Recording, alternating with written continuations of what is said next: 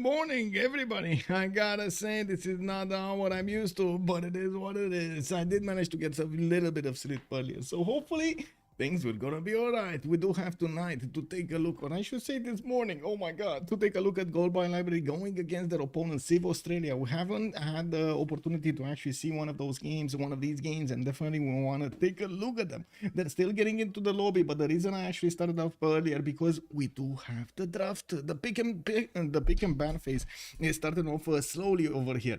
D. Beasley, hello there, sir, and welcome. And yes, I did say slowly while it's actually very fast. Anyway, they are going through the pre-game bans, the four bans that will be chosen before the map is revealed. So we do have on one side looks like Coupe, on the other and Australia, while on the other side we got Theodora appearing over here, the Byzantium persona. Lancer, hello there, sir, and welcome. Good morning, sir. Also, I did see Ethan, hello there, sir, and welcome. Survivor over Civ? No, what do you mean? Reality shows over gaming? No. The other way around. Mithrok also, good morning, sir, and welcome. What is this talk about vampires here? Vampires don't sleep? Yeah. You know, it is what it is. Good morning also, Heinig Dave. Hello there, sir, and welcome. A flying toilet. I do hope you're not here and you're taking a look at the game there. Also, I do want to thank Heinig Dave for picking up the first promotion. Thank you so much, sir. Also, Mudra, hello there, sir, and welcome. Hello, yes, we're getting here. No shut eye on a Saturday evening or morning, whatever you want to call it. Cigarette smoking gamer, hello there, sir, and welcome. Also, Perfect Bonito, 10 a.m. in Singapore. Yes, indeed, waking up in the morning here. Okay, so it looks like Tokugawa was the fourth ban. It looks like we're also gonna see them going through the map bans here. Pangea Classic Ridge is taken out, and we're taking a look here at GBL needing to pick their choice. We do have Civ Australia left side and Goal by Library right side. I actually forgot to mention this earlier. I'm sorry, but I do hope you've seen it on the screen. Of course, they're gonna have to pick between the maps displayed here. Highlands and Rich Highlands are back in the big phase because they did get unbanned. Last week we did have them banned. This time around we do not have lakes. It is what it is. It went poof. And Pangea, I think Standard Ridges did take the axe. Inland Sea is still available. Primordial, 7C still to access. They do have quite a few maps to choose from, and it looks like they're gonna take out one of the land maps, Pangea Classic Ridges. Okay. I mean, at this point, I'm not sure if they're gonna want to push for one of the wildcard maps, as I like to call them, like Primordial or Tilted Access, or they're gonna try to go for a very big map like Highlands or Rich Highlands. 7 Seas is also quite big, but I would say actually that's the one in between those two that I mentioned. So it looks like they did take out the Highlands. That's gonna be Civ Australia taking out Highlands, while it looks like GBL is gonna need to come back to this. I don't want to mention Pangea Classic Ridges was taken out by GBL here by Goal by Library, so they might be the ones that are not really looking forward to play on one of the land maps. Victor, also good morning, sir. And yes, started 12 minutes ago. Yes, I'm sorry. Yes, it was one of those hours, man. One of those hours. Also, Necrotic, hello there, ma'am, and good evening, I should say, right? It's evening at your side. These players really don't like Pangea Classic. Has Pangea Classic been picked this tournament? I think so. Also, Crow, good morning, sir. Why so early? It's because we do have a game between an Australian team and I would say actually mostly American players, if not some Europeans. I'm not sure exactly, but I think it's mostly American. So the hours, the normal hours did not quite work for them, right? Civ Australia has quite a bit of a difference versus the European, I should say, night side or evening. So they did make a few they had quite a few problems scheduling, but they did end up with 2 a.m. in the morning on Saturday being the choice to go for. It is what it is. Biggest Ben also, hello there, sir. GBL is mostly EU. Whoa. Let's see actually who's playing. We got Elephant Guy, Hannibal, Rex 2, and SND. Wait, Elephant Guy is American, right? Hannibal, I don't know about Hannibal and Rextud, but I think they're American. Are they American? Or at least staying in America? Kyber, hello there, sir, and welcome. Is it time to root for Commander Chick? Wait, is he not playing the snake? Two EU, then two NA. Okay, I mean, you know, I guess it is what it is. You know, it's like the CCC all over again. We got games at odd hours. There is no way that this is a real life. Hello, there's Antorius. Good evening, good day, sir. Good day, sir. Did you stay up all night or just wake up early? I tried to go to sleep at like 8, 9 p.m. last, you know, in the evening, and I managed to get some sleep until like 1 a.m. or 2 a.m. or something like that. My time. That's this is 5 a.m. my time. So after that, I said, okay, I'm gonna wake up now because I'm gonna need to go back to sleep after we finish this game, so I can get the next game from Civ Australia, which is gonna be tomorrow at 1600 GMT. So yeah, yeah. It is what it is.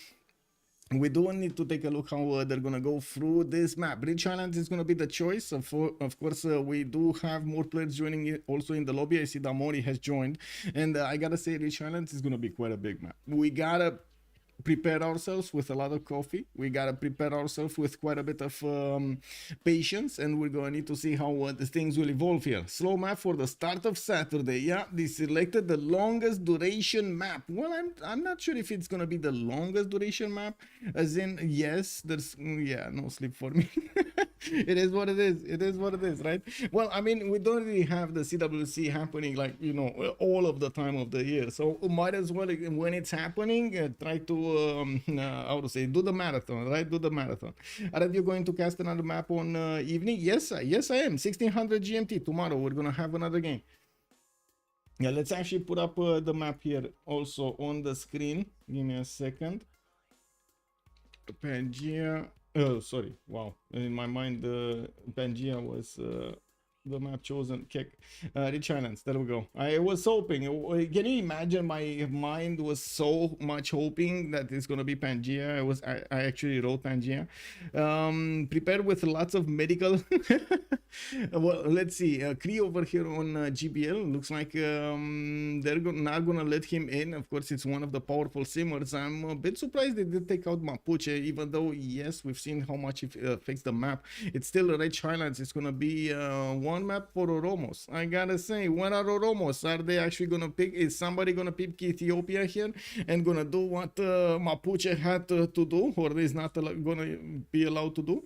We do have Scythia here also being picked out as a ban by Civ Australia, with GBL needing to pick another two. 9 p.m. over here, a late or early day for you, Kindin. Hello there, sir, and welcome. This is actually, yeah, kind of both in between.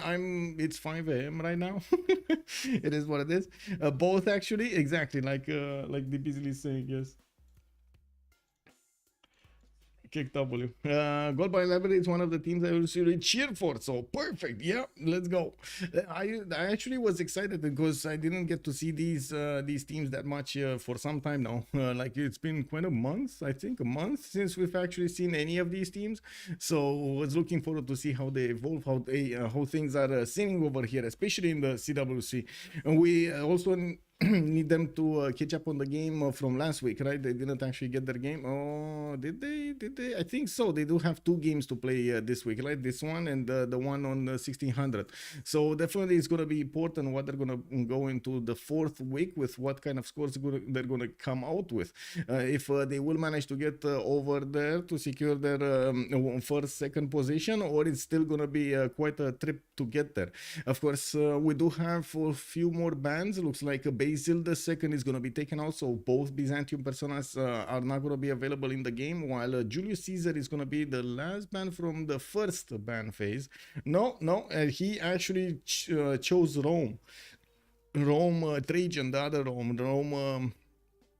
Well, okay, well, Civ Australia over here is gonna also have the honor of picking first, so they're gonna set to the tone of the game. We're gonna need to see what are they gonna go for. I would imagine, since it's this map, they're gonna go for simmer. So let's actually see who are they gonna consider as the top simmer on this map. I do have to point out Damori over there does really like to go naval even on these maps, so I wouldn't be surprised if we're gonna see something from him like Age of Empire, Victoria, or Dido, or Age of Steam, or Elizabeth I, and so on and so forth.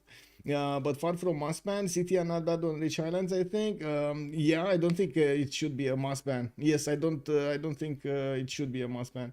Also, Marius BW, good morning, sir, and welcome. And there we go. We actually are streaming this. You see, Blair Road Life. Good day, sir. Good day, sir. Manilik is definitely open. They could go for Clocksif. Hello there, sir, and welcome. Matches your time. Yes, sir. Yes, sir. But just banning cringe word saves is fine now. Michael sleep schedule is fried. Yes, I'm gonna need probably a few hours, probably a few days to put it back on the normal schedule. But I guess it is what it is. Genghis is also open. So okay, biggest simmer over here looks like it's gonna be Gandhi. That's gonna be the Civ that Civ Australia is gonna go for, and definitely makes sense. It's one of the top most powerful civilizations decided by the community. Have you actually seen what did happen over there on Discord? Let me actually take a look over here. Where was it? On the BBG server, we did have actually one of these. What was it in the announcement? Yeah, there we go. I did a bit of formatting, blah blah blah blah blah blah blah. Here are the top 10 civs as you voted for. So it looks like John Curtin has been voted the most. We do have Gandhi the second, and it looks like Rome is going to be on third, Tokugawa on fourth, right next to Theodora. They actually, even if they're fourth and fifth, they actually have the exact same points here. So yeah, top 10 civs over here. This is what right now the community thinks of who is in the meta. We're going to need to see if the meta changes, even if in the same version, I should say, of BBG. Sometimes the meta does change. We do have gold being picked up by Gold by Library, and they're going to need to pick up their second one soon. I do want to mention also the last ban, of the fifth ban, I should say, is Spain, Philip II. They got goal, it's fine, aware. KW, as we know, the collective is never long. That list is 100% correct. Being, I mean, you know, I do believe that you do have, it's a very good player. Usually the ability to actually outplay a lot of others. Just by the knowledge of the game, not really the civilization bonuses. Georgia, go, let's go. Yes, indeed. Menashuk Oblik, hello there, sir, and welcome. SWT, I don't know what that is. Stroke Z is baiting all these frauds into thinking goal is good. I mean, wait, goal is not good. Marius BW, I don't know. If hearing that from a pure damage dealer player like you know, you like to do, like Mapuche playing and so on and so forth, can you actually judge a simmer? Can you judge goal, Marius BW? He's come on, man. And synergy with Gandhi, 0 sus for Hungary. Well, let's see how they're gonna use Hungary here. We've seen it before, how much it affects the game, so maybe they were looking for a way to actually affect the game from far away, and definitely Hungary can give them that ability with the ability to levy the units and send them against their opponents. We do have also Tamar being picked up by Civ Australia. This is definitely gonna counter Hungary's acquirement of cities, the envoying of cities. He judges them by how good a target they are. There we go. Marius BW has gotten caught. This is it. Victor O comes in the clutch here and tells him, you judge them by how well they sim, huh? How juicy a target they become. I see. You see the master plan. Yeah, Civ Australia draft is really good. Well, right now they actually have two civs. They're very powerful, and we've seen also we're gonna need to see also the next bans, Vietnam on the left side from Civ Australia, and it looks like Mobande on the right side from Gold by Library.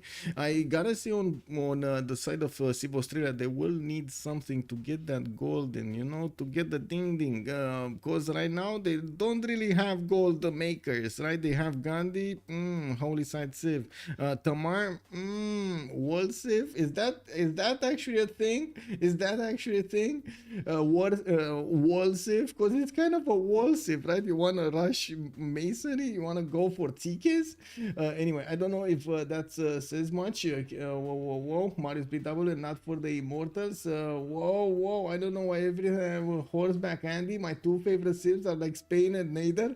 Well, yeah, Marius, but you don't really actually get to play them, do you? Like most of the time in the games, you're like, you know, in the the teen comes over there. It's like they're going in and everybody's picking like, okay, Age of Empire, and they get like Tokugawa, and they get like Teddy Roosevelt, Bulmus, and then it's Marius BW's turn to pick something, and they're like, come on, Marius, I mean, you know what you want to do, like, come on, what are those Malo Raiders, Marius? Come on, Genghis Khan, come on, pick Genghis Khan, we need a damage dealer, Marius, come on, you need to go for this. Looks like we do have Chandragupta being taken out by Civ Australia as the last ban, and also Hammurabi Babylon is going to be taken out by Gold Bar Library. Now, they did go for the third pick, and that's going to be Poland, and I gotta say, this is going to cause quite a bit of a stir when he's going to get to his Wing Hussars. We're going to need to see if he's going to have the ability to actually go against his opponent with those Wing Hussars. And right now, the gold problem of Civ Australia just got fixed. We got Congo here, that's the original persona of Congo, and then Age of Empire. I think that's the Mori gonna play. Yeah, no way, ain't no way, man. Competing for team with these goals. Wait, we got the snake playing. We actually have the snake playing. I don't know if we got Commander Snake playing. Let me see. I don't see him. Oh, this is Snake, Snonkey. This is Snake. Give me a second. Let me take a look at the channels here. Who do we have? We got Commander Snake. We got Damodar, a Flying Toilet, and Damori. Okay, I see. Need to click on this. We got Kublai Khan China tentatively getting chosen here. No, it looks like it's going to be chosen. So that's going to be the fourth Civ from Gold Bar Library.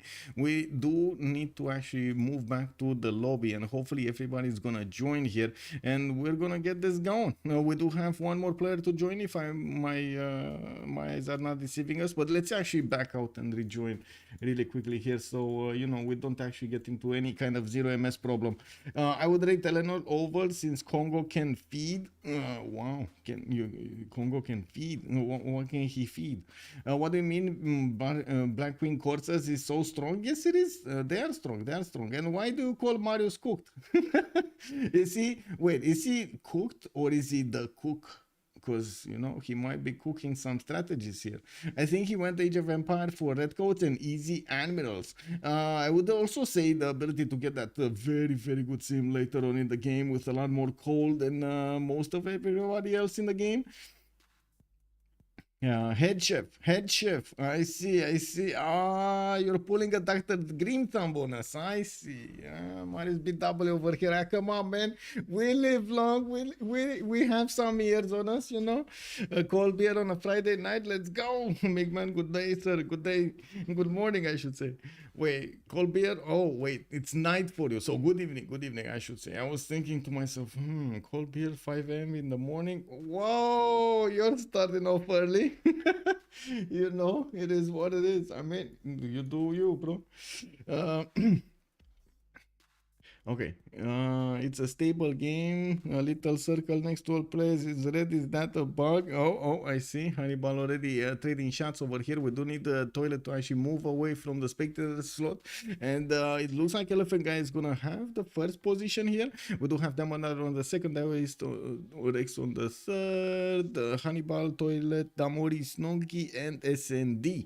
Well, they're going to need to start picking up the civilization. And it's going to be important how they're going to actually give the priority to the civilization leaders. We're going to need to see who are they going to prioritize, what kind of civ, and so on, to try to make an idea of okay, are they going to try to rush merchants? Are they going to try to actually secure those engineers? Are they going to try to go for maybe the generals, the admirals? I'm pretty sure not admirals. I mean, come on, it's Rich Islands. Who's going to go for the admirals? You know what I mean?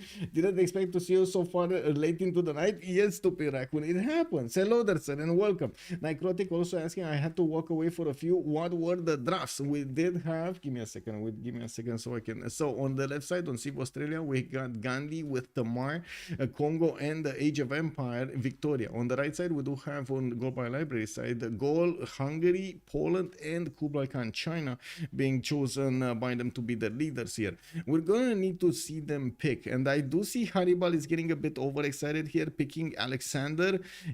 I'm pretty sure he's trying to transmit that he's not really with the team doctrine, he would really prefer something a bit more aggressive. Well, I guess it is what it is. This time around, he's going to need to do something else, because I don't think, it doesn't look like Mastodon got picked, man. It didn't get picked. Gold by Library is sad. Why is Gold by Library sad?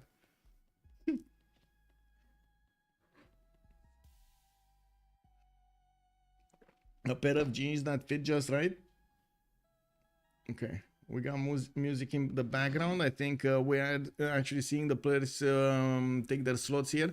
Toilet is going to be on Tamar. We got Elephant Guy on Ambiotics. Hannibal on Matthias Corvinus. Nonki on Gandhi. Davis Resco on Kublai Khan China. Damori on Victoria Age of Empire. Damodar on Tamar. And SND is going to need to pick up something here. What's the last one? Hungary? No, Matthias Corvinus was third slot. Congo. No, Congo first. Wait a second. Toilet going for Congo first. Is this going to be culture victory shenanigans here? Poland is the one missing? Yeah, I think Poland is the one missing. There we go. Jedwig just got picked. An Elephant Guy is actually going to play it tonight. Okay. I guess we're going to need to see the heat on this map, and we're going to need to see where they're going to try to fight. And the radio is up because they have elephant drafting. Woo, yeah. Okay, so we got this. So let's actually put up the remap prediction, so we do get to gauge the opinion of the chat here. What do they think? Is this gonna be 0, 1, or 2 remaps? We got a submission period for 10 minutes, and let me do the exact same thing here on YouTube. Just give me a second so I can actually put up the correct things in the correct place. How many remaps? 0, 1, and 2. There we go. Start the poll. Good whiskey and some CWC. Let's go. Hello there, sir, and good morning. Good Duke Sand Trooper. Also, guten Abend, Fabius. Hello there, sir. Willkommen. Let's put it up. Okay, this. I think I need to close this. Okay, and I'm gonna need to put up the team labels a little bit later when we actually get into the game and I see the slots and so on. I think I need to ready up. Okay, there we go. I think I need to ready up. Okay, so Toilet being on the first slot, it does seem like they're going to prioritize either the merchants or going for the culture. I'm actually quite curious if anybody's going to attempt a culture victory here with Movemba Zinga.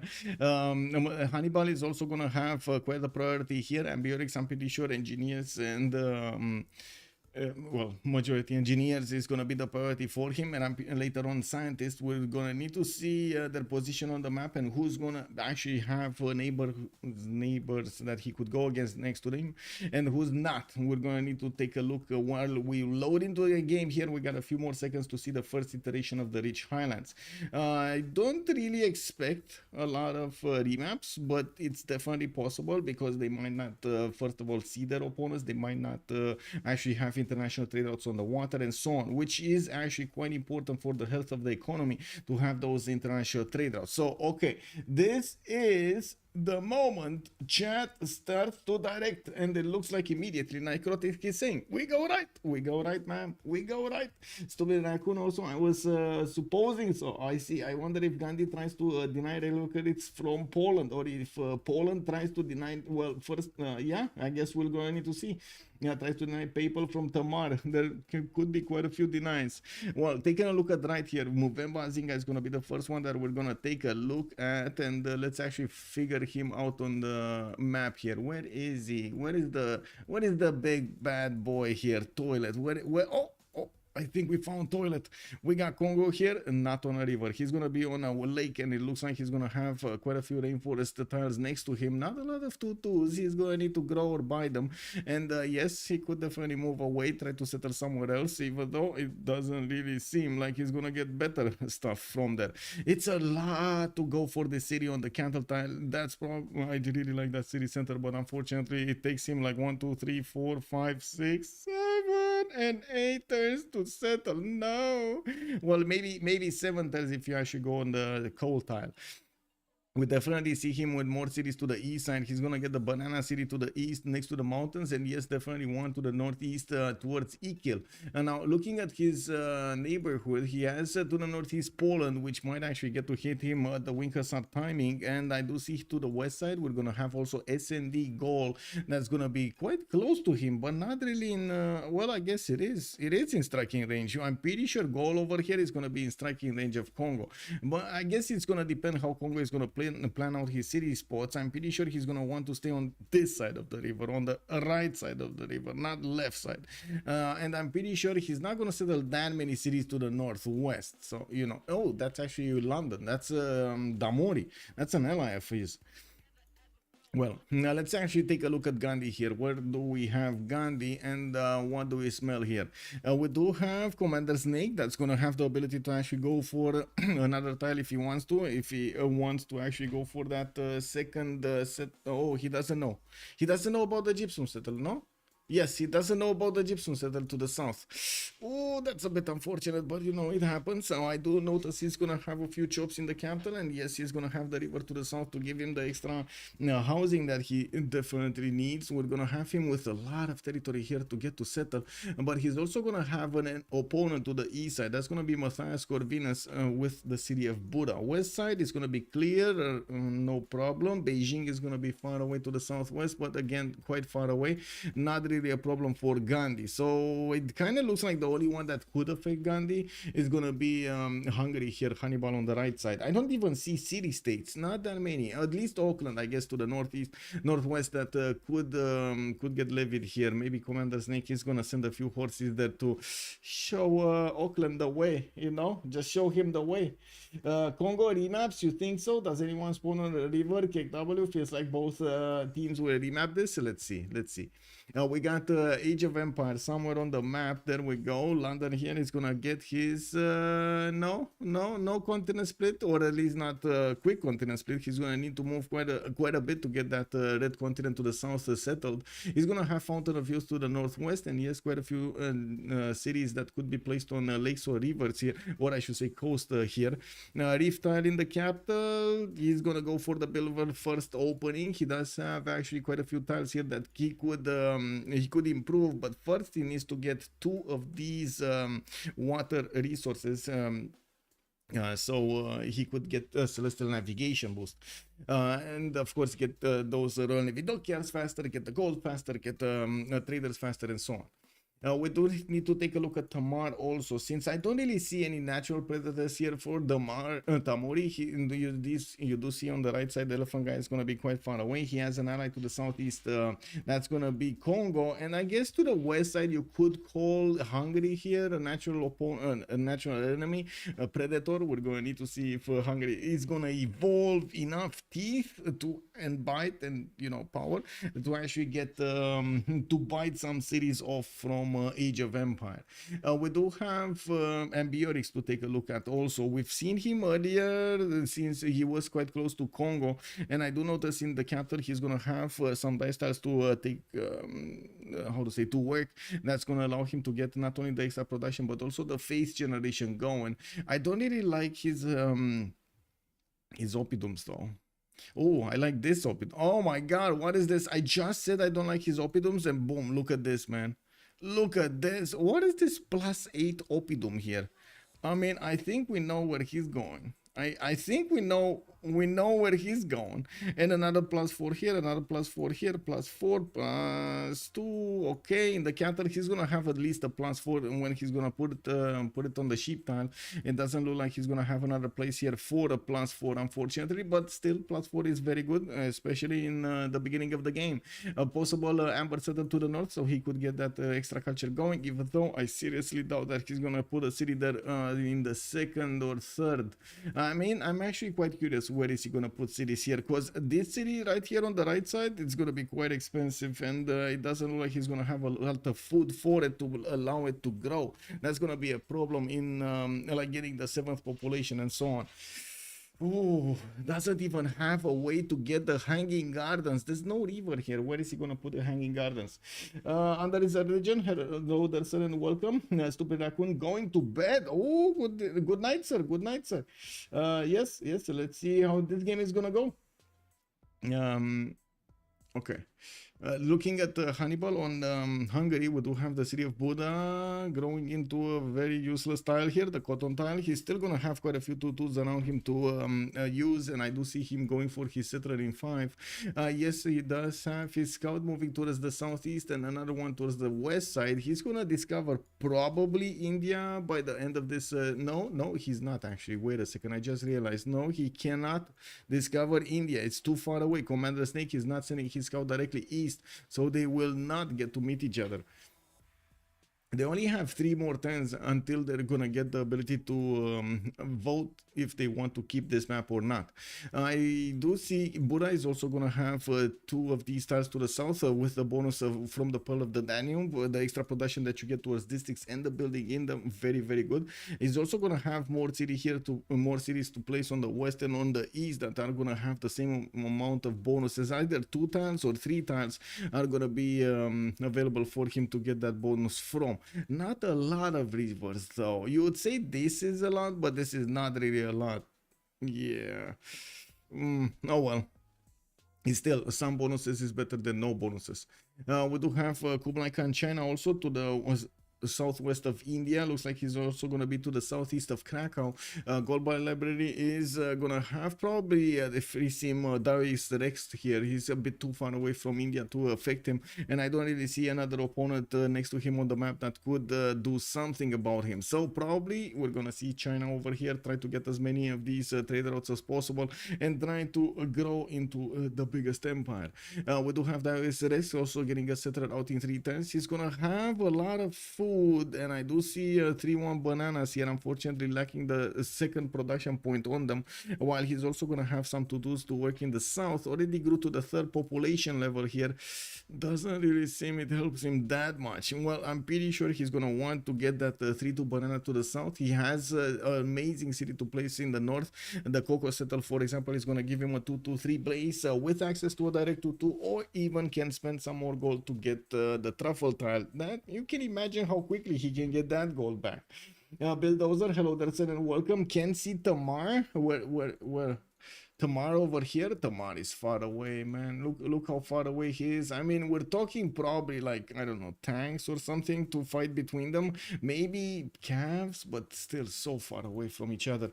It doesn't look like Beijing is gonna have that much of an incentive to go to the south instead, except the Chocolate Hills. He doesn't have fresh water nor mountains to actually settle for, and you can imagine he's gonna have quite a bit of problem getting all of that housing for his citizens. In the northwest, actually he has the same problems, but at least here he's gonna have one lake tile and some river tiles that he could go for. It looks like also Elephant Guy could not resist to declare war on Singapore and take the builder. We're also going to have 10-10 here, so we're going to take a look at Jadwiga really quickly. What is Jadwiga doing? Krakow, getting his settler out. Okay, worked the 3-1 and the 1-3. No, he actually worked the 2-2 and the 1-3, I think. Because otherwise he would have grown faster. Oh well. So, remap. This is it. We got chat saying both with remap. I guess we'll see. We'll see. I think only Vicky is happy here with the spawn. Yeah, this is kind of a weird map. Very weird map, I gotta say. Very weird map. And I don't know what I have. But I think I'm gonna need to go wash my eyes.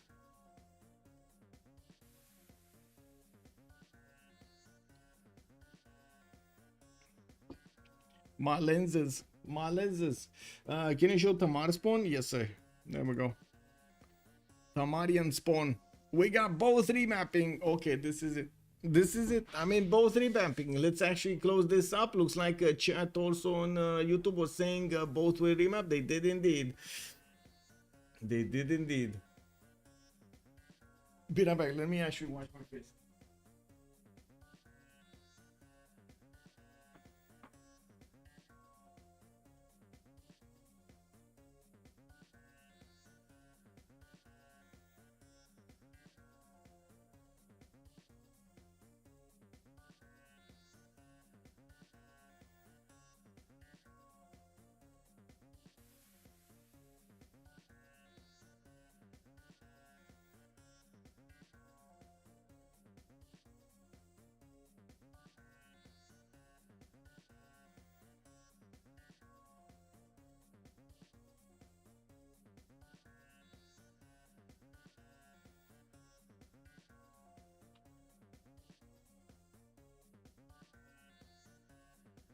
Wait a second, map didn't even generate yet, and oh my god, I was fast on this one. You gotta give me that.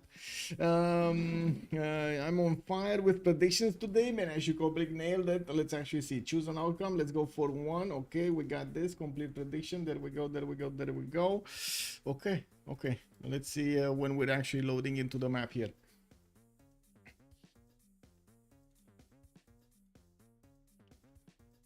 So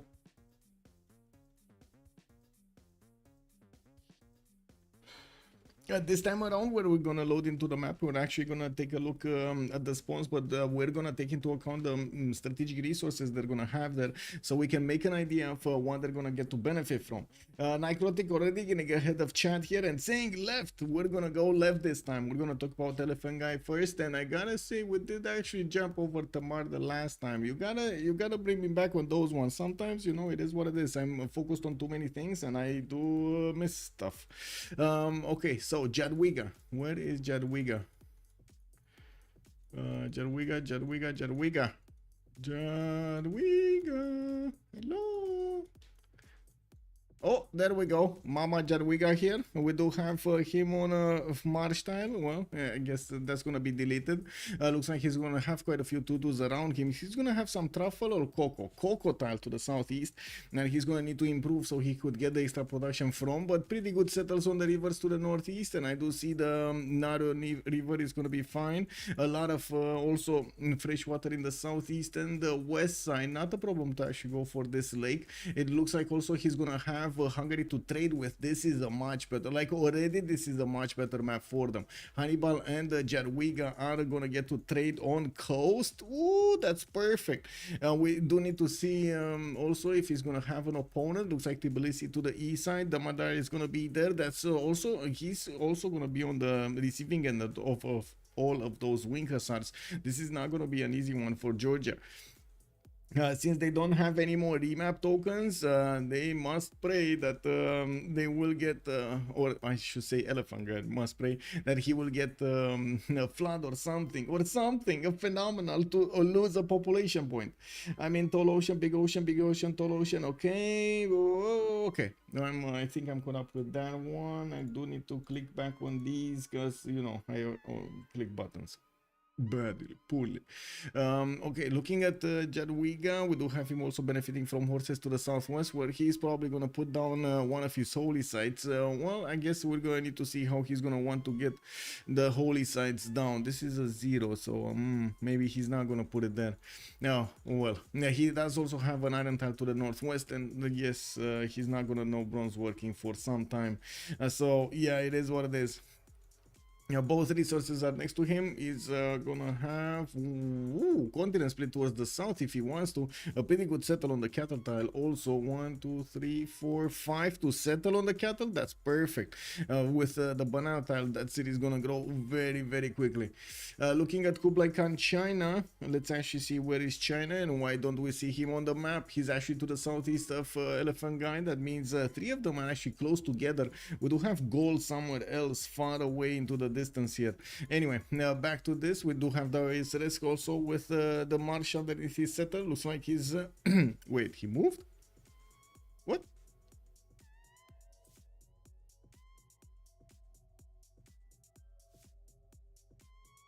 Okay, interesting. Interesting that he spent the time to move.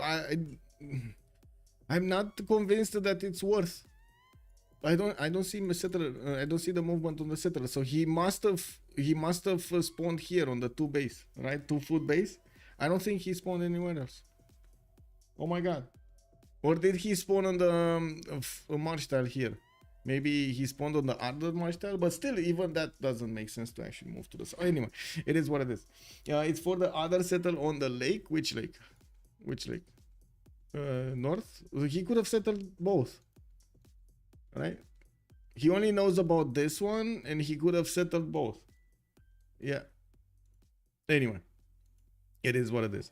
We do have him growing in 2 turns here. Looks like he automatically chose the citrus tile, but I'm pretty sure he's gonna switch to the 2/2 so he can get the scout out in time. We do have him with the ability to actually try to mix a little bit the food, the how to say, the tiles, the working of the tiles. You work 1 turn the citrus tile, then work 2 turns the 2/2s, or one of the 2/2s. We do have to take a look. He does have iron tile to the southwest in the second ring, and yes, I do see a horse tile in the second ring on the east side. Both strategic resources are quite close to him. He's also going to have a good amount of cities with fresh water to the northwest, a few of them to the southeast. Of course, he's going to get into this bay maybe with a city, but I don't think he's going to be quick. He definitely wants the fresh water settles, not the other ones.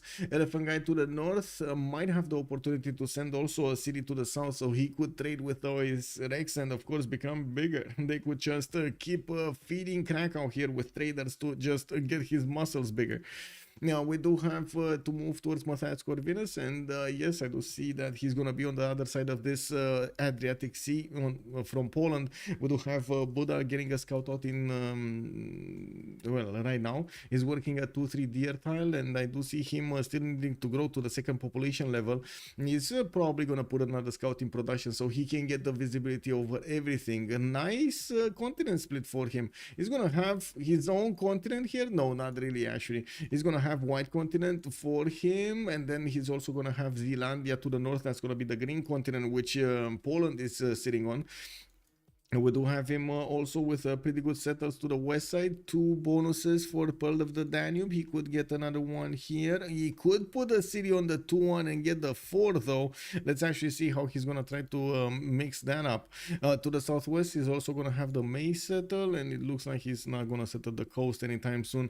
Doesn't look like he's gonna get any bonuses from that. Northwest, again, not a possibility for him to get onto the river. We do have Hannibal also benefiting from both of his strategics in the second ring. He's gonna have a 4-foot tile to the northwest, so he could couple with the deer tile to grow faster. But no, he's saying, you know what, I want this scout as quickly as possible, and you gotta work the most food here and the most production here. What brown CS is below China in the tundra? China in the tundra is Johannesburg. Have you noticed like Marius BW just popping his head in and just asking those out of the blue questions from across the map somewhere? He's just, hey, what happened over? Did he build a pasture on that horse tile we saw like 30 times earlier? If he settled on that 2-0, it would block the entire lake. Yes. Wait, if he settled on the 2-0. Oh, you mean on this one? So he did actually start on that one. Yes, you're right. He would have blocked the lake to the southeast. Yes. Is that actually worth it though? Is that worth it? It might be worth it, but he did have 2 cities to the northwest to send. I think you're right. It might be worth it. I'm starting to understand why he did it. Okay, now let's see. We do have to take a look at Ambiorix, right? We checked out Hungary here. We gotta take a look at the gold. Did he get the stones? Oh, well, he doesn't know it yet, but he's gonna have a +6 over here. Very nice in the capital. It's gonna be third ring out. Definitely gonna be quite a bit of gold necessary for him, but it's fine. He's also gonna have a few more tiles here that he could use. The stone tiles and of course the iron tiles next to each other will give him those nice adjacency points towards Oppidums. Good river network this time around. Northwest, west side, no problem. East side, he's gonna have a problem with the fresh water, and we've seen that gold definitely needs a lot of population. It's very hard to get. We're gonna need to see what SND is gonna need to pull off here. Now we do have also him benefiting from so many iron tiles, 3 of them in the capital, and I do notice they are in the second and the third ring. While he's gonna have a single horse tile here, it is at least gonna be next to the city center. Also, Smoking Gamer, Holo Kublai, Religious Idols, let's go. Holy Kublai, Religious Idols. Is he actually going to open up with Monumentality, kick W? No, he's going Pottery, but yeah, he could get quite a few Mercury tiles improved and get that extra face per turn. Yeah. +12 with a dam. What did you see with the dam? Where did you see the dam and where did you not see the dam? Whoops, plus 10 with that. Oh, I see. What brown CS is below China in the Tundra? I did answer that. Free speed 3 more, plus 8 in the cap. Plus 8 in the cap. Oh, okay. Does he know? He does not know. He does not know yet. He does not know yet. Yeah.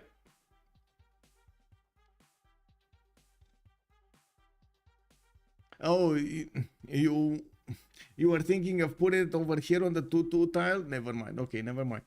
We do have Damodar to take a look at next. Tamar here is going to be to the east side of Poland, and by the looks of it to the north, far north of China. Not really easy to go with any of them. We do have Tbilisi that he's probably going to need to defend against Poland for the majority of the game, or go against him. We're going to need to see what's going to happen. Georgia did meet Poland, and Elephant Guy here is going to start to sniff out those Georgian defenses here.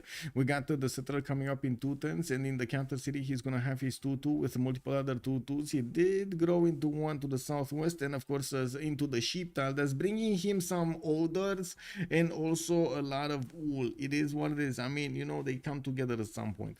We do need to see what he's gonna plan here and how he's gonna try to get all of that face generation going. I'm pretty sure it's gonna be a combination between Seekers and the holy sites, but I'm very curious how many, and of course if he's gonna bring Stonehenge home or not. He does have the ability to actually build it. As you can see, he does have stone tiles in his capital. Probably the horse tile, if he didn't actually discover horses, animal husbandry, he would actually get it going. 1, 2, 3, 4, 5 to settle on the rice tile. That's gonna bring home some cocoa tiles there. Get that chocolate pouring through. We do have him also with the cattle settle to the southwest, and yes, I do notice more settlers to the north and the southeast. No problem for him to get this going. I don't really see like a 12 city empire, but it's definitely like between 7 and 10.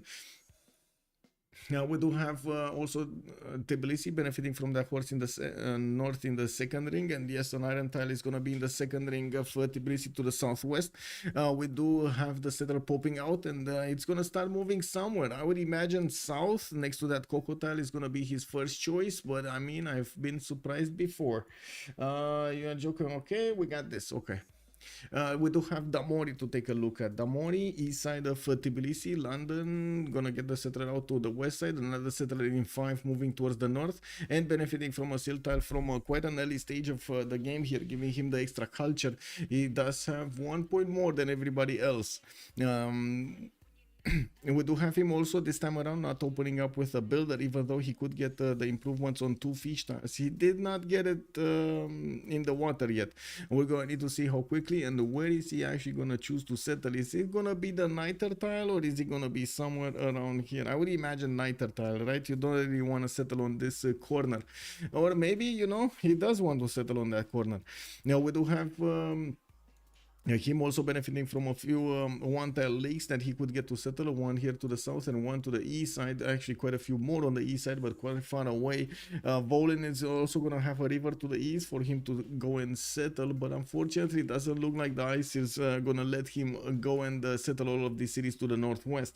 Unfortunately, the ice actually blocks a lot of this coast. This would have been normal coastal tiles, but yeah, as you can see, ice is not going to allow this to happen, and this is a bit unfortunate, though. It is a bug in BBM, which as you can see does affect the game a little bit.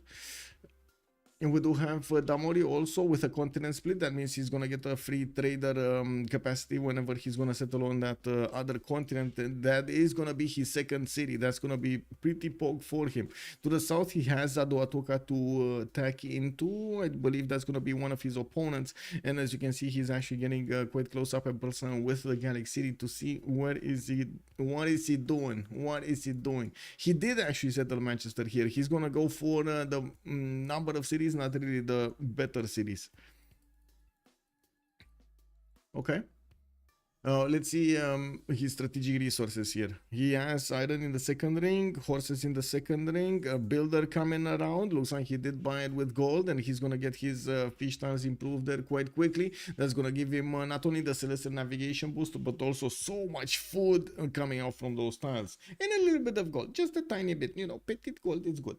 Good day, eyes on Civ. Good night, good evening, good day, good night, good morning. Also, bonjour, bonjour, monsieur and Sasu. Yeah, bonjour, bonjour. It is upside down today. Yes, exactly. Fantastic. Also, hello there, sir, and welcome. Denied religion would be brutal. Yes, indeed. Seems worth going for Stonehenge. Kazoi, I think so. Let's actually see if it is going to happen here. We do need to see if Tamar is going to do it. We do have him putting down the holy site on that iron tile, and yes, Elephant Guy is going to start gaining those prophet points. It's going to take a while to actually acquire the 30 points he needs. So, yeah, we're going to come back to this. We do need to take a look at Commander Snake, which is already get pillaged. It looks like his horse style is not gonna be a horse style anymore. Well, it is what it is. It's gonna be on fire. Smorier, hello there, sir. Good morning, good morning. What am I doing up at this time? I'm actually waking up. What, you know, I'm just waking up for this game. This day is basically this hour, this time slot is dedicated for this stream. I woke up for this stream and I'm gonna go to sleep after this stream, and we're gonna need to get together for the next one, right? We got Mumbai getting his trader out in 6 turns, and yes, I do see he's gonna get another settler out in 4. He does have his truffle tile improved already in the capital and working one of these rice tiles so he can get the 5 food. That's gonna give him a lot of growth. You can see how he's already going for that 4th population. Unfortunately, losing the point of production on the horse tile is going to slow him down a little bit, especially if he's working the rice to get that food and without any kind of production on it. We do have Mumbai also benefiting from some bananas. That's pretty good. In the capital, he does have iron tile in the first ring, horses second. We talked about it. It's going to get perished. No more horsey. Hannibal, it is what it is. He's not going to take any prisoners here. He's going to let the horses loose on the map. We got to take a look at also Toilet. Where is Toilet and what is he doing? South of Hungary. Ooh, okay. Toilet over here is gonna have a very weird settle, actually. Very weird settle. Okay, Mubanza Congo is going to be to the southeast of India. That's going to be one of his allies, and they could set up coastal trade routes at some point here, and I'm pretty sure Congo could actually do something about Hungary here. We got 3 nations that might actually do something about Hungary here. Mubumbi going to get his monuments out. Congo is going to get his monuments out. He does have some rivers. Not all of them are positioned, not all of his cities are positioned on rivers, nor will they be. I do have to point out he's probably going to want to go commercials here. I'm not sure if it's going to be campus into commercials, but I would imagine it's going to be commercials, directly commercials. We do have him 16 turns to get currency. I'm pretty sure he's going to need to get a trade route. I don't know if he wants to buy it with gold, but it doesn't look like he has the coffers for it unless he's getting the gold from his teammates. Now, we do have him with the 3rd city going towards the southeast somewhere, and I gotta say, this kind of feels like it's a mistake to actually go here. Would have felt quite differently if he went here. Oh my god, imagine religious idols on him. Imagine religious idols on this 2, 4, 6 city Mercury tiles. Oh my god. City with 6 Mercury tiles. Anyway, now we do have him also to the west side with a few cities to settle, and I'm pretty sure he's going to need to split the land with Commander Snake. Biggest question will be, what is he going to decide to do here? To the northeast, he's going to have Krakow, to the north, he's going to have Hungary, and to the far east, he's going to have China to deal with. He's going to have also quite a bit of time in between any war, and I'm pretty sure India can fend off attacks from Hungary without him being affected. So I'm actually thinking if he's going to decide to be a bit more on the sim side, or is he gonna actually want to do something in the mid game, something mid to late game over there? We'll see. Has he seen all those Mercury tiles? I don't think so, but let's actually take a look. Yes, he actually did see this settle over here on the bananas. He might not know there's an opening, but I'm pretty sure he does. Oh wait, he moved. He's actually moving. There we go, he's moving.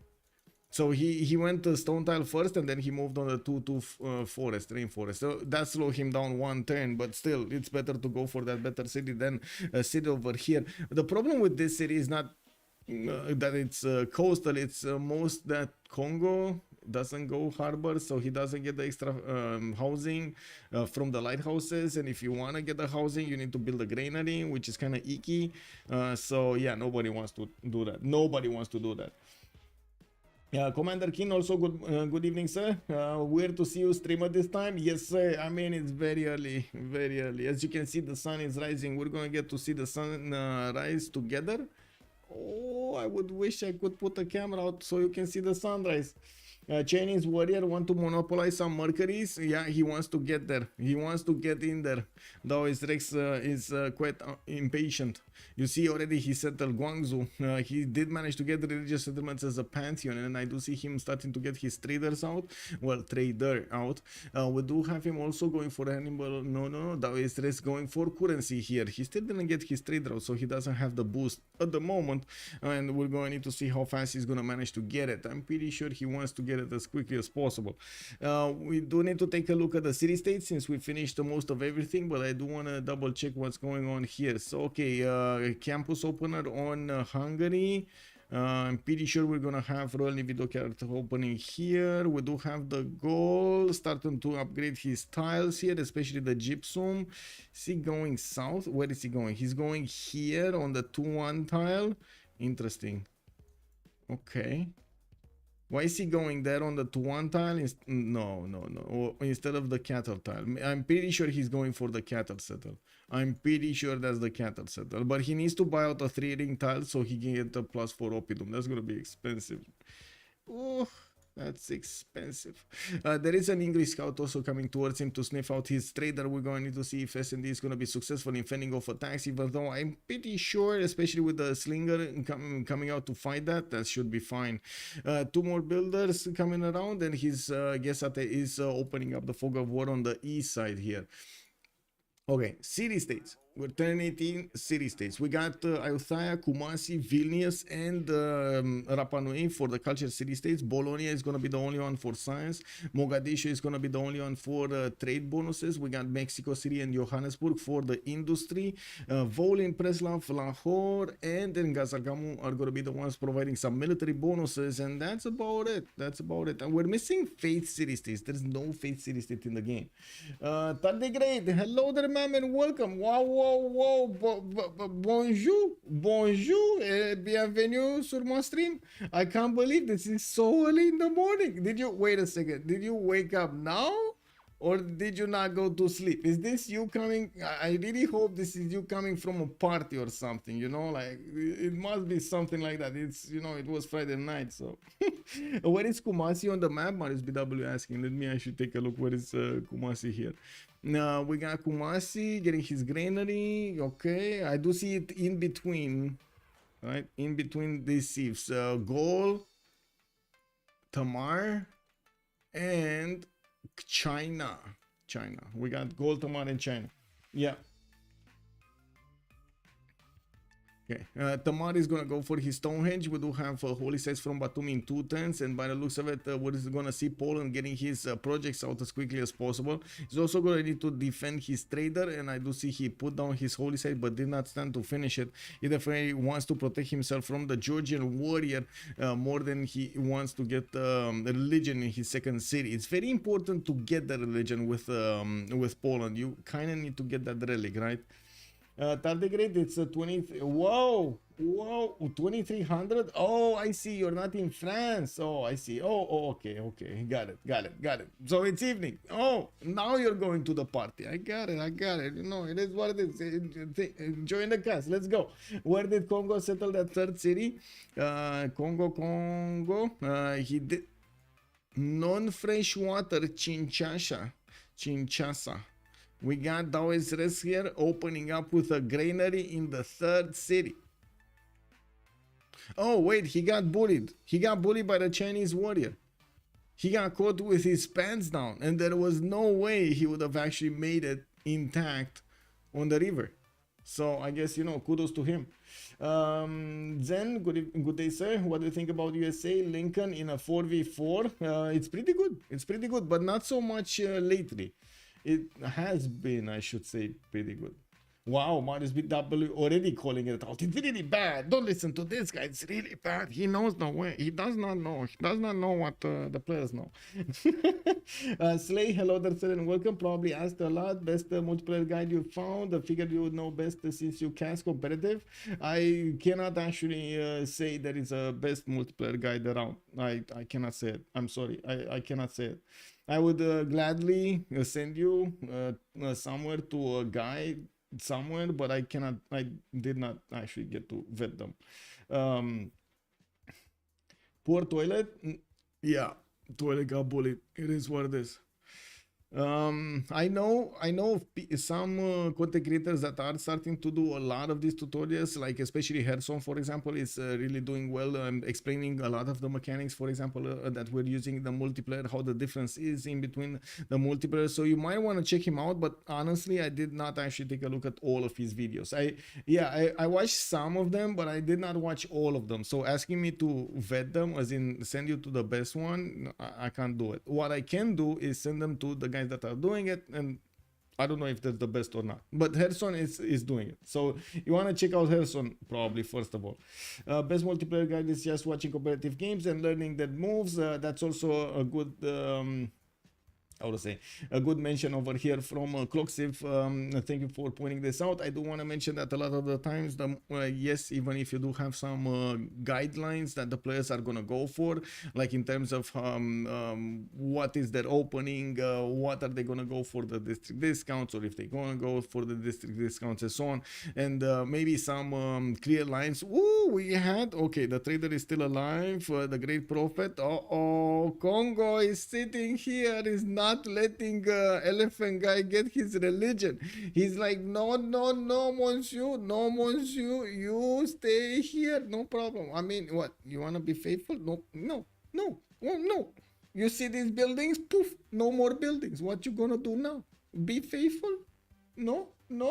If you are in CPL League, they have people who have signed up to be coaches and can help you as well. Yes, sir. And I'm also a coach, by the way, on that one. I don't really advertise it on the stream, but I do quite a bit of coaching with, I would say actually a lot of the coaching that I've done are not actually from the community. They are coming in, they're dipping their toes, they want to see what's up, or they want to be, how to say, really good against their friends or something like that. They have like weekly games with friends, and they want to improve their skills, and it is definitely like a jumpstart over there. You infuse a lot of how to say, a lot of knowledge very quickly. In a span of like 2-3 hours, you get to double somebody's skill rating in Civ6. Can you found a legend on Polish holy site? You cannot, singularity. You cannot.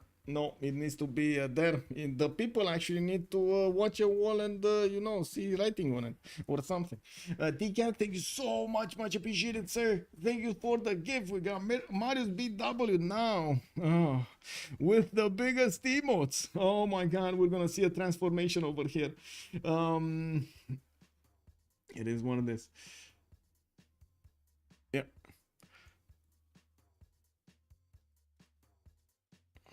Okay, so I want to do two things. First of all, I want to actually put up the prediction for who will win, right? And on one side we're gonna have gold by library, and on the right side we're gonna have Civ Australia. I do want to also put it up for 30 minutes, and I do want to put up the team labels really quickly. There was, I got guys, you guys have cuddled me, and I'm used to receiving messages from chat that I need to put up the team labels, or I did a mistake somewhere or something. And of course, I'm waiting for that message, and just, I forget about it. It is what it is. Anyway, big man over here. Thank you so much. Civ players don't have friends, just reluctant allies and potential victims. Rip Poland reliquaries. Yes, exactly, right. He needs to repair that, and as you can see right now, he is working hard to push Georgia back away from his territory, just as well as Tungo. I think the damage has been done. We will see. Oh wait, it's not done. Wait, Damodar, Georgia, hello. They still have like 2 turns for Krakow to get his Is he gonna chop it? He can't chop it. He doesn't have a... well, I mean, he can chop it in 2 turns, I guess, if he gets the 2-2. Anyway, we're going to need to see if this is going to be on time. Elephant guy definitely will need to repair his holy sites and of course get his great prophet activated. We got another setter coming out from random in 2 turns, and Georgia's warrior is moving away. There we go, activation of the religion over here on Poland, and it looks like Damodar was just too late on the Stonehenge.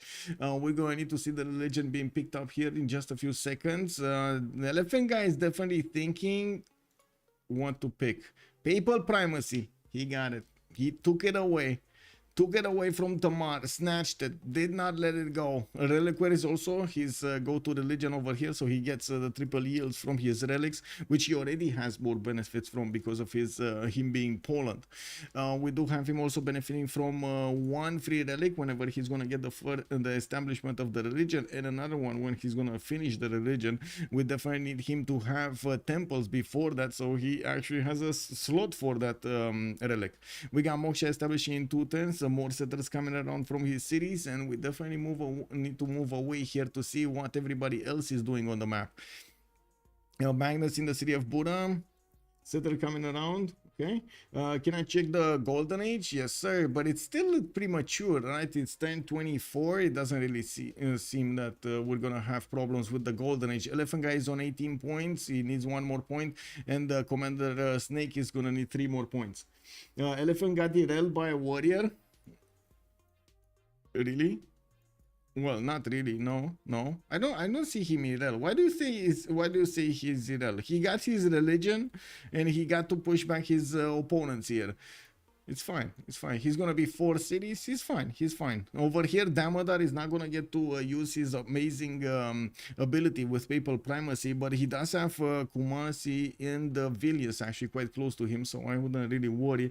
We're gonna need to see him get that Stonehenge and of course choose a religion. He already built another holy site in Batumi. Didn't go for a 3rd one in Tsukumi. We're gonna need to see what is he gonna choose after this. The builder did not go to improve this time. Where did the builder go? Oh, he improved the J tile. I see. He got 1 extra amenity in there and did not get to chop the Stonehenge.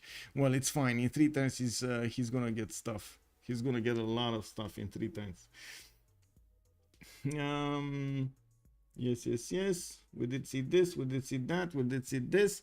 I know it's kind of like a dream, but I'm gonna put up a poll over here anyway because I feel like it should, it should be a question over here. Can we get to 30 likes? So let's actually put it to 30 likes right now, because I mean it's early in the morning, I am not expecting the normal viewership because totally different hour than the usual. So I'm gonna ask over here yes or no.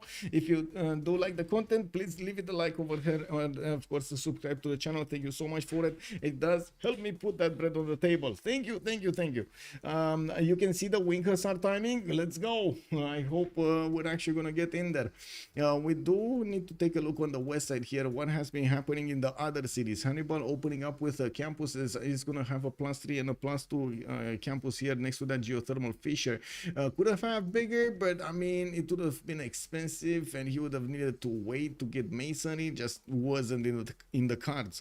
He's going to get some stringers also to protect these settlers. Went for the 4th city, and I do see the 4th settler is coming out very quickly out from him. Did not go to the south to put a city close to his capital. Unfortunately, there is a Congo warrior over there and he did not have an escort to go with that settler. We do have him getting some more builders. He needs to start improving some of his tiles here, and he did not get a single strategic resource improved. Not that we actually have the need for strategic resources at this point, but I would imagine at some point we will have a need for them, so they need to get them going. On India, we do have him going for Hanging Gardens, a very strong start here. Commercial opening, and I do notice festivals. This is not the normal start of India, not the normal start. I wanted to say, like, it's a powerful start, but I gotta say I'm a bit concerned about this one. We got Commander Snake going for Magnus Internals. We do have him also with horses upgraded in the north. It's definitely not the normal start we're used to seeing on Gandhi. Is this war start on Gandhi? Is this Does this smell like work to you? Does this smell like a commercial into one encampment into some campuses opener here from Gandhi? Because it kind of smells like that to me. And when we do have him needing to wait quite a bit to actually get those commercials out, and as you can see, he's getting the festivals bonuses. Guys, the festivals is giving him one extra culture on each of these improved amenity plantations. That's going to be quite a bit of a boost over here for Gandhi. He's on 8 science and 13 culture at this point in time. Okay. What do we have? Goal. Getting his oppidums down? Yes, he is. We do have this +4. We got another +4 here. And I do notice he did get the... Oh, no. Oh, no. Oh, no. Did he just not put a +6? Okay. Well, I guess this could have been never a +6 because he could not get the gypsum improved. So, you know, maybe that's the reason. He only did manage to get a +4 there to the east of Aduatuca. And I do notice he did one turn and he does have some other tiles to improve and, of course, some other binds. It's very important to get the extra adjacency here. Starting to roll the culture and did go also for God of Craftsman to get the extra production on these strategic resources. Since he has so many of these iron tiles, this is going to be quite heavy. The biggest issue, no food. No food. He only has like a single banana to get some food from, maybe this rice tile to the west side in the capital, and that's about it. He definitely needs a lot more food generation in the capital to make everything work, especially when working the 1 food tiles with a lot of production. Okay, tomorrow opening mining was kind of troll, ended up getting denied appeal. PayPal, sorry. Hungary a lot more open with what CSE wants to SUS now. That is true. Is Gandhi with no holy site a new strategy? I guess not. No, I've seen it before, but we don't really see it that often. We actually don't see it at all on India. I think Ben was the last time doing something similar, but he still got the holy site. He still got a religion at the beginning. He still got some faith generation going. Not a lot of it, like he didn't go crazy, but at least he got like 2-3 holy sites. No rival commercial Gandhi gaming. Yeah, I mean, he's going for those merchants, you know. Lee Sin lurking. Okay. Waiting for the biggest Ben stream. When the biggest Ben stream? That's a good question. When biggest Ben stream? We still have 4 more turns until they're gonna go for the next golden, and I do notice that SND is gonna start to get his 4th city out, finishing up his oppidum. Is gonna give him a massive amount of production. We got some more pantheons being chosen. God of the Sea for Victoria. Age of Empire is gonna get these 431 fish stars to use now. He did get his Gavron Plaza to give not only the harbor bonuses but also the campus bonuses. I'm pretty sure this cold tile is gonna be an upcoming campus. That's gonna be a very strong one with the reef tile next to it. A +3 in the capital also. I'm very curious what is he gonna choose here. I would imagine this industrial zone. This should be industrial zone, right? On the 2-1, this should be an industrial zone. I mean, you know, 2 of these, the Gavron Plaza, the harbors, the districts, everything is just mixing properly. We got him going for the whole lighthouses, so he can actually get those extra trade routes going. 4th city to the south, still needs to get a 5th one, and he's gonna go for Mexico City, which I gotta say, this is gonna be kind of a free city for him. So he got the Royal Navy dockyards out, he got free boats, 2 free boats, and then, or the 3 free boats, and then with those 3 boats he's just gonna go and take a 4th city. Easy peasy, right? Easy peasy. Bam. Aduatuca oppidum will be +7 when he gets the mines out. Heavy chicken calling out the oppidum over here of Aduatuca. Let's see. So this is +4 right now, could be a +5 when he's gonna get 1 mine. +6. Where do you see the +7? What am I missing here? He's not getting 1 per mine. He's getting 1 per 2 mines, right? BlizzCat Games also, good morning sir. City 4 from free galleys. Now that's a tempo. I know, right? That is amazing for him. I mean, I gotta say he did get lucky with Mexico City actually having 3 tiles of attack against it. He could smash that city so quickly. Actually, he should be able to take it over in the next 2 turns. we're probably going to see the galley. This galley start to attack from here. This galley start to attack from here. This one from here. The city should go down less than half HP in the next turn, and bam, next turn, boom. Okay, let's take a look. Goal, we did take a look. India, goddess of festivals, we did see this. We did have city patron goddess. Okay, 40% was the first district in a city center. He's choosing to go for a lot of these. Wait, I just realized he's not using a single tile with his bonus. The Hungarian bonus, the 40% towards districts. He's not using a single tile with that bonus. I guess, you know, tempo is tempo. He needs, he wants the tempo. Yeah, I guess it is what it is. District discount, right? He's doing all of this for district discount. Is he gonna get a district discount? I guess we're going to need to see when he's going to put down that next district. Is it going to be a commercial or is it going to be a government plaza? Well, he gets to open another 2 districts next turn, and here he already has, he would have 3 open, so he built 2. He's going to need to wait 2 more turns to get the district discount, and I don't think he's going to get it. I don't think he's going to get it. Anyway. Disperge, yeah, I mean, you know, it is what it is. Let's see, Congo is gonna go for God of War and Plunder. That's gonna mean a lot of these points for Great Merchants. He's already on 3 Great Merchant points a turn, only did manage to get 1 single commercial out, and he already has 3 points. You can imagine he's gonna go sky high when it comes to these Great Merchant points. We do have on the right side, let's see, Kublai going for religious settlements. He also is opening up commercials, has 4 cities, did manage to get Shanghai, Xi'an in Guangzhou built. And I do see from the north of Poland is finally getting those cities on the Kokotans to the southeast and putting a city in the face of his opponent here, slowly but surely creeping closer to Damodar. We did have Elephant Guy go for Earth Goddess as a pantheon, getting a bit more free faith from the beginning from his charming appeal and at least tiles. And I do notice the gold is going to be with this one, with the city on the Coco and the ivory tile. Not going to lie, that's not bad, not bad. Okay, Tamar did go for stone circles. I did see the extra production coming up on those stone tiles. And yes, it does have quite a few of them. Does this warrant a pantheon though? Yeah, it does. I mean, there are quite a few of them. 1, 2, 3, 4, 5... at least 6 if you take into account this one to the northwest, and he's gonna have some more here. Marble Continent also. Yeah, that's pretty good, not gonna lie. And look at that, Mexico City, just like that, got taken over. Damori is gonna manage to take it down.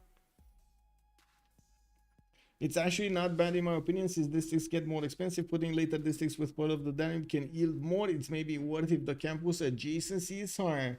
Natro, good morning, son, and welcome. What am I doing? Drinking coffee, trying to stay awake, and watching the game. Keep waiting, surely one day. Wait, what are you waiting? Waiting for the biggest Ben stream. Oh, I see. Oh my god, I mean, I think Ben, what he's trying to do over here is actually, you know, some marketing genius. He's actually telling us that his stream is exclusive, and when he pushes the button to start streaming, we all need to look, because we don't get that many of them, right? It's a very rare event. Joe Many Faith. Oh, I see. Yeah. Let's see how much what bulldozer. What are you asking, sir? What are you asking? Please, like, you know, compress the message, give us to us straight, ask the question. I don't know what you're asking about faith, like how much faith are they making, how much faith do they have in the bank, who, first of all, who, you know. Anyway, looking at the production points here, it does look like Elephant Guy is going to have a bit of a problem to catch up, but it's fine. He's going to have the extra faith to help him through the Monumentality Golden Age. We are turn 31, so the players are going to start choosing their bonuses. I do think we went through all of the pantheons, right? It's fine. We got the remap, we got the likes, we're getting this going. And yes, I do see that somebody did vote no. Okay, we cannot get to 30 likes. I'm sorry. Well, it is what it is. Thank you so much for the likes right now. Okay, so lighthouse is coming around from Damori, gonna get that harbor out in Mexico City. We do need to move towards Jadwiga, and I do see him finishing up 4 cities. A 5th city coming out from Kharkov. Monumentality Golden Age for the elephant guy with 28 faith a turn. Doesn't seem like he's gonna have that many faith points per turn, but he's gonna definitely have quite a bit of them, so he can actually put down, buy out quite a few of these builders and start improving his territory. We do have also Kublai Khan China with a pen bash and voice golden age, 13 science and 18 culture, 4 city strong here in the south, starting to get those commercial points going, and with Magnus internal, so he can use the extra production and the extra food from those traders towards his city centers to boost up all of his empire, including the capital, right? You do get the extra growth from those in the capital also. We do have Matthias Corvinus also with 15 science and 13 culture on 3 cities here. He still is gonna move to the west side across the river, so he gets the bonus on the other districts. He needs to finish the campus, and I do notice he did get his government plaza. Well, we do have him also with quite a few builders here, and managed to get the archer to help defend against intruders, I think is the word. Whoa, good morning, Linda. Yeah, I'm up. Yeah, I'm actually up.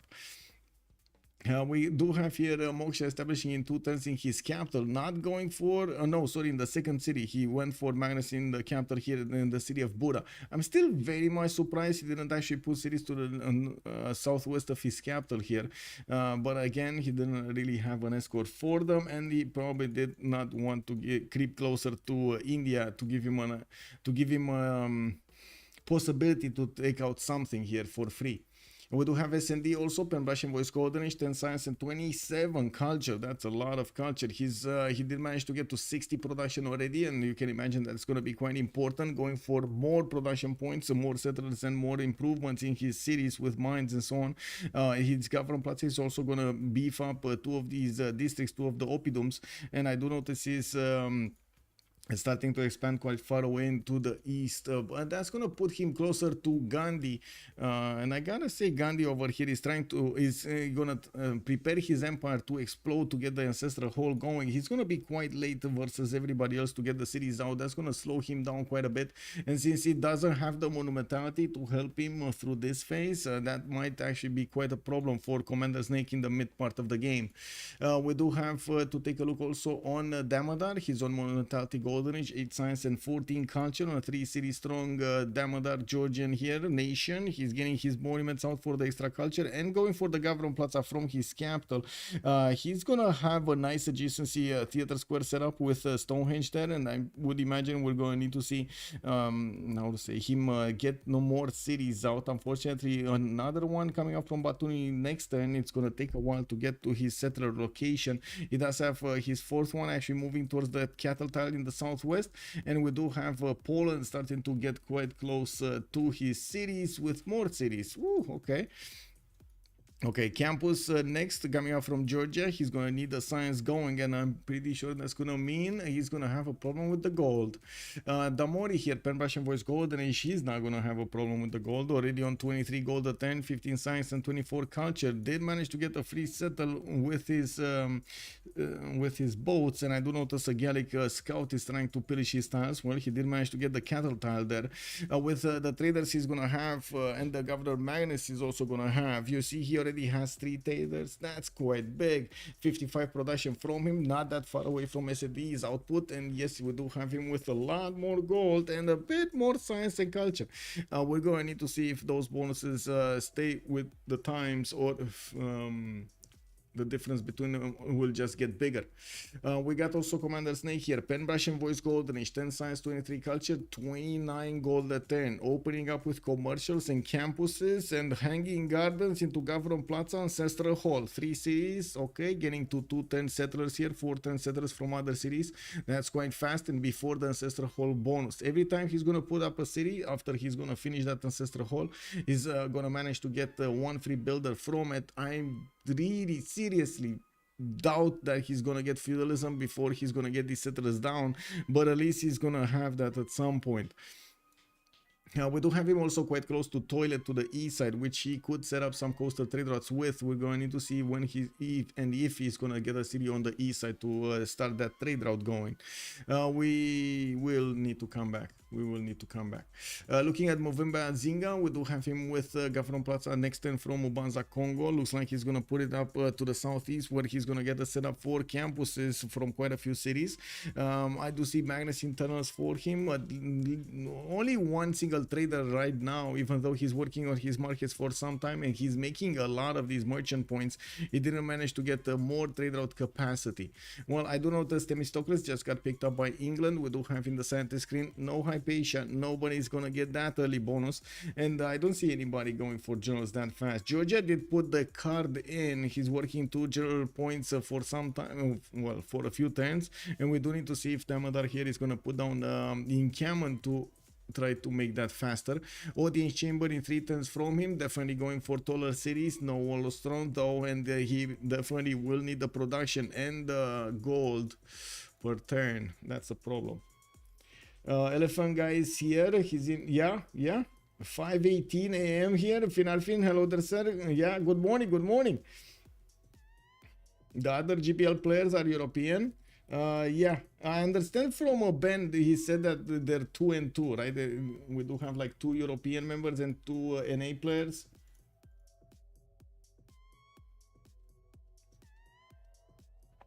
Now, what religion did Tamar go? Good question. We got Hinduism. He went for Jesuit education and pilgrimage. He's gonna get the ability to buy campus and theater square buildings with faith. Okay, I mean, not that bad. He's gonna get like very quick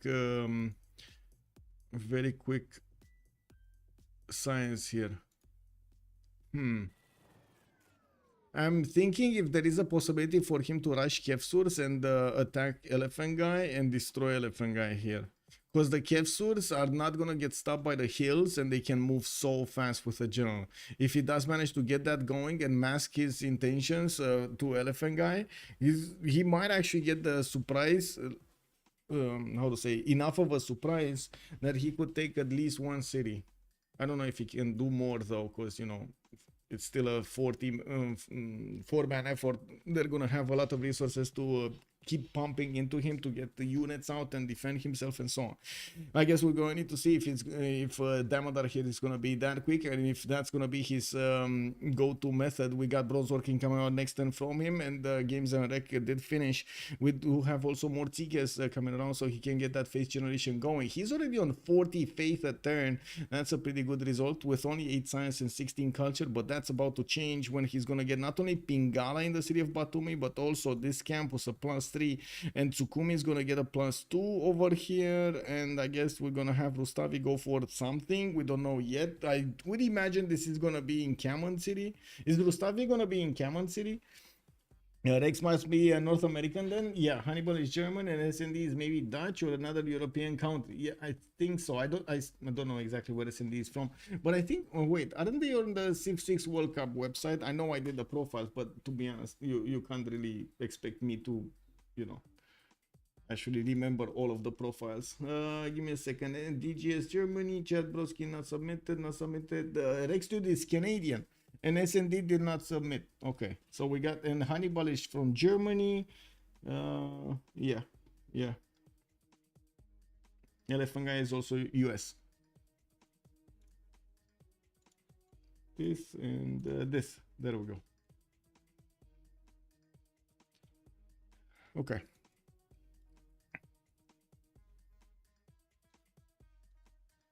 Yeah, we were going through the bonuses, right? Okay, it's fine.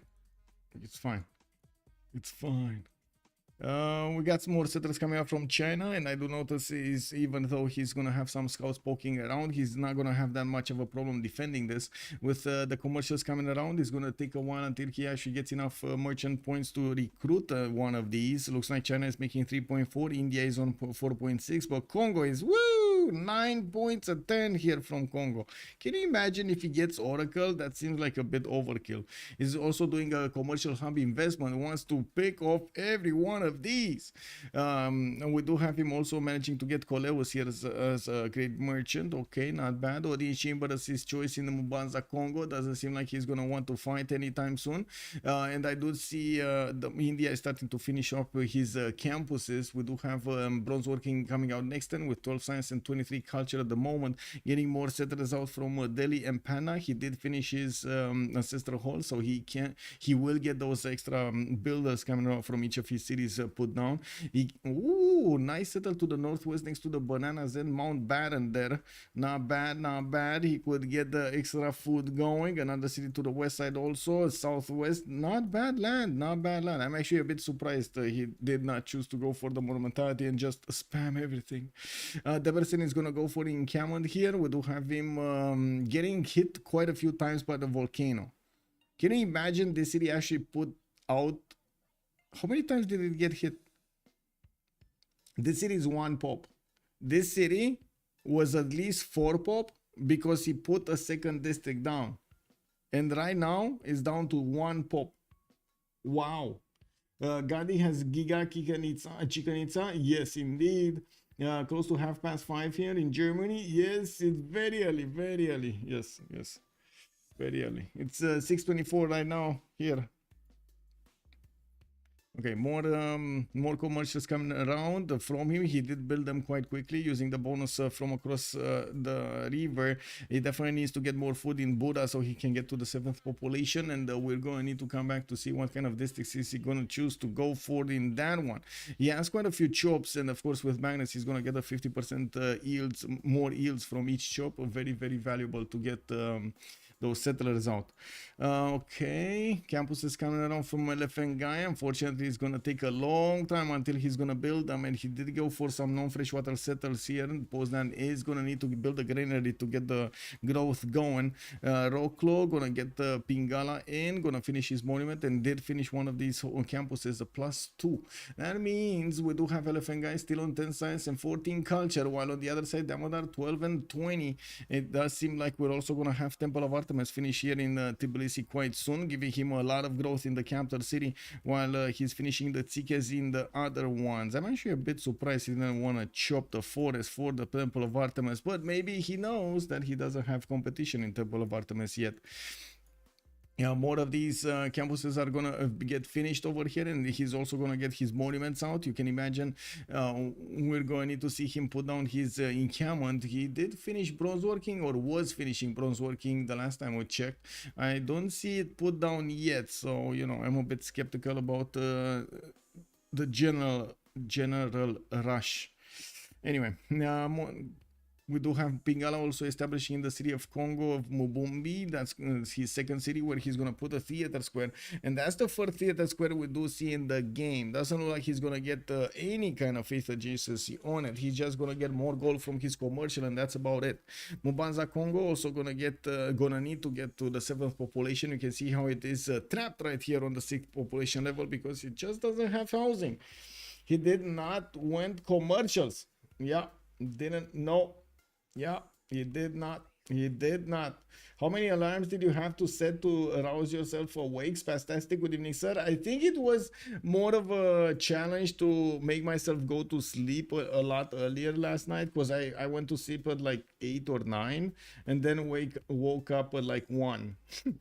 You know, it is what it is. I couldn't sleep more than that. I was just getting restless. It's just, I mean, you know, I need to get my... Usually I do try this. I kept us I would say, because I cannot always keep a normal schedule. I have another demand of me. I think it's a demand of me. I need to sleep between 6 and 8 hours every day. It doesn't matter when, but I need to sleep that time.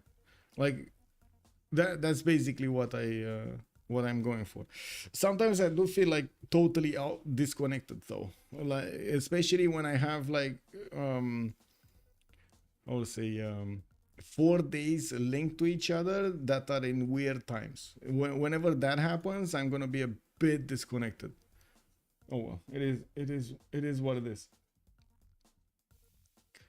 Okay, we do have a commercial hub, also projects coming up from China. It looks like Marco Polo is going to be the next one, and he definitely wants it. Congo did jump up to 10 points, 0.5, and he did manage to get Zankian, the first one. I'm pretty sure Congo is going to want to get the next projects also. I'm surprised actually we don't see him getting the next projects here. We do have Audience Chamber coming up from his capital city. He's going to finish his markets in the other ones, and yes, he does want the Theater Square won't be finished. Fortunately for him, we don't see builders coming around to help him get some more, and I don't see a fifth settle for him from him either. So unless he actually gets a lot of bonuses from those trade routes, it doesn't seem like he's actually gonna go grow that fast. Audience Chamber is also gonna yes, help him grow these cities a little bit faster, especially the ones that do have governors in them. But at the same time, city count will matter, and he's still on 4 cities, while the other ones that are on 4 cities are getting settlers out. And we're gonna see China on 5th, 6 cities here. We got Poland already 6 cities. We got Tamar 5 cities, and he's gonna get some more. Hungary here is getting 5 cities, 6 cities, 6 cities. Yes, and I do see horses. Finally, horses are coming around. We got India 4 cities, but he's going for the 4, 5, 6 cities. We got gold. That's already 2, 4, 6 cities. I'm gonna get the 7th actually from Durecorteron. Congo is struggling, yeah. Rich Islands is always interesting since it's usually a pure sim fest. Yeah, it's challenging. I gotta say, challenging. But a little bit different kind of a challenge versus the other ones.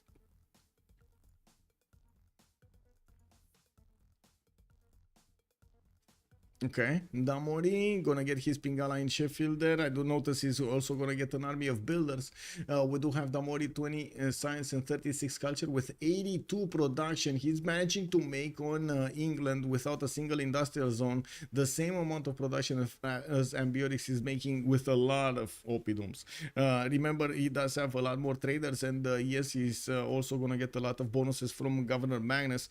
We do notice him also putting down a campus here instead of getting the industrial zone there, but it's fine, he can still get it. We do have Bristol also with the ability to get one of these aqueducts here to the north and get the adjacency towards another one of those industrial zones. Moksha establishing in Manchester with Pingala in Sheffield. He's gonna get the science and the culture from those cities' population points. Unfortunately, this city of Sheffield will require some love here. He definitely needs to get more production. Anyway, Mexico City gonna get some builders out, gonna improve some more tiles. Unfortunately, not a lot of food, but I guess he doesn't have that much to expect from that city anyway. Expectations, I should say. Hungary here gonna get horses, and I'm actually quite curious what is he gonna do with them. He did manage to put down an encampment but didn't finish it, and yes, the city of Debrecen is barely getting his population back. While he doesn't have that much production to work, we do wait to see how fast he's gonna actually finish that encampment. We do have some builders that will have the ability to help him chop here, and we do have Hannibal 23 and 28. He's gonna be 5 turns away from feudalism. While I do notice he keeps on banging on the horses, he keeps on getting horses. Now I gotta point out, India doesn't have a defense, not yet. He's getting his own encampment in 3 turns here, and I do notice he did manage to get merchant Marcus Siricius Crassus. Wait a second, is that Congo not gonna get the oh my god, he's not gonna make the projects. He doesn't have time. He needs to get the settlers out, otherwise he's gonna be way too far behind in the game, and unfortunately he's gonna need to give up on that extra trade out capacity to China. China is gonna probably pick it up. I do see him already with 57 out of 75 points in China. Is gonna get another project next turn, I mean this turn, and boom, he just got it. Marco Polo here is gonna give him an extra trade out capacity, which is gonna be extremely valuable. CS control, let's see. Damori has Bologna, that's it. Just Damori has Bologna, and he only has like 3 in there. I can't really say he's, you know, getting a lot of bonuses.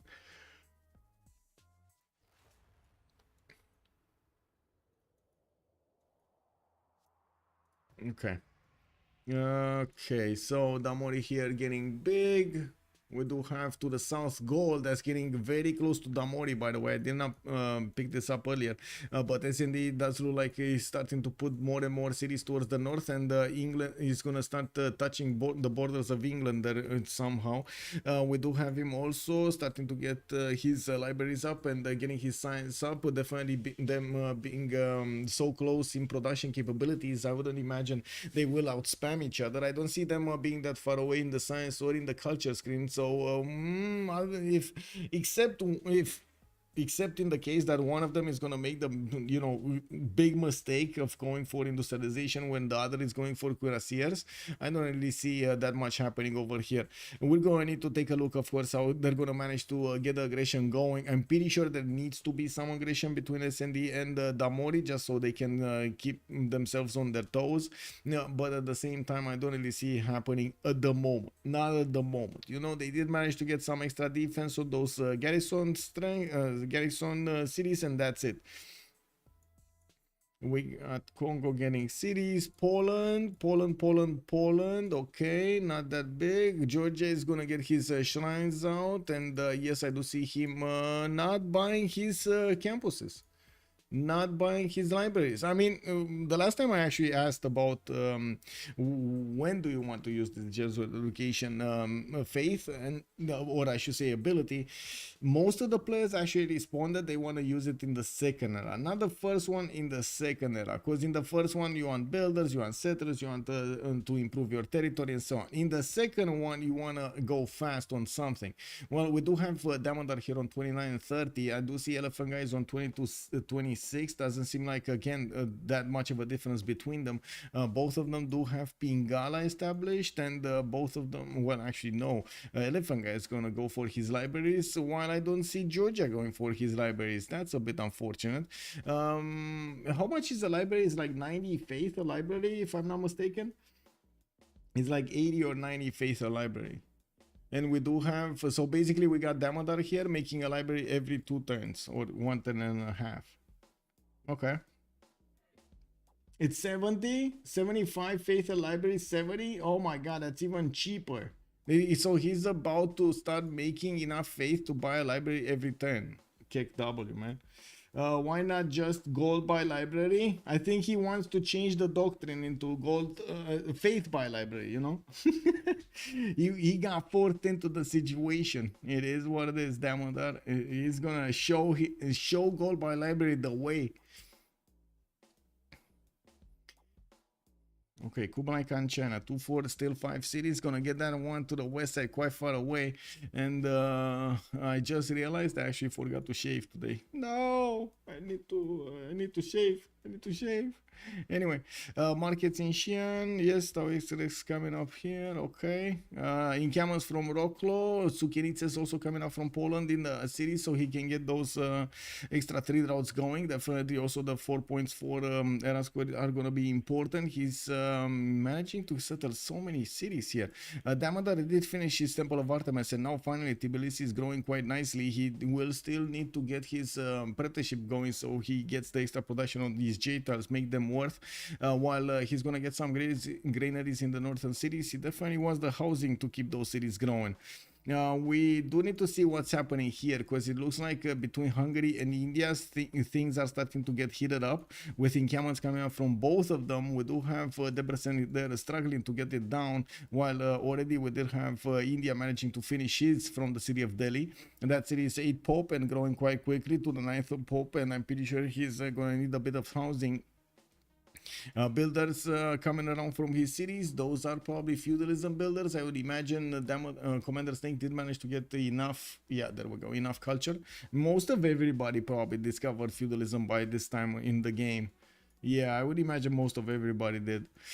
Finally, Congo did manage to get his settlers out. He's probably the only one making theater square, how to say, writer points. He's on 4.9 great writer points a turn with a single theater square. That is amazing. We do have Governor Pingala established in Mubumbi, and yes, I do see him putting down more campuses here from Congo. Another strong one here in the capital city, a +4.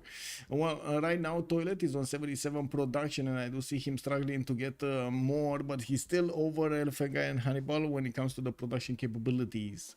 We do have S&D managing to get to 119. That is significantly more than Damori on 96, but I do notice at the moment Damori is starting to, oh, he did not get an industrial zone there. That's a theater square placement, a +2. Okay, not industrial zone. Okay. Well, we do have some more places for industrial zones. I'm not worried. We got also some more settlers coming around from Damori. He's gonna start expanding towards the west side, while S&D is also gonna keep on expanding, and of course finish up his oppidums and get his cities with the improvements he needs. He did manage to settle also Bibrax in the south. That puts him at a total of 2, 4, 6, 8 cities soon. Okay, very nice. Looks like Damodar in the capital did not go for an encampment. He's gonna go for a theater square here to get some extra culture. He is on apprenticeship in 3 turns with feudalism finishing up next turn. Also gonna go for Victor in the city of Rustavi to the west. Didn't we just... Okay, no. I was thinking, did this era pass so quickly that we don't actually see how many turns we have until the next one? Whoa, that would have been fast. Yeah, I love Congo, played with it a lot. This is the first time I see it in an online game. It's been some time. It's been some time since we've seen Congo. Yes, I agree. We need some more Congo in our lives. I definitely agree with that statement.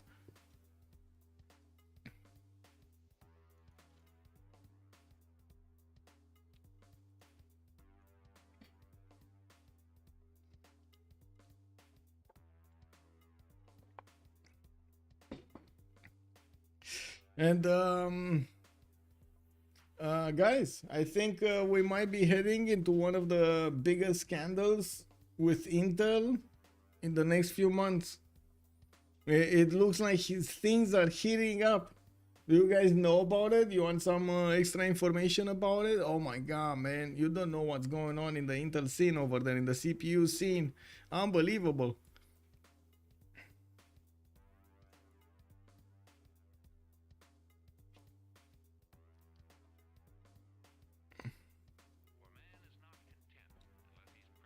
Share drama? Okay, let's go. So basically what did happen in the race to make CPUs more efficient, faster, and so on, they started dropping as much voltage and as much wattage as possible into them.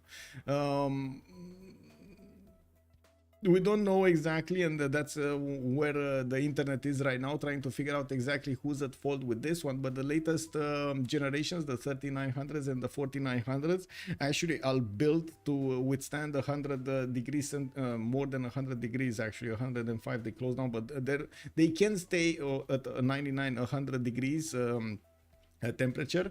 They just tune down the lower frequencies and lower the frequencies, and try to keep up. Unfortunately, if you do put a lot of voltage into them, wattage into them, it still degrades the CPU. So what did end up happening is the motherboard manufacturers already came out with settings that were approved. Check this out, approved. They claim they were approved by Intel spec wise when they did set them up, and they come overclocked already. So you get normal customer behavior. You go to store, you buy computer, you go home, plug it in, you're expecting it to work. What will happen if you do this with all of the 4900Ks or 3900Ks?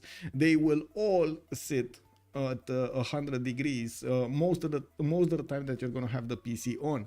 So in the 3 weeks, 4 weeks, a month passes, 2 months passes, and you hold it at that, depending on how much you're actually going to play. If you hold it at that temperature, it will just start degrading. You're going to start to have BIOS failures, the BCODs, the how to say, blue screens of this, and so on and so forth. And you're going to want to give that CPU back because it's worthless. It's nothing. So what they did is create a way for the CPUs to basically kill themselves. Yes, their CPUs are dying in the computers. So you can imagine they are starting to have quite a few back orders, like return orders, because everybody's giving back their CPUs. It took me like a month to figure out exactly what I should do to protect my CPU from what's going on, and the motherboard manufacturers and so on. And they're I don't know how to call it. Honestly, I would say right now it's very close to bad faith. Like this behavior, it's very close to bad faith. But anyway, I guess we're gonna need to see how this is gonna go down. Etemenaki coming up in 5 turns here for Beijing. We do have him building it in 4 turns. He's going to want some era score, because otherwise that's kind of irrelevant. There's nothing here to give him that much of a bonus. We do have him also with some horses coming around, and yes, I do notice he's still not actually showing us the way. Pyramids in Chengdu, but he's not getting it. Okay, well, let's see the elephants coming around here from India. Is he going to do something? CPU suicide is on the rise. Exactly. We got Hypatia also getting picked up here by Hungary. He's gonna get a free library. That's pretty good. Not only that, but also 1 point for each library from then on. Looks like also in the merchant screen, Piero de Bard is the next one. If Fadlan is still available, so we're waiting for him to appear. Goal will have the opportunity of getting Imhotep, and I would imagine he's gonna want to get that entertainment complex down somewhere and finish off his Colosseum in 1 turn. Is he gonna get it though? What did he build from Aduatuca? So Opidum, and he must have a Government Plaza somewhere, right? Yeah, this Government Plaza, right? He got it here. So that's, he needs his 7th population, and I'm pretty sure he's actually gonna chop the rice tile. I think he's gonna chop rice and rainforest, get 7 pop, put down entertainment complex, keep on chopping for the arena and the entertainment complex, and then 1 turn Colosseum.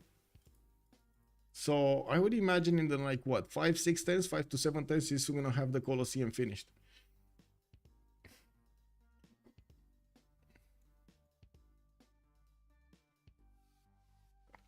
Great Bath coming up in 2 turns here from Durecorteron. We do have multiple builders, of course, with feudalism bonuses on them with the extra 2 charges. In the north, looks like Damori is going to start getting his amphitheaters for the extra culture, and of course the slots for his writers. Even though I don't really believe he's going to get that many, he's still going to probably want to get 1, so he gets the 30-point one, so he doesn't need to build that many projects. We got more theater squares also coming around from Rex. Looks like he's switching. This feels to me like he's switching towards more culture.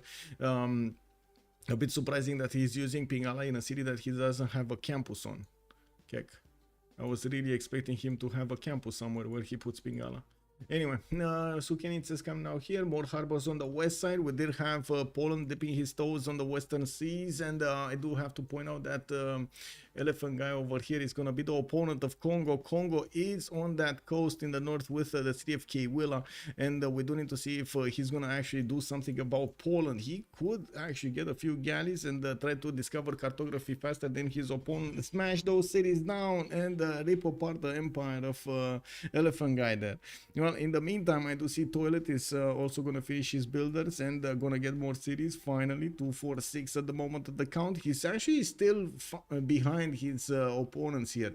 35 science and 51 culture. That keeps him up over there. And I do see him on 91 production points.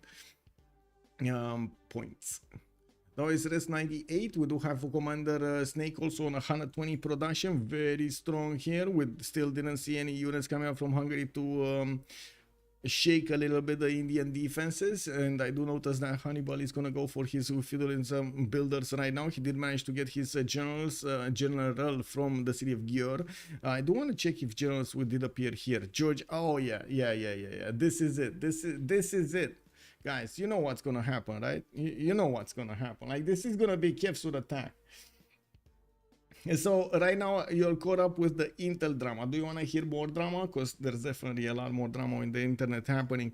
And I gotta say, I've been thinking quite some time, should I introduce these? Like, I learned quite a bit of drama, right? I consume a lot of YouTube content, and I see other content creators. It's a way for me to actually see what's going on in the whole scene. And yeah, quite a few things. Data pick here. What's going on, bro? Good morning, good morning. Hello, hello, hello. Okay, so yeah, it's 6 a.m., bro. 6 a.m. Actually, wait, for me it's like, yeah, 7. It is what it is. Okay. Anything happening on the city states? Bologna is still being kept by Damoni. We do have Damodar on Volin. SND is keeping Johannesburg. Commander Snake on Ayutthaya, and that's about it. Nobody's actually keeping Mogadishu in check. Okay. SND did put down his entertainment complex, and looks like he's not gonna want to actually put it on the hill. He's gonna put it on where that rice tile was. He's also gonna have the slot over here for Colosseum in the next to the city of Aduatuca. That's not gonna be a problem, but he does need to actually get that arena going. I don't think they're gonna have gold to buy it. It's like, what, 300 gold arena or something like that, 400 gold. I don't think they're gonna have the gold to buy it.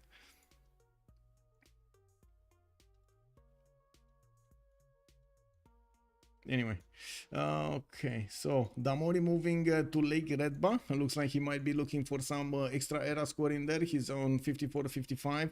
Did not get the ability to actually get Stonehenge this time around. Unfortunately, it got built by somebody else, by Tamar, his ally. And usually England does rely on that to get the extra era score. He's also going to put down one of these industrial zones. It's only a +2. He could have had a +4, did not get it. He put the theater square down, and I don't think that was a +3 either, right? It was a +2. It got finished before this campus got finished, so no extra era score from that one either. We do have Bristol also about to chop a builder next turn and open up an encampment. Either an aqueduct tile or an industrial zone tile. This should be a good industrial zone, actually. It's 1, 2, 3, 4. It should be a 4. If he upgrades the iron with a mine, it should be a 4. So at least he can get the era score from that. Elephant guy 37 39. We do have him needing to start up a defense here, and yes, we do see that Damodar is starting to move his warriors. Wait, what? Wait, what? Oh, he's gonna move in with the settler and upgrade in the face of elephant guy. Oh my. Okay, I like this. I actually really like this.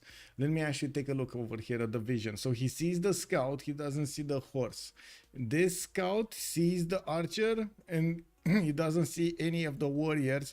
And I do notice that Damodar Settler is actually gonna go into the fog of war over here on the 2-foot tile to get going.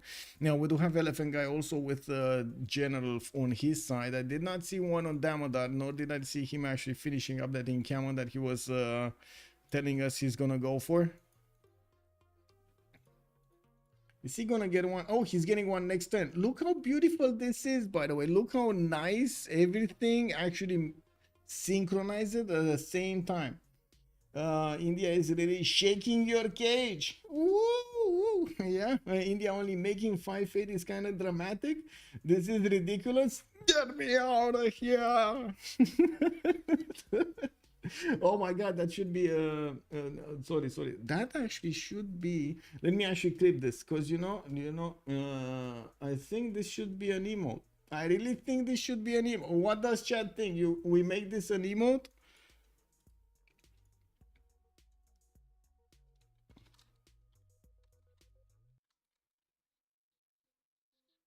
Wait.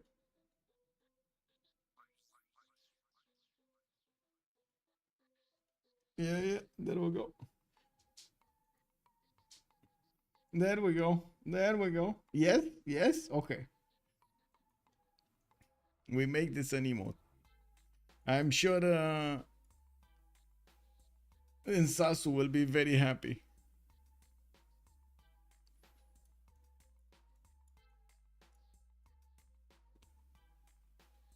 Oh, actually, I think I can do it right now. Give me a second. Let me open up. What are the emote specs?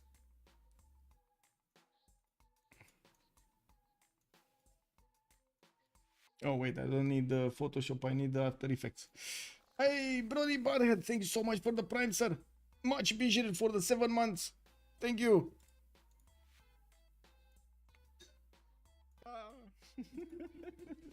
Whoa, whoa, whoa. Get me out of here. Whoa, whoa, whoa. My God. My God. What did I do? There we go. There we go. My God. Yeah. I'm totally forgot that I actually had that sound there. It's more. Forgot to open YouTube too. Oh, yeah. Oh, thank you, sir. Thank you. Thank you. Okay, so we got a general floor Tbilisi moving to the west side. I do need to actually close down Photoshop and then open After Effects in the background so we can get that going in the background there. And I need to figure out exactly what are the dimensions. I totally forgot, you know, if I don't do them every day, I totally forgot this. Anyway, looks like Poland is actually gonna see Georgia settler move right in his face, and of course he's gonna start switching his production to a heavy chariot so he can get the pre for the knights. I would imagine Elephant Guy is going to want his stirrups as quickly as possible, but he is kind of close. 2 turns from civil service, 2 turns from stirrups, while Damodar is 3 turns from his military tactics, so he can upgrade these into the stronger units, his bigger units. Do see they're still very close to each other when it comes to the science and the culture production capabilities, very close to each other. A lot more faith on Damodar though. Those sequences are coming out today. Viewer rewards, emotes. Needs to be 112, 112. Okay, 112, 112. There we go.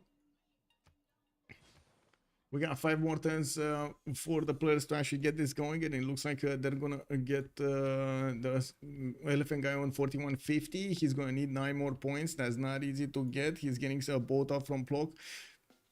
By the looks of it, no, he didn't manage to get the boat out. Oh no! He might not get it actually if he got a boat out. Anyway, that is rest also 46.54. He's gonna need 8 points. Hannibal is gonna need 6. Dawes Rex is gonna try to chop his Oracle, and I do see him getting Theater Square Festival projects, building up more libraries, and getting an industrial zone in Shenyang. That's only gonna be, oh, that is gonna be a +4. Very nice, very nice. Okay, S&D, he's gonna need 7 points on this. He's gonna finish his arena next turn, and I'm pretty sure he's gonna get this Colosseum in between his cities. That's gonna make his empire very strong. I do see him starting to slow down in the science acquirement, but shouldn't be that big of a problem in the next part. Oh, wait a second, that might be a big problem in the next part. You know why? You know why? Free Inquiry Golden Age on Damori. He's gonna jump up so quickly in the science because of all of his Royal Navy dockyards. Wait, did I just... Oh my god, I closed that thing. I closed the thing. Give me a second, I need to actually get somehow...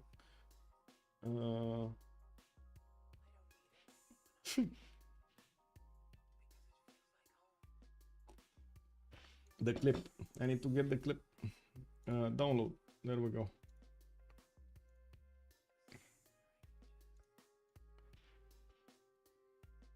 Hello.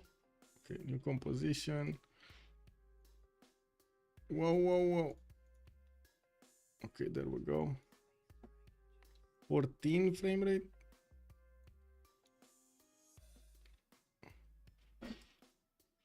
Okay, there we go.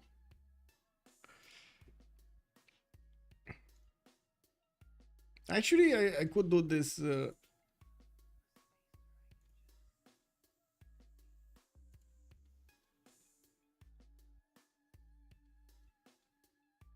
Oh my god. Okay.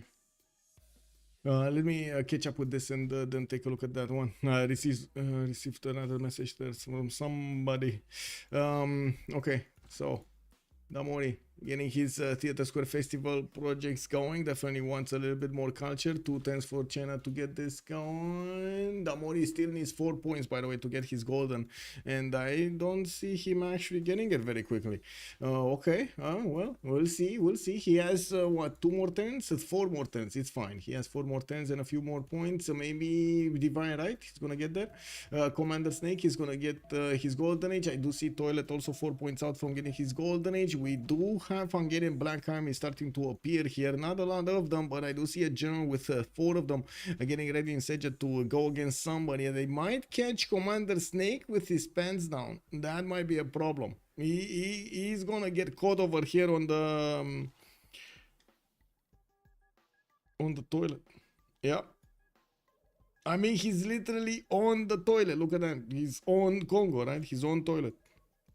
We do have Congo getting a few of these writers to start getting him the culture needed, and I do see he's on 50 science and 68 culture with 117 production. Not bad at this point in time. We do have him starting to get his Mobanzas down, and he is going to get his golden age. I don't think he's actually going to miss this one. Now, we did have also Oracle finished up on China, and I do see they're coming close, very close to getting their golden ages, but Elephant Guy does have a problem. He might not get it. He's getting attacked over here by Damodar. Damodar is gonna get next turn his mercenaries and his military science, and unfortunately he didn't have enough units upgraded. So as you can see, we do have Elephant Guy taking the chance of getting the attacks on the Georgian units. More swordsmen are joining the fight on the front line, and he's gonna have a trader to actually connect his capital with a road here. He brought the battery ram to the fight, and yes, I do see the city of Poti is exposed to one of the horses, but it doesn't look like he's actually gonna do that much damage. Okay, one step at a time over here. Let's actually open up the screen, right? Let's open the screen. There we go. And let's see this. We need to get the file. Where's the file? Yes, so many files here. So many files. Downloads this, put it in the drive.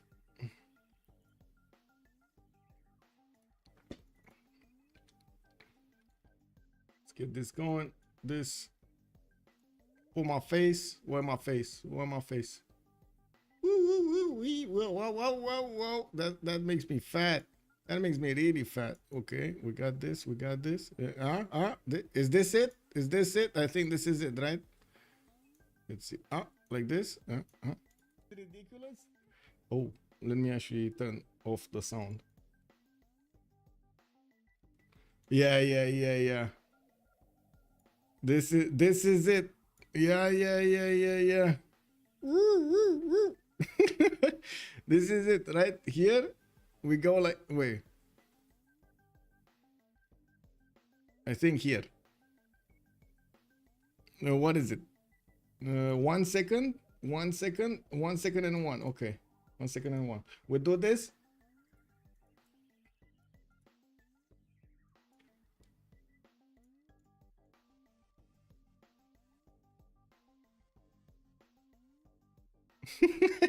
Okay. Oh my god.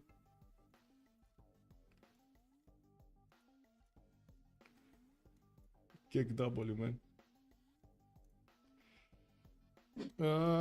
What should we call this emote, guys? Chat, what should we call this emote? I think I already have a crazy emote, so we need to call it something else other than crazy. Okay, we got Georgia coming out with his Kev source, and yes, I do notice his general is on the front line helping him out. He's also gonna start, he's gonna do a lot of damage against these horses from now on. Does Mihai have an opinion on wizards? Wizards? For Might and Magic? Oz has flying chimps. On the toilet is cute, yeah. Yeah, well, demigod versus whatever Dumbledore is. Wait a second, what are you guys talking? Is there I'm sorry in advance, I have been drinking a lot, but Gandalf versus Dumbledore? I would say it's Dumbledore every day. Every day. every day. Gandalf is kind of, you know, it's kind of. I would say he's not working with my magic that much, as in trying to influence other people. Dumbledore, he knows, man. Have you seen Dumbledore? He knows. There's no crazy emote. We don't have a crazy emote. We don't. I do have only the scratch. Oh, I see. Okay, we got this. We got this. We got this. Okay, we got the crazy. Crazy. On spot. Crazy. There we go. And we gotta output it.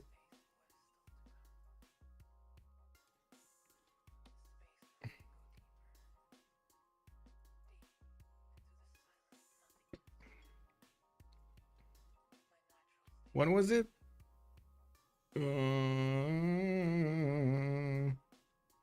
Anyway, let me actually take a look, because it's very important right now. We're coming close to the golden age, and we're going to need to see the wars starting to ramp up here. We did have also the units from Hungary starting to get into the south, into Congo's territory. Congo does not have that many defenses, and yes, he's going to probably rely on the Indian units to do something about this. It looks like India can't really do anything about this. He's keeping his values way clear of these Hungarians' black armies. We do have a few units that are going towards Delhi here, and yes, more varos are coming out as quickly as possible. I can't really say Hungary can use city-states, unfortunately, for him to make use of his abilities there.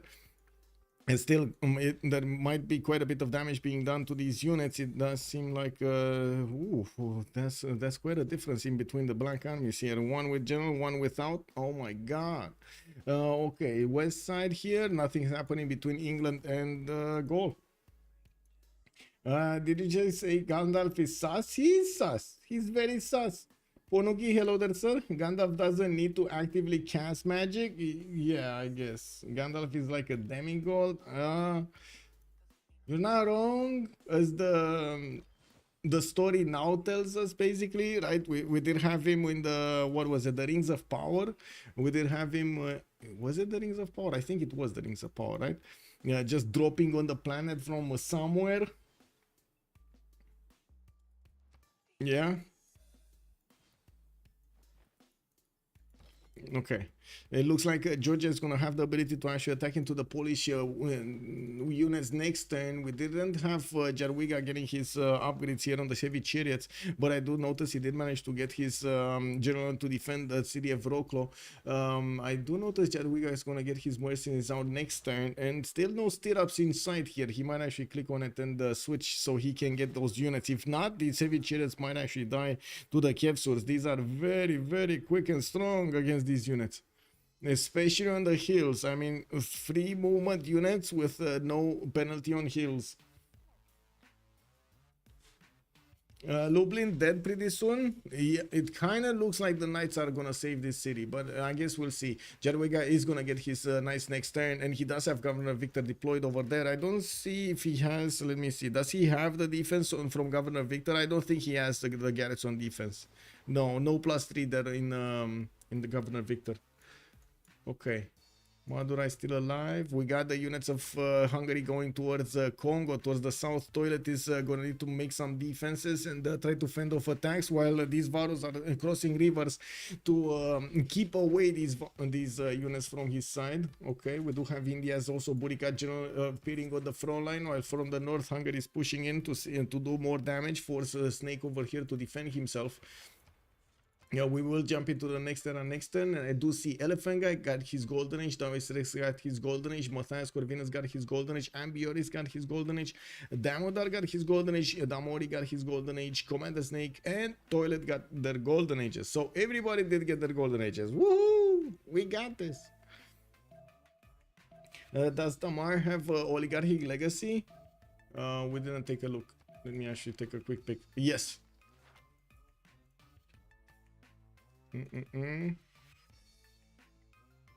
Oh, I think this is not the correct program to do this.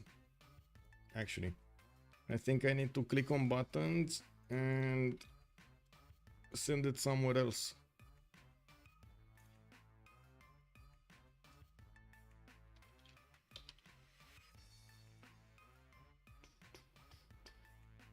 There we go.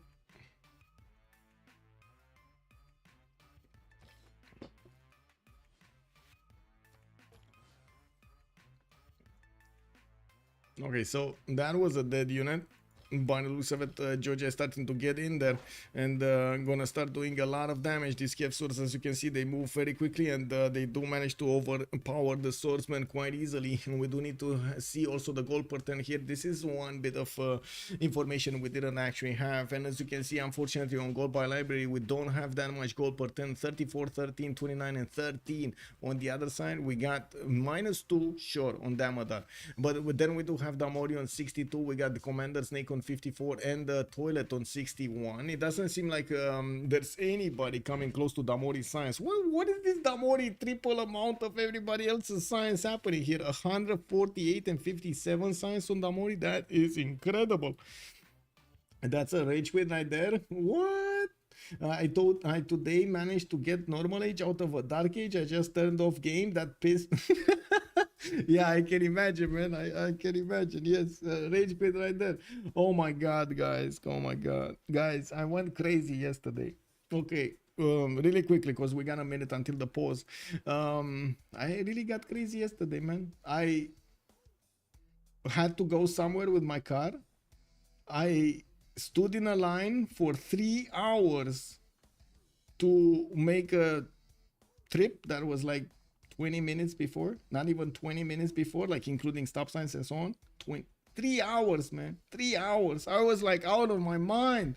And they were like, I don't know if this happens in your country or not, but in Romania, it's basically like jungle rules. We don't really have circulation rules, it's jungle rules. So I was on a street, 2 lanes on one side, 2 lanes on the other side. In the middle, there was the tram line, like with 2 lanes as well, like one to go and one to come, right? So you can't, you shouldn't be on the tram line for obvious reasons.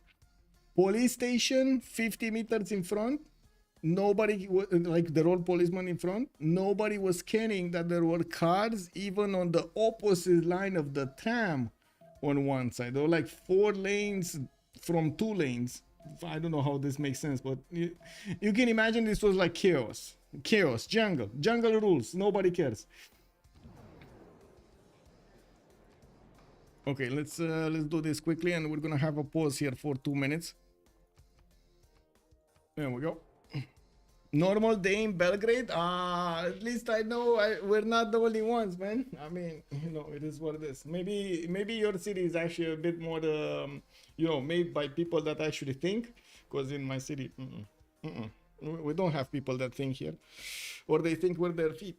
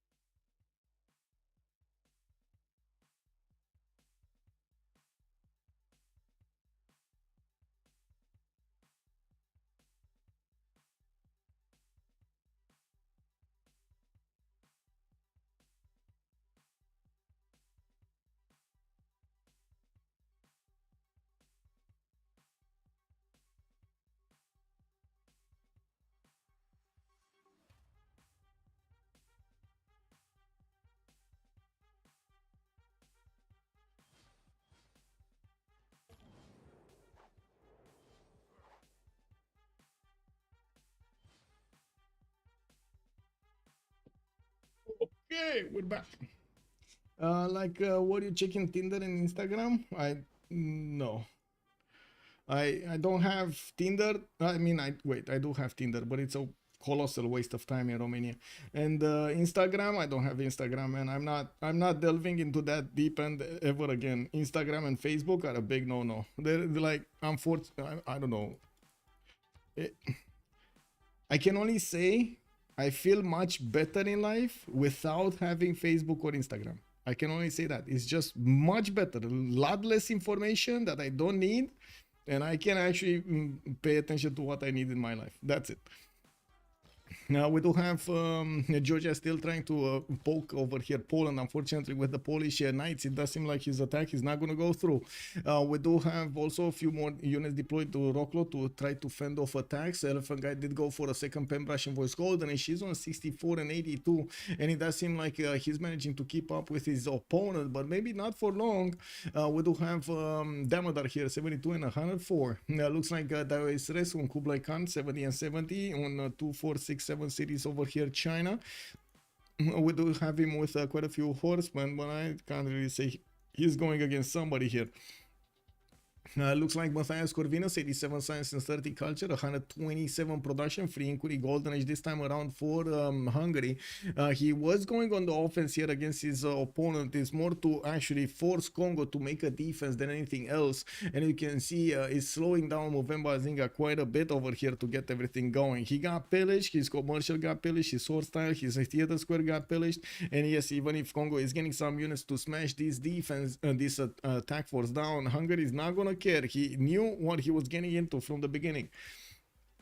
Now we do have to take a look also on Ambiorix, Pen Russian Voice Golden Age on big SND, 59 science and 101 culture, getting some defenses up so he doesn't get attacked by England. And I do notice in the north, England is managing to make so much more science than him.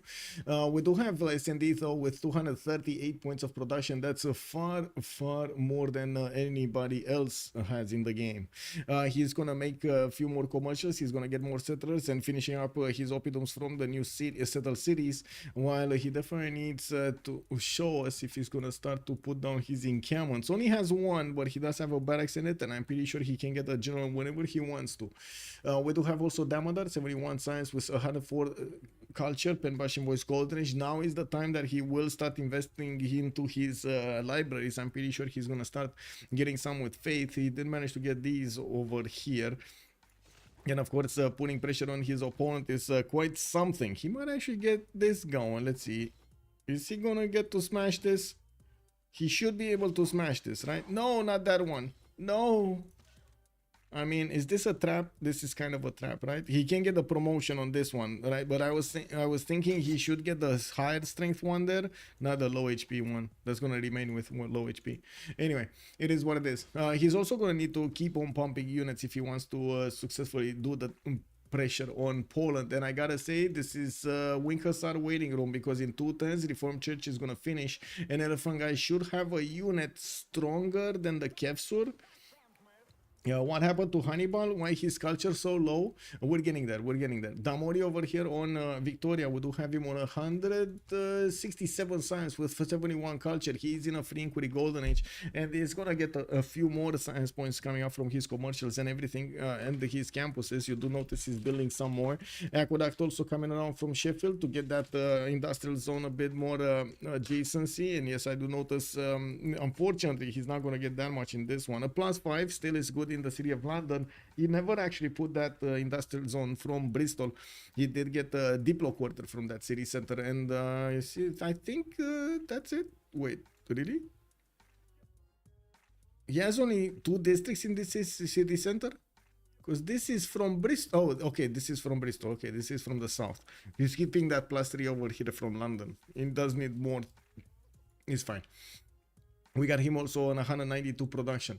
Commander Snake, Pen Brush and Voice Coordinate, 67 Science, 83 Culture. He is gonna be fine. Looks like he's fine. Hungary did not manage to punch through his defenses, and he did manage to successfully help out Congo fend off attacks. But I think it's too late though. The Hungarian troops are definitely strong, and they did manage to do quite a bit of damage here, slowing down both Commander Snake and Toilet from getting their sim up.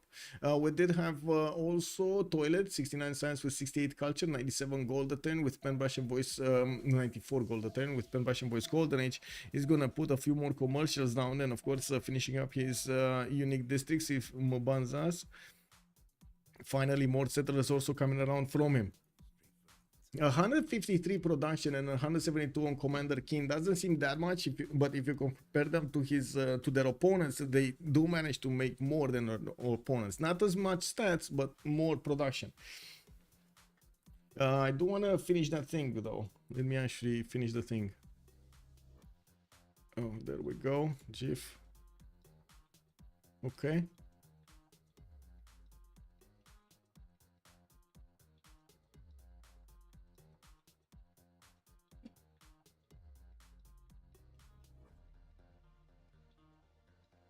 We got it? Did we get it? Oh my god, it actually put it. No, man. Not this. Not like this. Oh, that's what I was looking for. There we go. Which one is it? This one? Yep. Yep, there we go. There we go. So right now, let's actually put it up, guys. We put it up right now. Standard, animated. Oh my god, I got 18 animated. I can do so many more. Oh my god, thank god. I just realized we have more slots, guys. We have more slots for animate. Let's actually do this, this.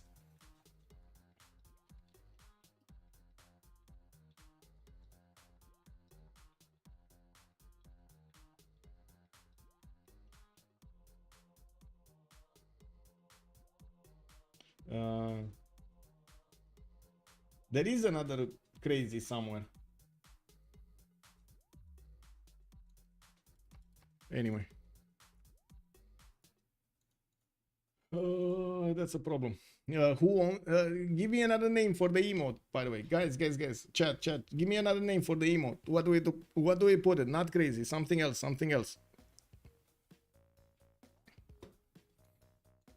Okay, Georgia didn't manage to promote. Yeah, no. He moved this one, but it's low HP. This one doesn't have a promotion on him. And I do notice that Poland is down to 2 of these knights in that city, unfortunately. He's also going to get his Grandmaster Chapel in 5 turns and will need quite a bit of faith, actually, if he wants to buy Wing Hussars with his faith generation. Reformed Church coming out next turn here. I'm going to get encampment in Poznan. Oh, that's hard to actually get going. Buddies, hello there, sir, and welcome. Not like this. Okay.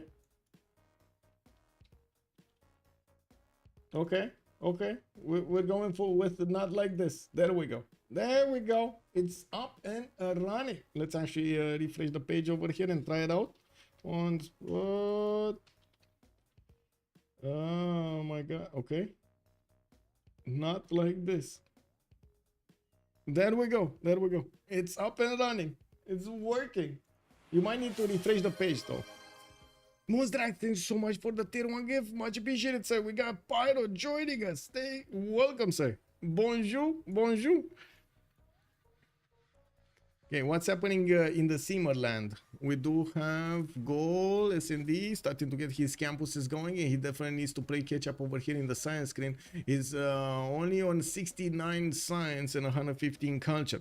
We do have him getting new settles out, campus research projects, so he can be competitive when it comes to picking up Newton and Ib Fadlan. That's going to be very important for Ib Khaldun, sorry, for the extra bonuses that you get from the ecstatic citizens and of course happy citizens. Since he already has Colosseum, you can imagine he's going to be very happy getting some more here bonuses from that +3 happiness. Shipyard's coming out from Damoni. He's going to start getting his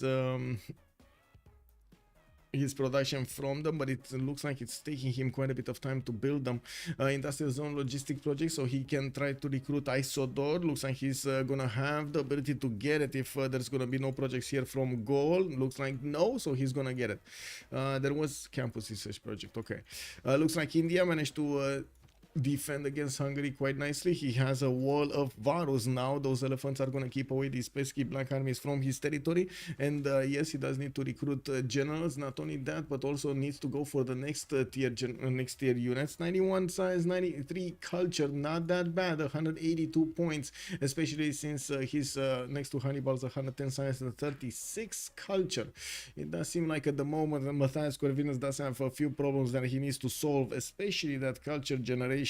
Builders coming out from him to improve some more of his territory, even though he kind of improved most of everything here. We do have the first Wing Hussar coming around, and yes, he's gonna start dealing the damage against these CivAus quite nicely. We do need to see enough of them being upgraded here. It does seem like Georgia did manage to get a position in the best tiles that he could use to defend against Poland. It's just these guys that are kind of exposed here on the west side, especially the ones that are in flat tiles.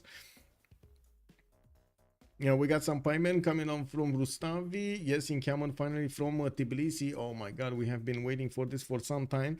He did manage to get his buildings in order here. Libraries bought in both cities. Damodar is 84 science, 119 culture. Definitely much stronger than Jadwiga's Empire on 77 and 93.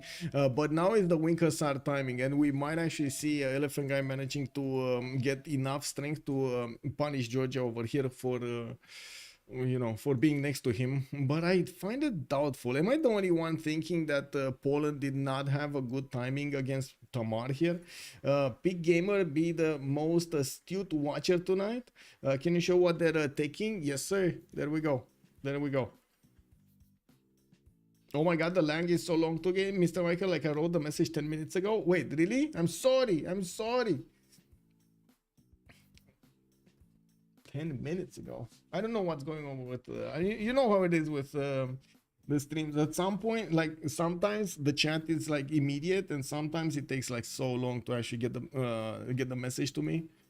I'm sorry about that. I wish it would be more real, and I need to also figure out YouTube thing. About robots, hello there, sir, and good morning. Good morning. Passing by to give you a like. Thank you, sir. And I do hope you're gonna like the vote later on tonight. Yes, hope so. Hope so. We got another game later on tonight. Also, we're gonna have Civ Australia, same team here. I'm not sure if same players, but same team is gonna go against CWC. We've seen CWC get their screams going this week, and you can imagine it's gonna be quite a hell of a game. Yeah, Murcielagos, hey, hello there, sir. Bună ziua, bună ziua. How are you doing? Hussars versus the OP melee units on hills, and it looks like the Hussars are actually, you know, winning the day. Can you please show the great people the scientist projects? Well, first of all, we don't really have that many competing. We do have Cole starting to make a few projects, but it looks like he's gonna need a few more. China is also making projects, and looks like England is gonna take a break. Yeah, he's gonna take a break and get his production capabilities up rather than try to go for Newton. I'm very curious, just as much as you are, who's gonna pick Eve Khaldun and Newton over here in the next ones. It needs to be here. It needs to be here. Still, Galileo is going to be up for grabs here. In the great general screen, we do have Ethelflaed, that's in the medieval era general, and it looks like we do have 0 points starting up. Did we take a look at the Congress, by the way? Industrials, okay, that's also, it's only one. Toilet is going to get the gold and the trade route, and Diplo is on Elephant Guy. Ooh. Ooh. Okay. Okay. Doix Rex gonna do some damage against Vilnius. Gonna also get closer to Jadwiga. Not that it matters that much. That's an ally. I do have him getting his campus research projects, but theater square projects coming up from Xi'an. Guangzhou is gonna get 2 turns here, 3 turns. Okay, so another 2 projects coming up in the next 3 turns. I do see more campus research projects coming up here from the goal. Not enough to get to the next one though. He needs a 3rd project. He would need a 3rd project. I guess we'll see. Yes. Nice ad. Thank you, sir. Thank you.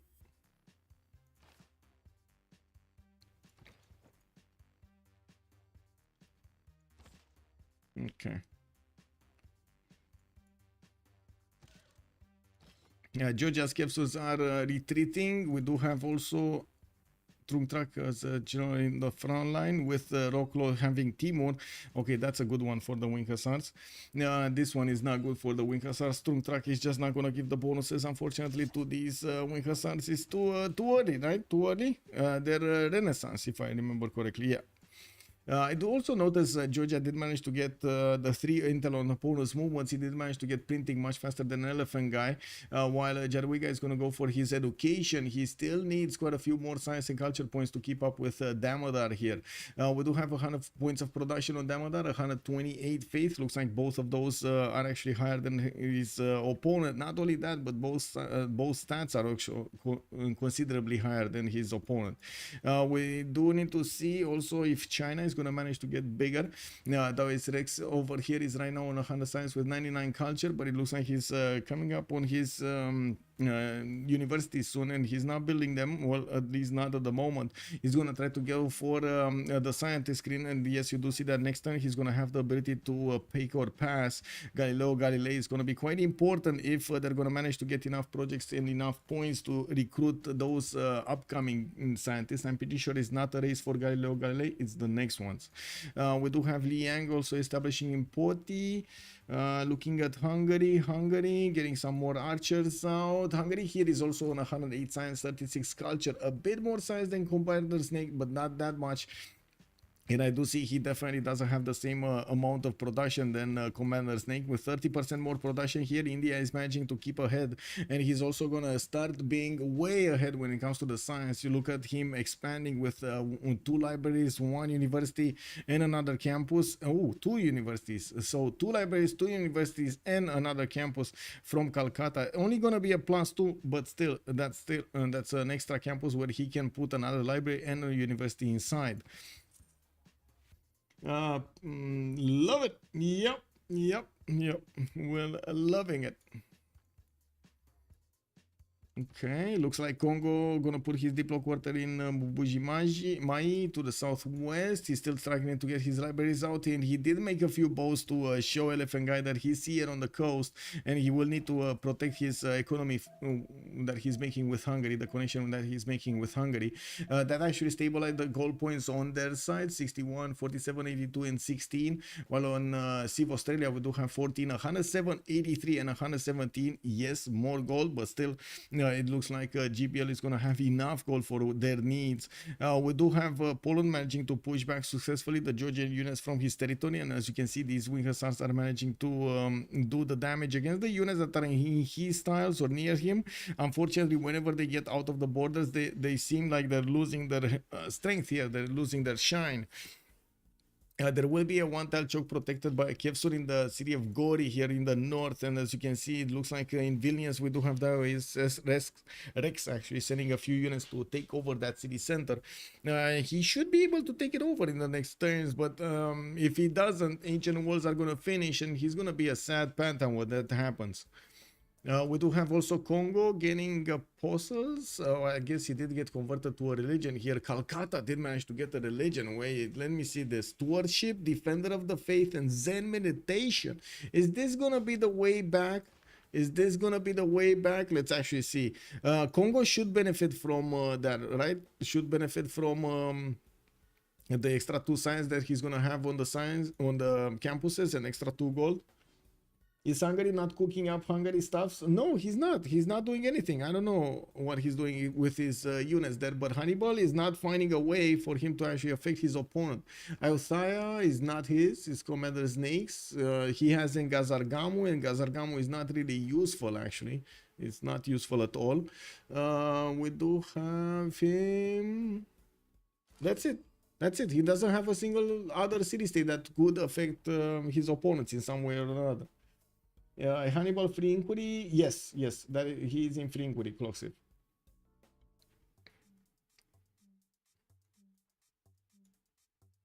More universities coming in. Pikeman universities. I do see builders coming around from Kolosvar, and we didn't have new units on the southwest, so he could go for another attack against India. It's probably just a matter of time until India is gonna get a much stronger unit to attack into his opponent here.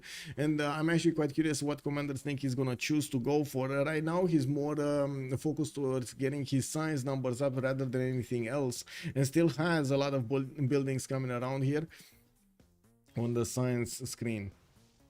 Toilet, he's also gonna get some theater squares. He was making quite a few projects earlier and a lot of writer points. He's this point with 7.5 great writer points a turn, while England is making 6. Looks like Georgia's making 4, Poland 1, China 8. China is actually leading the way when it comes to the writer points. Not that by much, but still it's something.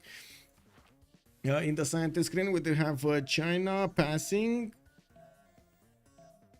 England gonna get some points. Gold didn't finish his projects. Wait, he didn't finish his project. We didn't. Anyway.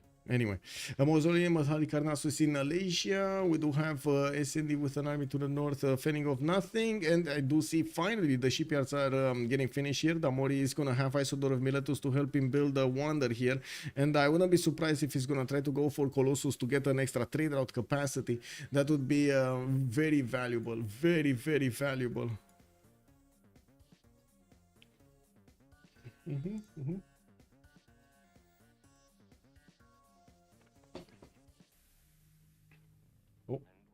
Oh.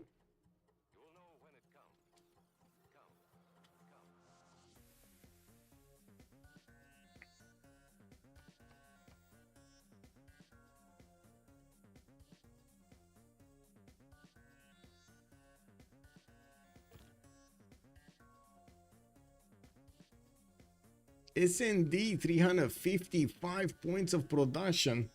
Ooh, that's big. He should be coming up close here to something important. He didn't manage to actually get his industrialization yet. He's only on 100 science with 144 culture. I do see him going for machinery. And yes, England did put a cursor right in front of his face. It's not like he actually has that many archers to actually upgrade with the next ones, but I'm pretty sure he wants to go for printing here soon.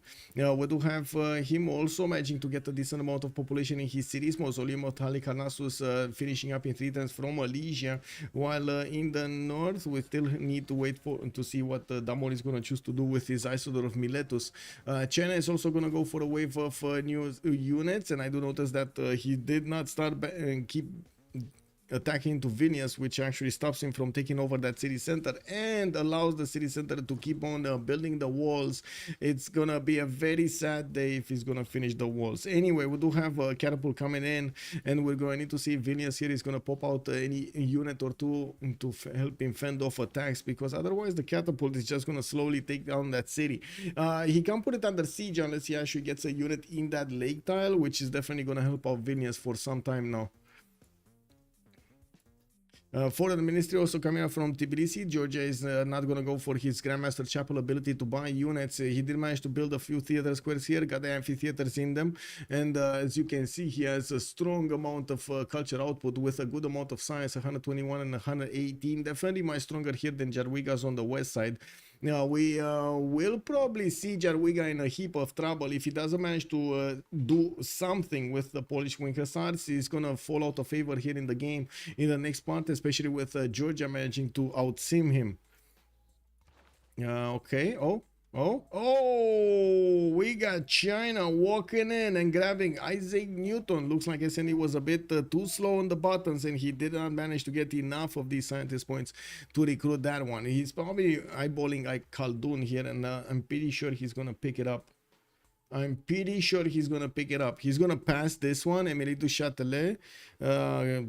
Probably England or Poland is going to pick that one up, but it's going to take us some time for them to get to the point screen. Different continent between Vicky and Gaul? No, not really. His capital here, London, is on this one. Oh, by the way, his mausoleum is gonna finish next turn. He's actually gonna take it away from his opponent, from the Gaul here. He's gonna build it in the city, in his capital city. It's not like he's gonna get a lot of points, but he did manage to get another builder charge, another charge on Isodor. That's pretty pog. Not to mention all of his engineers will have another charge. Would be awesome if he does manage to get the next ones also. Filippo Brunelleschi coming up next. Is Hungary not here? Okay, I didn't answer that. Okay, we got this. We got this, boys. Vilnius still not dying. The units from Poland cannot push anymore into the Kiev source. That's it. They're gonna start to slow down. Spies coming around here from Georgia cities. Hungary gonna get his own universities up finally, and I do see him building his foreign ministry in 3 turns from the city of Buda. While I do see him having a few units scattered around, he never actually did a new army. He's gonna get pillaged here. England is moving in with some coursers being sent from quite far away on the west side to try to do some pillages, and I do see he's gonna be successful at least with 1 tile. But this is the moment when the sun is directly behind the monitor. It's like, wow, I am getting beamed right in my eyes.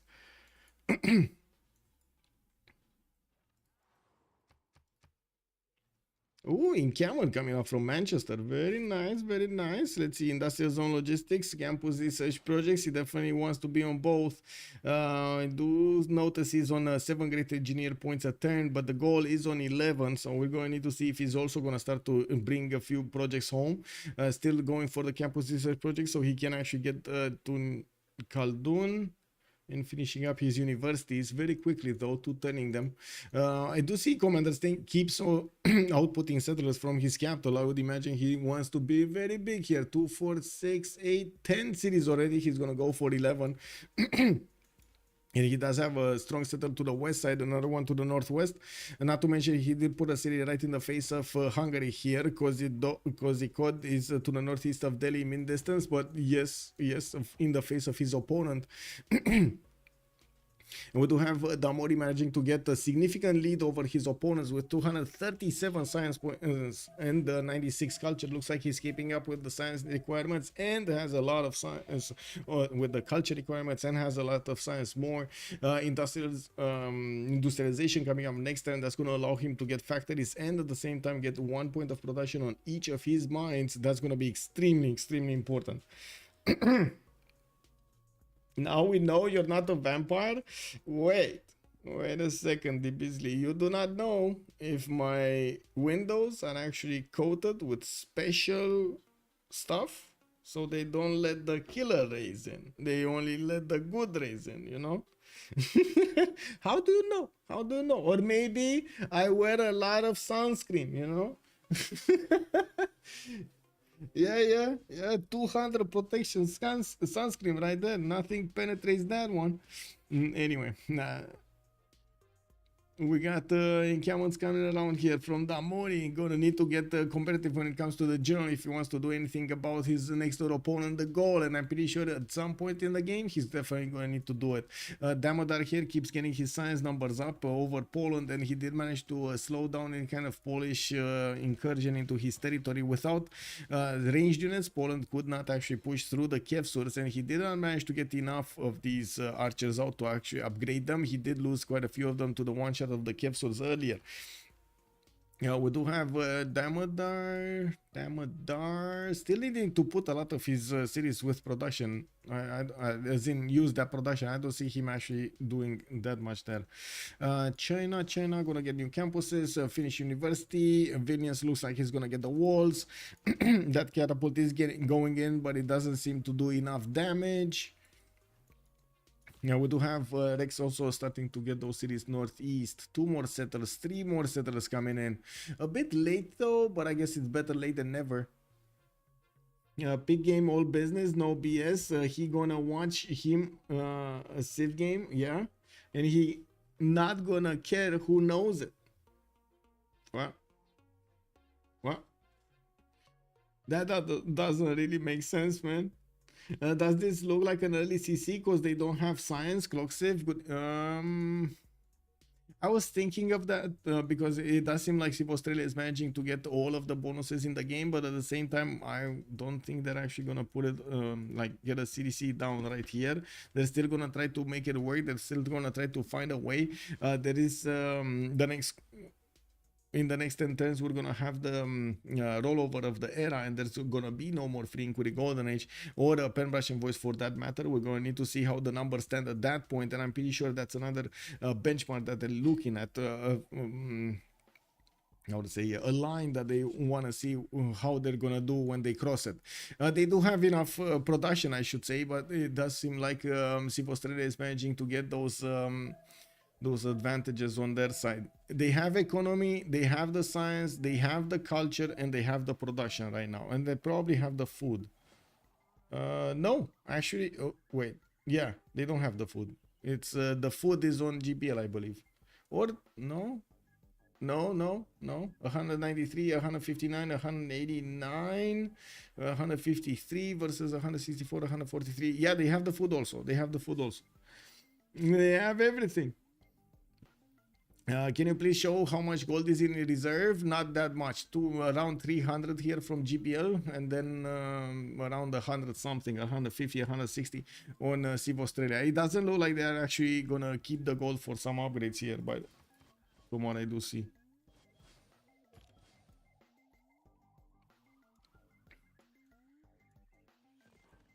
Oh wow, this is gonna take forever and a day to attack that city center with a single catapult and expect for it to die.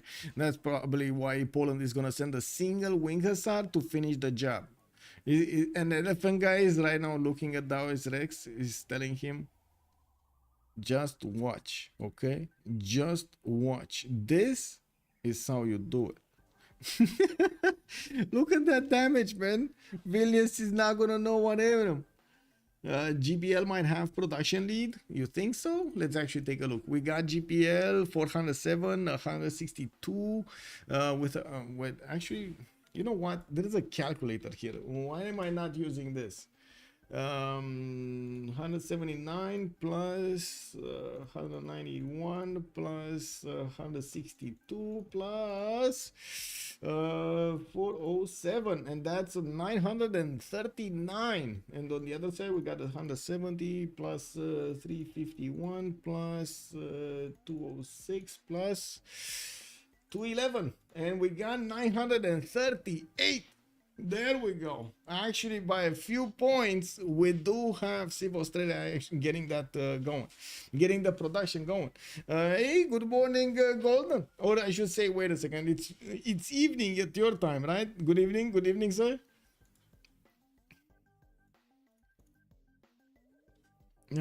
Hussar cannot push Kevsur is kind of woof. Yes, it is kind of woof, unfortunately. But I gotta say, Georgia here got those choke points at the correct moment in time to not let the Polish wing hussars in. If he would have been caught here, this would have been terrible. If those wing hussars would have been able to actually push until the borders of Poti. Anyway, Vilnius here looks like, wait, which city is gonna be? Is it gonna be a China city or is it gonna be a Polish city? Oh well, I guess we're gonna see when we get there. Okay, we got more universities coming in. Hungary still didn't rebuild his army. He did push back the English forces that pillaged one of his markets there on the west side, and I do notice he keeps on building up his universities. Foreign ministry finishing up next turn, while he's gonna drop like a rock in the science, and he doesn't have culture. This is gonna be terrible. Like in the next world, after the next World Congress, this is gonna be apocalyptic on Hungary, especially next to Commander Snake that just keeps on getting a lot more, and he doesn't care that much about anyone of the losses of the Golden Age. 138 science on Commander Snake with 104 culture. More than Hannibal makes him free inquiry, guys. And yes, we do have Commander Snake here with quite a few more cities than Hungary, and putting down some more. Looks like he's also sending units towards Ayutthaya. I'm actually curious what is he gonna choose to do here. He is having a few units. Oh, wait a second. Didn't he have Ayutthaya? That's his, right? That is his. So he could upgrade courses or calves and send them towards gold, towards SND. Ooh, this is gonna be beautiful. Can you imagine if he gets this going through here? Wait a second, is he going for military tactics? Military, sorry, not military tactics, military, you know what I mean. Science, military science. Where is he? He's naval tradition, castles. Okay, he's not.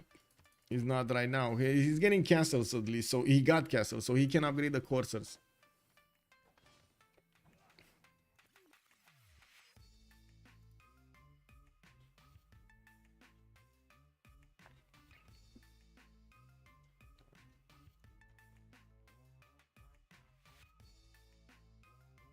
Okay, Forbidden City in Manchester. He's gonna use Isodor's 2 charges on that one. He was making projects for this next one. Filippo Brunelleschi is gonna be probably taken over by England, or I should say chosen by England. He needs 50 more points, and I'm pretty sure he's gonna get that. We do have factories in his capital starting to come around. He will need to finish off his workshops in the other ones to have that one available for him. Put down more encampments here from Bristol, and yes, getting his shipyards everywhere will give him the extra bonuses for production. S&D's production, by the way, is without industrialization. I would imagine when he's gonna get industrialization, he's gonna jump up really fast with a lot of production. Ambiotics here is going for the bottom 3 though on printing and gonna get his civil engineering going. While I do not see spend the time to get more cities in the south, Age of Empire did not need to. We do have also, looks like Damori did settle a city in the Bay of Tamar here. Sorry, in the Bay of Damodar, actually. Damodar and Damori. Okay, this is why I was getting confused. Both started with a D. Now we do have Damodar here starting to be positive in the gold. 9 gold a turn only, while Damori is on 129. I'm pretty sure they do need to keep bringing home more of these traders, and it's a bit surprising we do have only this 129 gold a turn, but no problem. We do have Toilet with 257 on Congo. He's starting to spread that religion of Islam of India everywhere, and as you can see, he's getting quite a few bonuses from at 121 and 115. He did manage to get over the first part of the game. Industrial zones in Congo, that's gonna be a pretty important one here, a +5, and yes, I do see him benefiting from a few courses in the south. He did manage to get Giovanni de Medici over there. Okay, very nice, very cool of you, we got a naval fight here, potential naval fight. Elephant guy went to the west side and got a few boats out. Looks like Congo's boats are going to be outmatched. He just doesn't have the numbers, and I do notice we do have the caravans benefiting from the +4 wars of religion, while Congo at the moment does not have it, but he does have the intel on his opponents. Definitely more science here than Poland.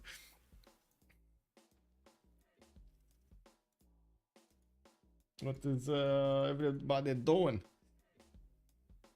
Please show take lead and yeah. Le prof de physique, bonjour monsieur. Bien. Yeah. How already? I did not wake up. I did not wake up yet. I understand and support your interest in this match, but I swear to God, I just thought you wrote the genitals there and died laughing. Bon matin, monsieur, bon matin. Yeah. So, yeah, we wanted to get this game going. It is what it is.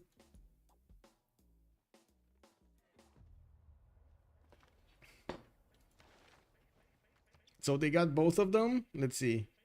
Giovanni. Yeah, so Gold did manage to get Khaldun, and Kublai did manage to get Newton. So they did manage to get on the same team, both of those important ones on GPL. Will it matter though? We do have S&D with 141 science, 188 culture, still way shy of the 250 that Damori is making. But as you can see, Damori is definitely going to lose that advantage soon when he's not going to have the free inquiry golden age. We still need to see another 6 turns, probably 7 turns to pass before that, while he's going to start getting the power rolling. His coal power plants are going to finish in 2 turns. We will probably see S&D here go for his own industrialization, cartography coming up in 2 turns, and nationalism in 3. Col Garanas, bonjour monsieur, bonjour. It started off with 2 a.m. GMT. That's like what, 4 a.m. Paris time, I believe, 4 a.m. Okay, campuses. Toilet is gonna get back in his choke point so he can defend a little better. It doesn't seem like Poland can push through that unless he actually has frigates, and he doesn't. India did manage to start to spy on his opponent of Hungary, also taking away his gold. And I do notice we did have a bit more science on both China and Hungary starting to take shape here, but just not enough. China is on 212 points of production. We do have Hungary on 159, while Elephant Guy is on 193. On the other side, the Toilet is 234, Commander Snake is on 230, Damori 376, and then Damodar is also on 181. Looking at the cities of Georgia here, we do have him struggling to get his next golden age. I'm pretty sure he's gonna want it. And we do have him also sending a few courses towards the south, towards the city of Kumasi. Georgia here, what is he gonna do?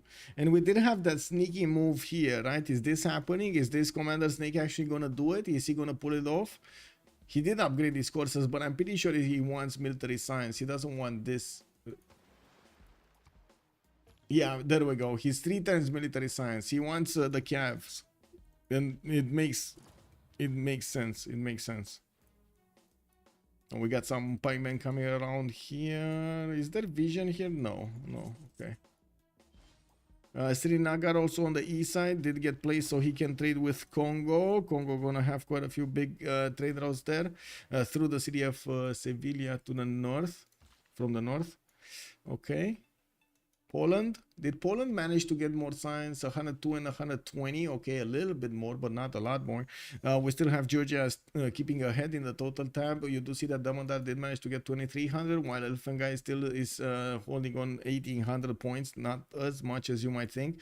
4 turns for Terracotta Army to finish from Tbilisi. I do see we do have Georgia with at least one of these spies in the city of Lodz. He's going to manage to get that one with an extra promotion.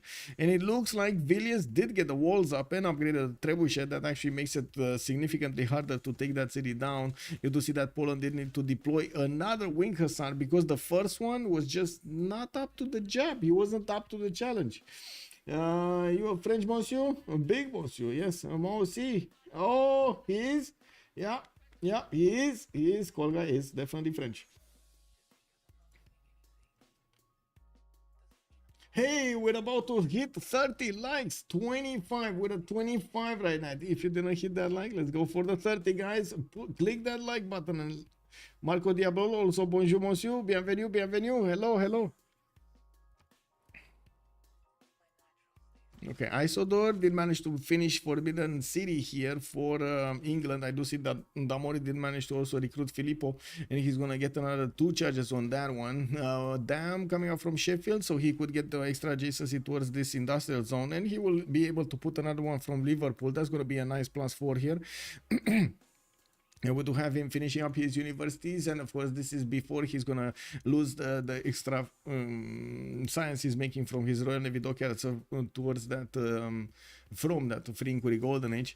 S&D, industrial zone logistics projects, industrial zone logistics projects. It's probably gonna be Leonardo da Vinci, man. That's the +3 workshops. That would have been so important here on England, but it looks like that's not gonna happen. S&D is gonna get it, and he's also gonna manage to get so much out of it. Unfortunately, he did not manage to get the mausoleum of Halicarnassus to give him the 2 charges on his Leonardo da Vinci. That's a bit unfortunate, but still it's 3 culture for each of the workshops, and he has a lot of them in each city he built. Yeah, half of my viewers, yeah, that's not that is so true. Half of my viewers are probably French. Yep. Cuckoo, hello. With that name, are you a gym science teacher? That's a good question. That is a good question. Science or muscle teacher? Or is it the science of muscle teacher? Sandorius, maybe he's both. Maybe he's teaching the way of the muscle. You don't know. Well, we will know when we will know, I guess.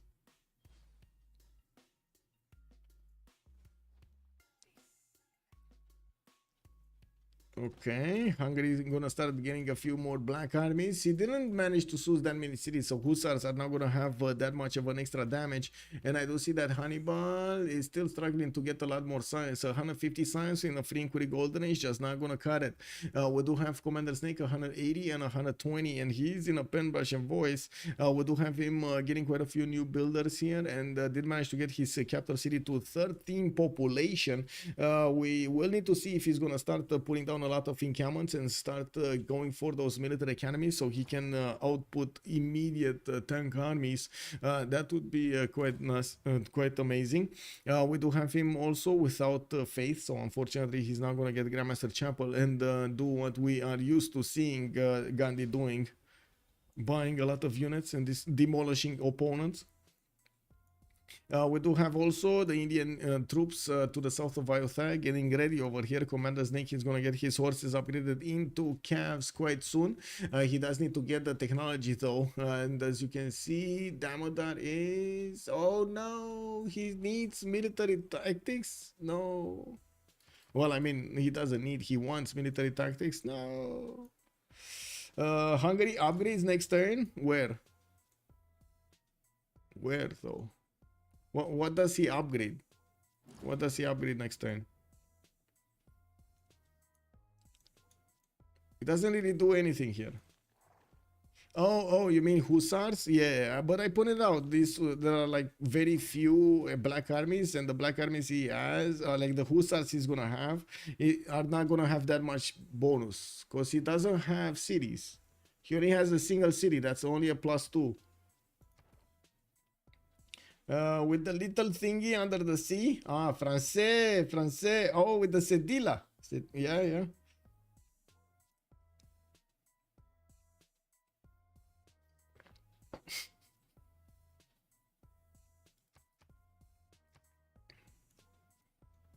Okay, Vilnius did get taken over, and it looks like Elephant Guy is going to keep that city. 2, 4, 6, 8, 9 cities at the moment at the count, while he is going to need to do something with the caravels.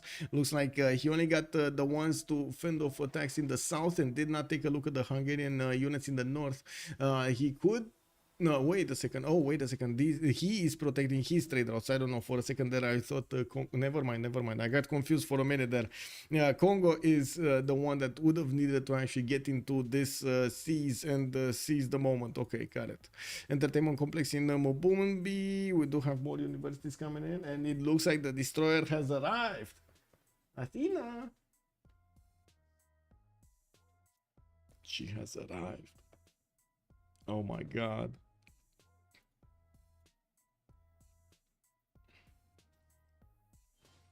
La Cedille, yes, oui.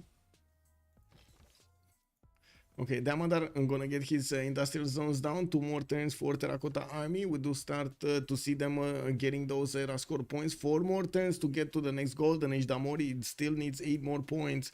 And I do see him finishing up his library. Statue of Zeus in 2 turns from Birmingham. And I do, yeah, we got the Great Lighthouse here in Mexico City. So he might actually get the necessary points. I do see nobody else is actually going to be in the Golden Age, and of course we're going to need to see if they're going to manage to actually get the gold going on their side.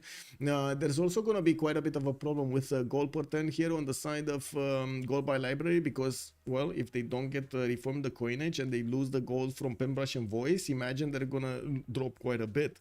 They should have at least 15 districts each, right? So it's at least 15 gold that they're not going to see from each.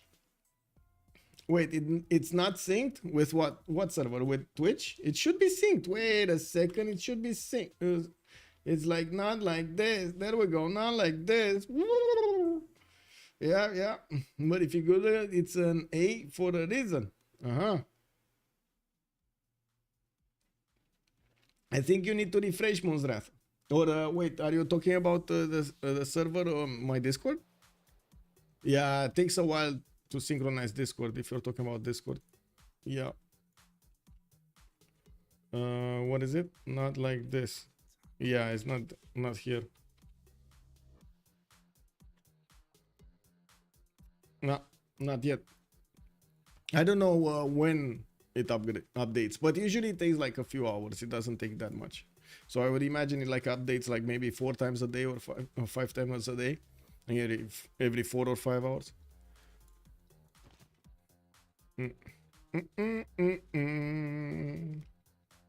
Need some tea. Whoa, not drinking coffee. Oh, I hope it's black tea at least, right? You're getting that energy going, flowing, right, Marco Diabolo? You're getting the chi in and out.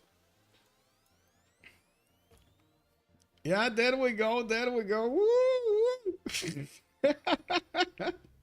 Yeah. Okay.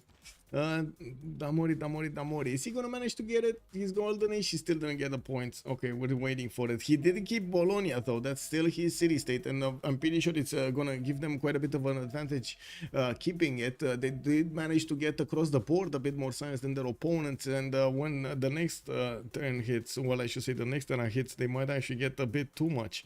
We do need to see what the gold pattern is gonna look like. Also on the side of gold bind library with that pen brush and voice fizzling down. More spies coming out, and of course this is actually a method to pad the numbers in your coffers. You can use the spies to steal gold from your opponents, of course, if they actually have commercials. That is kind of the prerequisite, them actually having commercials. CivAus on SND. Did he get it? Oh, he's getting it in 5 turns. But wait, wasn't somebody else building Kilva somewhere? Okay, statue, and the Great Lighthouse. No. Nobody else is building Kilva. Maybe Congo? No, he's not. So yeah, he's gonna get it. It's tea of African descent. Be more. Whoa. Is he contesting us? Yes, he's probably gonna want to contest Bologna, to be honest. Or you think he's gonna contest Johannesburg? Wait, SND has 13 in that, and nobody contesting it. Good evening, Gunzrath. Have a good evening. Okay. More industrial zones coming in, and yes, I do see India did get pillaged over here. There was a Hungarian black army that did go in and took away that tile from him.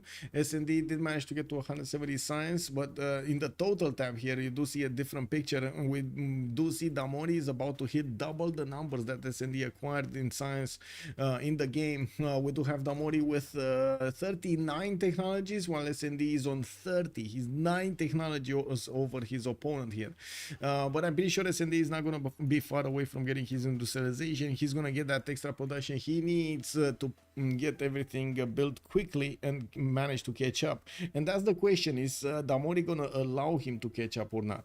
We do have also Congo managing to get all of the gold for his teammates. 315 gold a turn is more than double than gold by library is making at this point in time. Actually, it's not more than double, it's more than everybody on gold by library is making. And we do have Damori also on 500 production, while SND is 535. Of course, missing a lot of his buildings from the industrial zones. With Kilva Kizvani finishing up in 4 turns from the record run, gonna get a few points over there and a potential plus for theater square on the floodplain tile. He did manage to get to build Great Bath, protecting him from any kind of floods in that territory there. Put a few non-freshwater cities, quite a few of them, and of course acting them as quickly as possible, so he gets that going. Wait. 1 sec.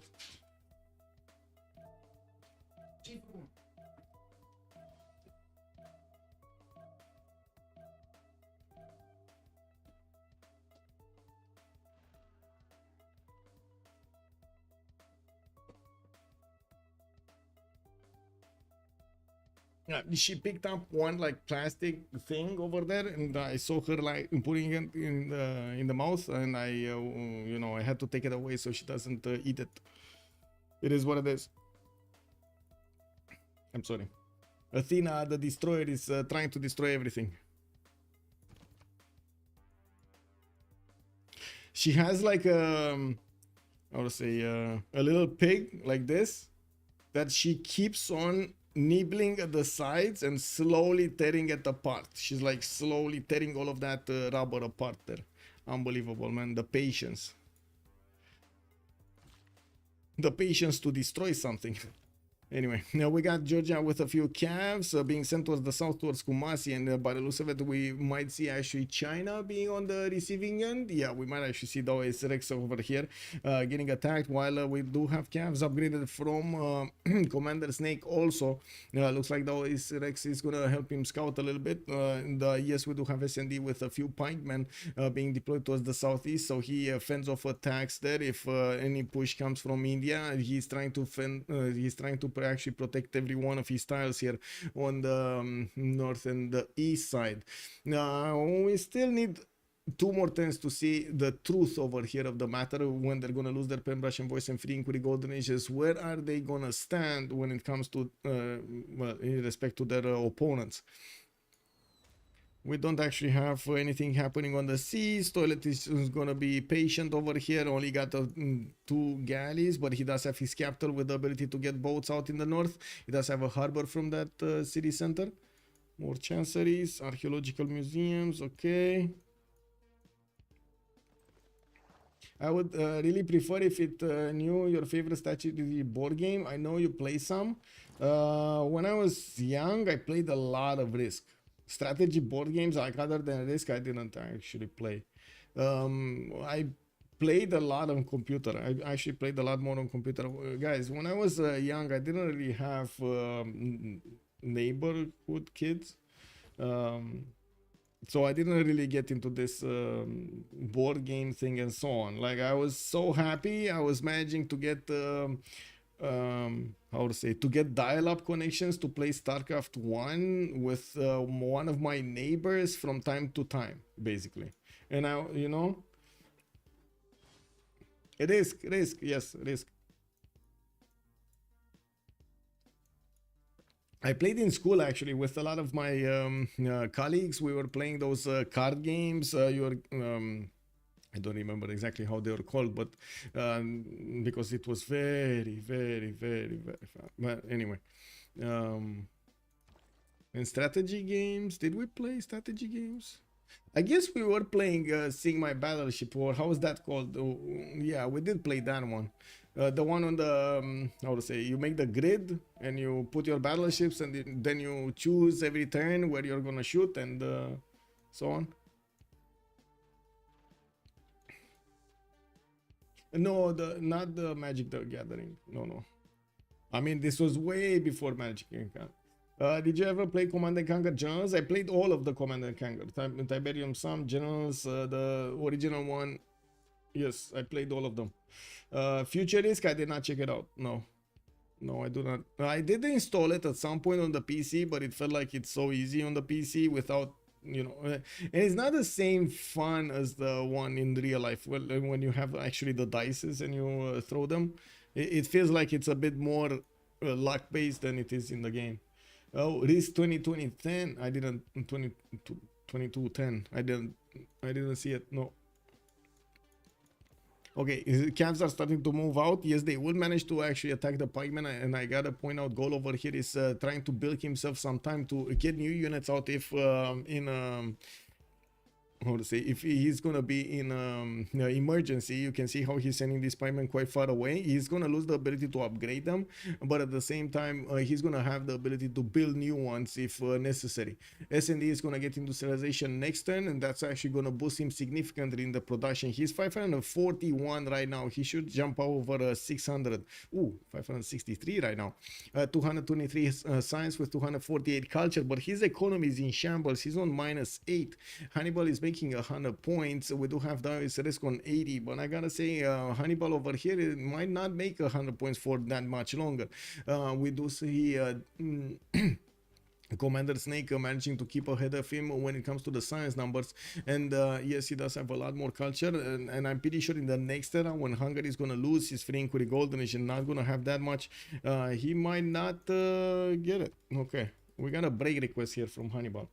It's actually I did play also Leisure Suit Larry, but I think at that point we didn't have I mean I couldn't buy it from anywhere, so we had like those crack versions back then in 2000 or something, and I don't think I had a good crack version because the game just froze and I couldn't finish it. It was annoying.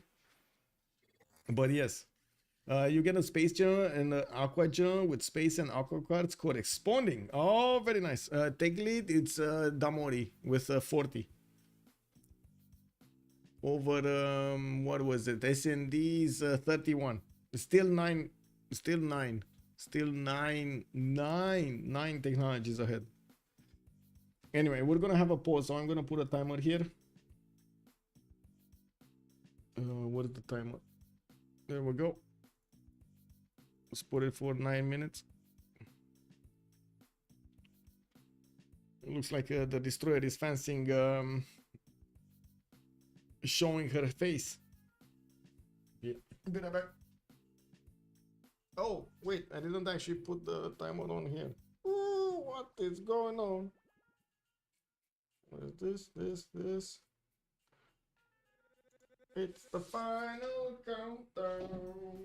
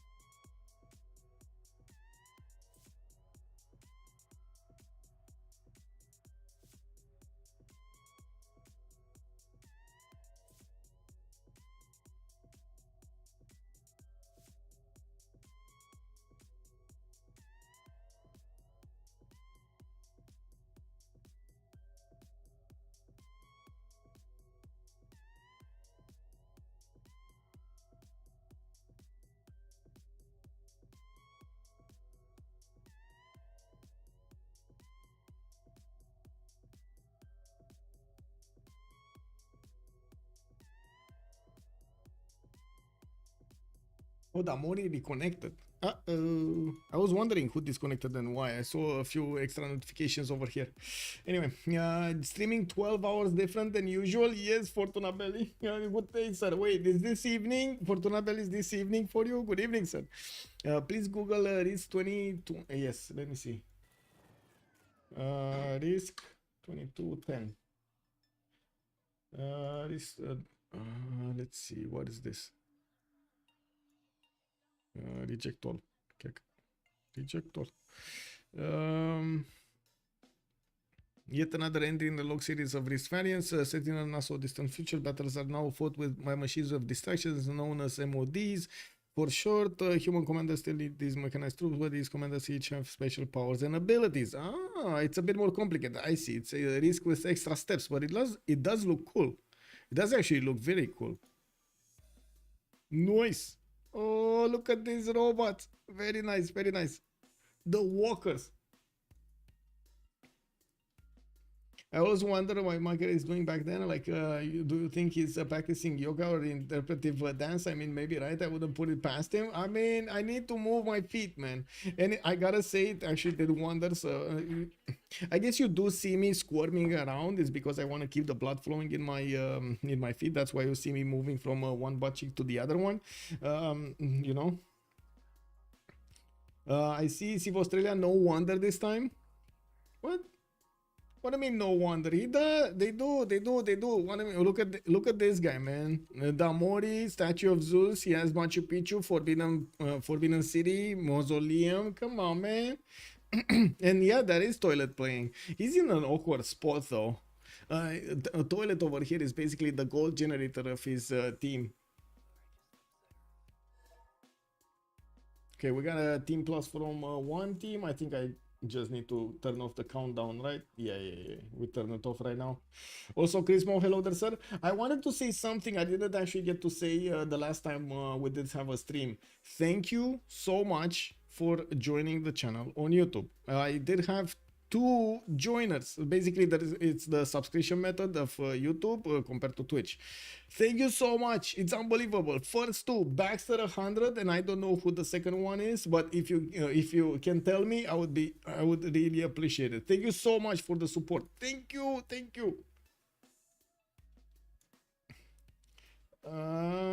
Chris Mo, definitely much earlier than usual. Streaming much earlier than usual. Okay, I close this. I get to open this, and I get to open, sorry, this and this. There we go.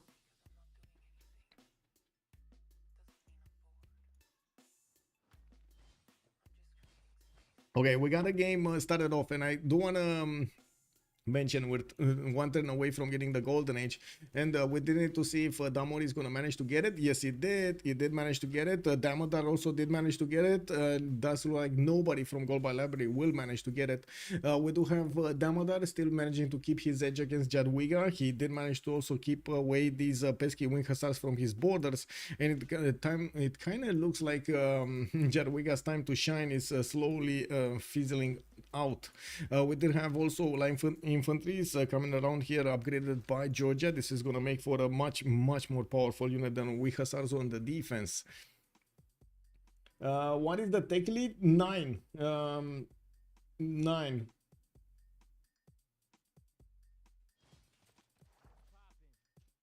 Also, Sandorios, I did Google 2010. I did. I saw the robots, man. I did see the robots. We got Tbilisi also coming up with armories, more workshops for the production capabilities, and of course the new campuses. He definitely needs to pad those science numbers up. We do have Congo also with 190. That's pretty good. Doesn't need that much culture, but I'm pretty sure he wants it. And he's working on getting his production capabilities higher. SND did manage to get his industrialization, right? So what happened over here? Did he lose a card? Did he actually switch a card or two? Or did he not get industrialization? He did get industrialization. No, he did not get industrialization. Never mind. I was expecting him to have a big jump in production, but it doesn't look like he actually finished it. He's going to go metal casting. He's going to want his, I would say, Viking shots here to fend off attacks from India. India did put a single Varu in the front of New Viodunum, so I'm thinking Gol might actually be thinking he's gonna get attacked here. Well, to be honest, between the two of them, I think Hungary is probably going to be the one dying first if push comes to shove. It looks like India can definitely flex against Hungary here, Hannibal to the northeast, especially in the next part of the game. Okay. Let's get a countdown going. Gold advantage on Civ Australia is insane. Yes, sir. It's a lot of gold advantage there, Singularity. He can see the camps because China has a scout there. Yes, yes. Yes, he spotted them. Not all of them, but he spotted at least one, and that's enough.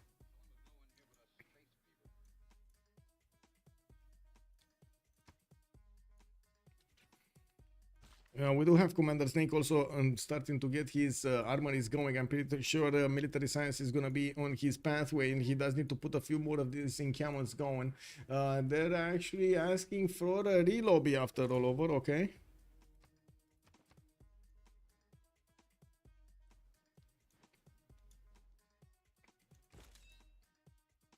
We have them starting to roll through these generals, Jeanne d'Arc, Renaissance Era. Okay, we're coming up soon to Industrial Modern 1. So we do have Poland making 8 points, Hungary is on 5, England on 7, India is on 4, Georgia on 7, Gaul is on 8 also, and Congo is on 2.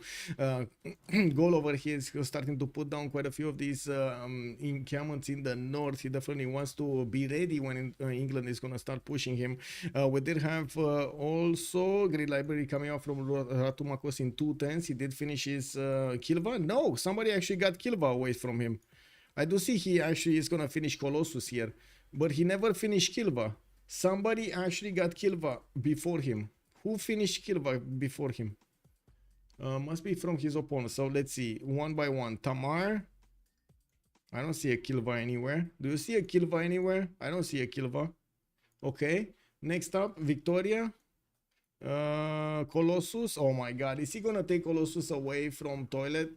No, sorry, from SND? No, SND is the top one. So okay, slot ordered. Oxford University in London in 2 turns. That's gonna give him a big boost in science, allowing him to keep his lead. I still don't see Kill. Oh, there we go. Kilva Kisivani did get finished. He took this away from him also. Left to have lunch. Surprise game is still ongoing. Cheering for GBL. Oh, Victoro. Hope it suits you well. Vicky has in Birmingham. Yes, Lucian, good evening, sir, and thank you. This is the last time I bet on GBL. I mean, let's see, they did not give up yet. Come on, let's give them the chance. Let's see if they do manage to get ahead of their opponents here.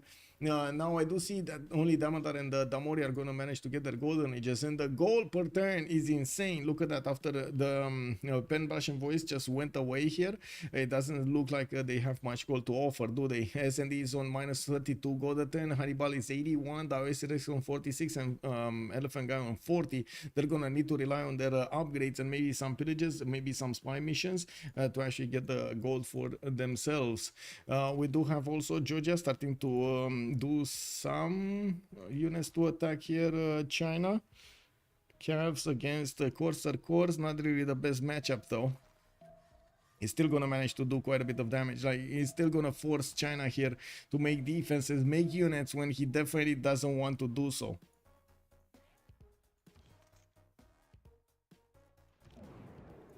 Okay, World Congress doesn't seem like it's gonna be anything important.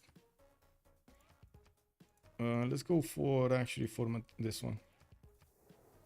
There we go. GBL bet here wasn't a bad one. Civ Australia have had some tough matches. Yeah. Heidi, also good day, sir. Good morning. Good morning. I wonder who picked the highlights against the team that's playing amidst their midnight. Well, I think, well, GBL is actually right. Yeah, midnight. Well, half of them, not all of them. Military Academy is coming around from Georgia to get those oil points in his empire. Not only that, but also manage to output armies when he's gonna get that civic. Yeah, we do have England also upgrading one ironclad, and did manage to get a red coat here. The red coat is going to be quite powerful, even if it's not on the different continent than his opponent against Gaul, especially against pikemen. We do have the Gallic Pike shots also starting to get upgraded here in the city of Noviodunum. He's going to need to close this gap between Divodurum and Noviodunum to not let them pass. And of course, be sure that he's not going to get attacked from the south, from Preslav. We do have Commander Snake with quite a bit of road to go for. And we're going to need to see how quickly he can actually get through this territory. And where is he going to want to hit? The fact is, SND is still going to be pressured here in the southeast. And his attention is going to be split. We do have him getting his industrialization finally next turn. I've been saying this for quite some time now, and Hannibal is also going to get his industrialization in too. Now on the other side, Damodar, drums of war, he did not go for reform the coinage, and that means he's going to start to output units here of war against his opponent. We do have Damori also getting his reform the coinage golden age, 332 points of gold with 554 production. I do see Toilet is 339 production points, while Gandhi is only 277. He does manage to make more than Hannibal on 221, not to mention significantly more science and culture. We do have India here padding those numbers with more encampments and getting the production capabilities up towards military units, and of course trying to get his industrialization going for more production. We do have him getting theater squares, and I gotta say he's also getting his Mahabodhi temple for those points. If that's true, then game over. Colossus also gonna get slot ordered. Yes. Oxford in 2. Yes, indeed. Oxford is over here in 2 turns, and the Colossus looks like it's not gonna be here on Sheffield. It should be on Gaul. It should be here.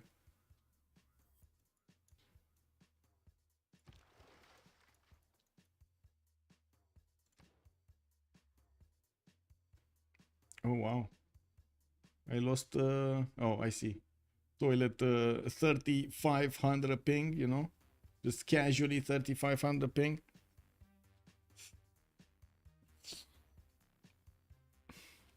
India doing a new meta strat. Kick W. Yeah. New meta. I mean, that's one of the beautiful things I would say about India Persona. It is so flexible. You can play it so many ways and still get good results with it. We do have Commander Snake getting his military engineer to start building the pathways towards his opponent. Hungary hasn't been putting that much production into his units because he did really want to get his other capabilities up, his stats. And yes, he doesn't even come close to the same number of encampments we do see on India here. We only have like 2 of them, 3 of them, and that's it. While on India, we do have like 1, 2, 3, 4 soon. Yeah, and quite a few more coming up from the southern cities when he's going to get them. Probably one from Ahmedabad and Madurai soon.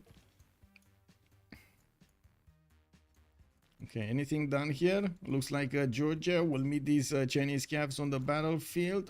Could he move here? No, doesn't look like he's actually gonna do damage if he's repositioning towards the southeast. Looks like also Athena is starting to talk with the birds. She's watching the window. She's starting talking with the birds. I just don't understand what went wrong. I thought GPL had a better position, denied people on the Tamar, had goal free sim, and somehow they're losing. Well, yeah. A few things, I guess. A few things. But it did.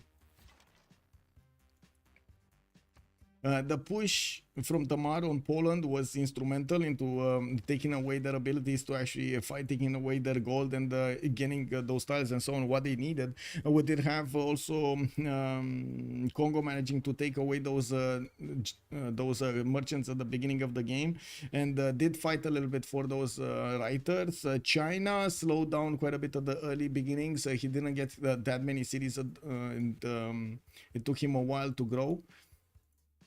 Now we did have Hungary also stopped settling. At some point, he just stopped settling. 2, 4, 6, 8 cities. They can't say he actually has some more. Unfortunately, he only had like maybe one more non-freshwater city to the north, and that's about it.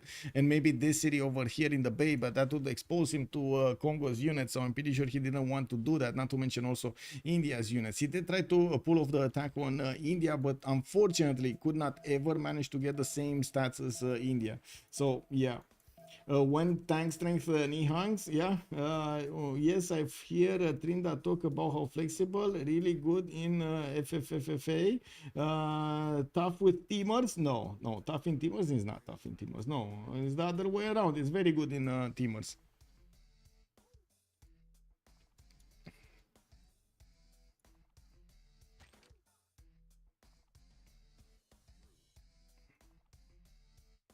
Okay, more Chinese units. Anti-Cavs. Looks like the Indian units are also going to go against a wall of Gallic defenses here. Pikeman and Pike and Shot are going to be strong enough to fend off attacks here.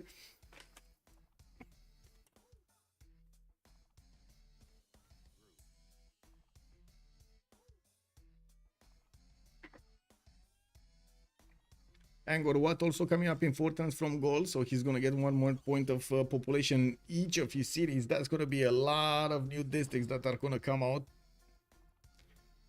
We do have also Damor in the north, finishing up more encampments. He's on his 3rd one, and I do see he has a strong fleet. I don't know why he's keeping that many boats here, but I guess he knows. He knows. We do have him probably masking his actual strength there. We do have him also finishing up Oxford University, and I do see here, of course, Los Colossus there. Unfortunately, an extra 3 capacity. Not gonna be his. He's gonna be on the goal, and at least, well, that will allow SND to get his goal pattern going. 36 here. Finally, he's on the positive side. Even with his industrialization, it doesn't look like SND did manage to get enough of a difference over Damori. 632 versus 570 here, while Damori still keeps his science age. It looks like in the culture screen, gold did manage to catch up.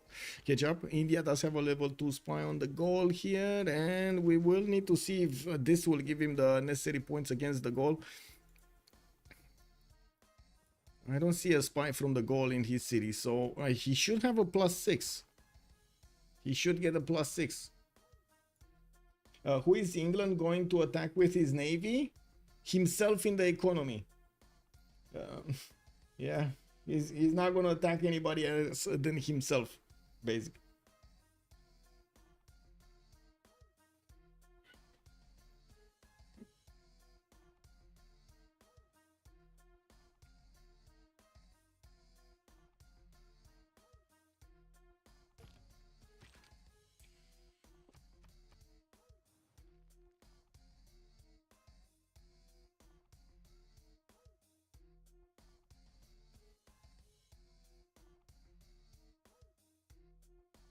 Okay.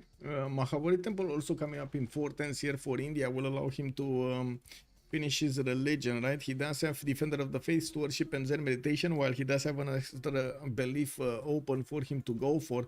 It doesn't look like Poland did finish his religion, so he doesn't get that double relic. Unfortunately, Elephant Guy did not manage to get more faith per turn. Lahore here, oh my god, look at Lahore being so big to the north of Poland here. Who is Lahore city? Lahore is Damodar. Wait, Damodar is an opponent of Poland, right? So why isn't Damodar recruiting Lahore here? Oh, it costs him 855 gold to actually recruit units from Lahore. Yeah, I think we're gonna let the army of Lahore do whatever they want here. You know, just let them be over there. Yeah, it's fine. For that price, they can do whatever they want. We do have the gold just disappearing from the coffers of Gold by Library, while on the other side, CivAus does have quite a few good points in the coffers, and I'm pretty sure they can get them very, very quick.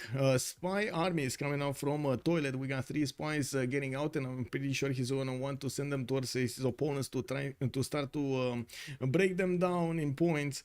While I do notice India is going to get up here. He still didn't activate his level 2 spy. Oh, gaining sources in 3 turns. Why would you gain sources? That's already a level 2. Why would you spend the time to gain sources when there's already a level 2 here? Anyway, it is what it is. We do have Northeast, nothing really happening. We do have India with a few units that he could upgrade here, and of course core up. And yes, we do need to see if he's gonna manage to get to the tank technology soon. He did manage to go towards industrialization, got his production capabilities up. He's right now on 347 next to Hannibal's 262. Not to mention more science and more culture kick. More of these workshops, factories, and his coal power plants are gonna need to show up in his industrial zones. While he is gonna get the gold to upgrade his units, he does need to get to that tank technology. I wouldn't be surprised if he's also gonna reach I would say mobilization, not that far away. Over or under in 20 turns. It might not take that long. Yeah, I take your word over Tinda, but I've heard him say that. Yeah, I also watched him do 2 FFAs with India. He did well. He also never seems to use India in Timor. I don't know, just saying. Yeah. I mean, to be honest, most of the time India is banned in Timors. Like both Chandragupta and Gandhi are taking a lot of bans.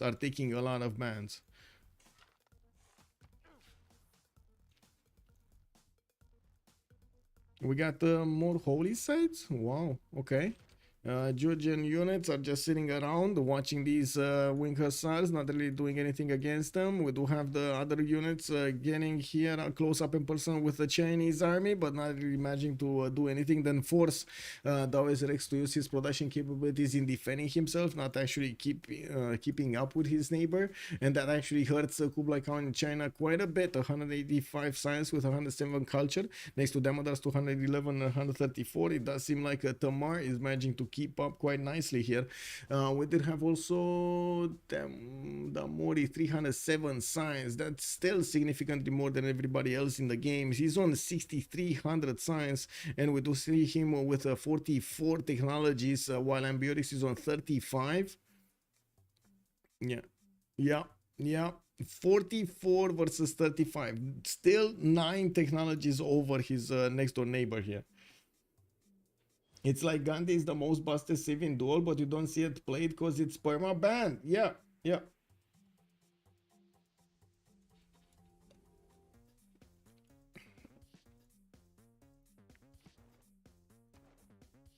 What happened here? Cotton, no amenities, siphon funds. Okay, so that's probably one of the reasons with this we do see Congo getting so many of those. Spies, so he can actually send them and get to spy on his opponents. I don't think Gold got a commercial from his capital though, so that's not spyable. I'm still surprised what this Indian spy is doing. Why does he want to get gain sources when he could just get more damage against SND?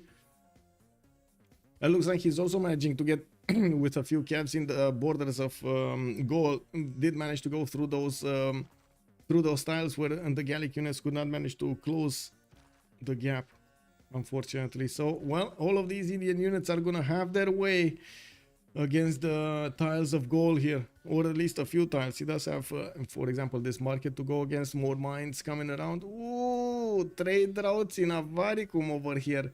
Oh my god, he's getting into the meat of things. And this is surprising because gold actually had quite a bit of heads up against this. But if you find yourself in an FFA and you can choose India, do it. Yes. Big game, I did. Sure. Okay, there we go. Thanks. There we go.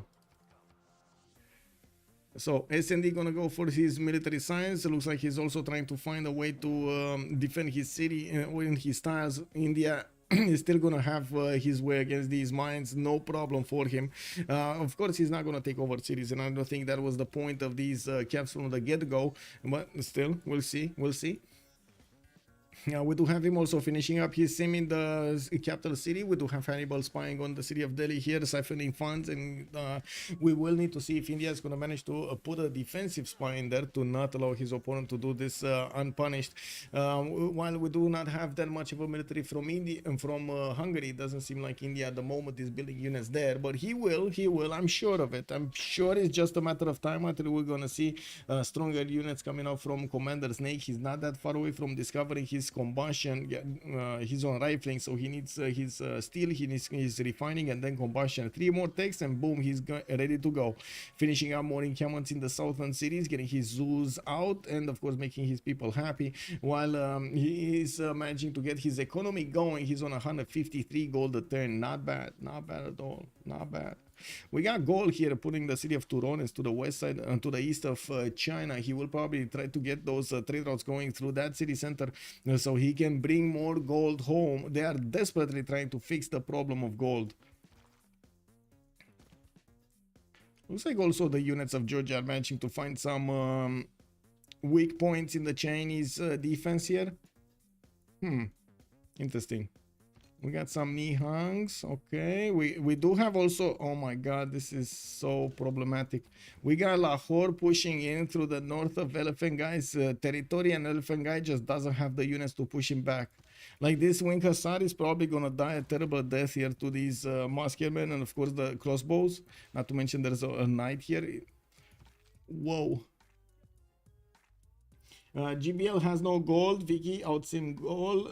I don't see win condition. Yeah, it's a hard one. You senses GG, it might come. Yeah, I'm sensing it coming also.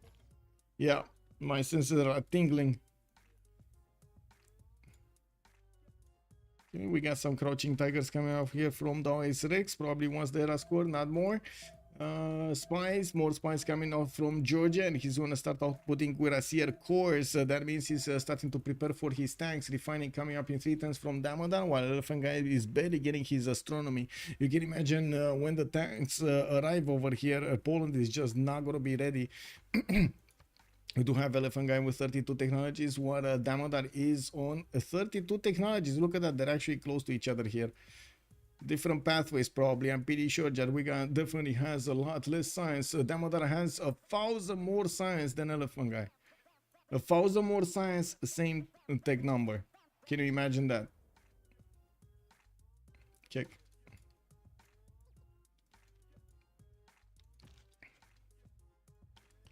Michael is in the greatest mood, and he happens to own. I kind of find it cute when he's like this. I just love him as a human. Nothing can change it. Thank you so much, sir. And wait a second, I'm not in the mood. I mean, yeah, I'm not in the greatest mood. You're kind of right on that one.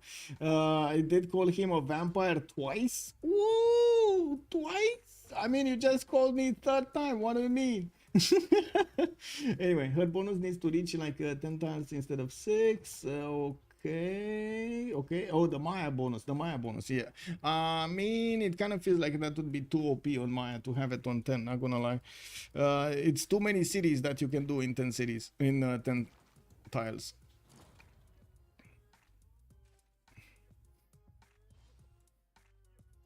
Okay, more of these Indian troops are getting into the borders here, and you do see the cabs are getting in the position to pillage as many tiles as possible, forcing Gold here to react and get units of his own on, slowing him down from anything else. We do have Politics coming out next turn from SND to get his cuirassiers upgraded, but he's also going to need a gold to do so. We do have him on 690 production, while Damor is 607, keeping up quite nicely with his next door opponent here. But I gotta say something, Damor is getting his research labs, and nothing's gonna stop him from keeping his lead in science over his opponent here. Ambiorix is gonna take quite a bit of time to get to his own chemistry and build those research labs. Now, we do have in the meantime also Elephant Guy gonna need to defend against Georgia with his cuirassier corps coming around here. Georgia is going to need to ramp up his production capabilities. Looks like he's sending them towards the south. That means he's actually going to eyeball China and not Poland at the beginning of the attack. We're probably going to need to be waiting for his combustion to finish so he can upgrade the tanks, right?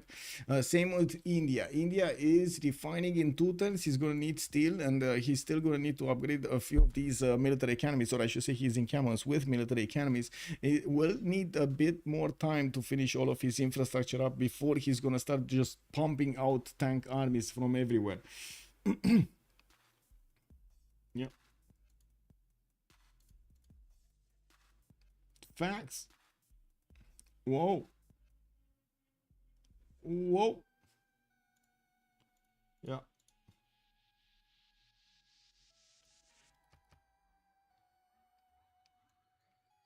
Okay. Cindy, great engineer, great engineer, great engineer, more knights. A lot of units, a lot of units. And I don't think they can afford tanks. Like with this economy, unless they actually get very lucky with the spies, I don't think they can afford tanks.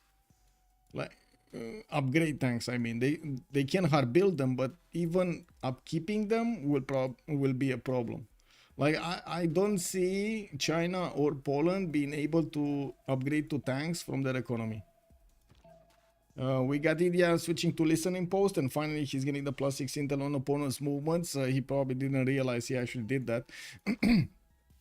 We do have goal here. Needing to upgrade his units though. Ballistics anytime soon. Maybe next turn. Maybe next turn. Mobilization coming up in 4 from him. Okay. Midnight. Hello there, sir. Good evening. Oh my god. Wait. You're starting to... Oh my god, man.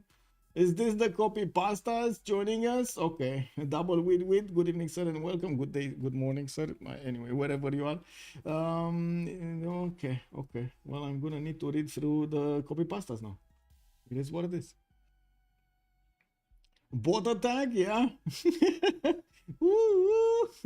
Just like Midnight is saying here. Okay, anything happening here? Not really. China is fending off attacks from Georgia. Georgia got pushed back. He's going to end up in the Polish Grand Sphere, and doesn't look like he's going to have that many of these cuirassier corps to attack into his opponent. He's also going to get a few archaeologists in the meantime. I did see one from Congo also. He does get a lot of benefits from that, and as you can see, he's spamming out banks so he can get as many of those as possible. What the WTF, man? I think I just see 2 military aircraft, like, I don't know, I guess F-16s or something. They're actually flying in formation over Bucharest. KW. Anyway, weird.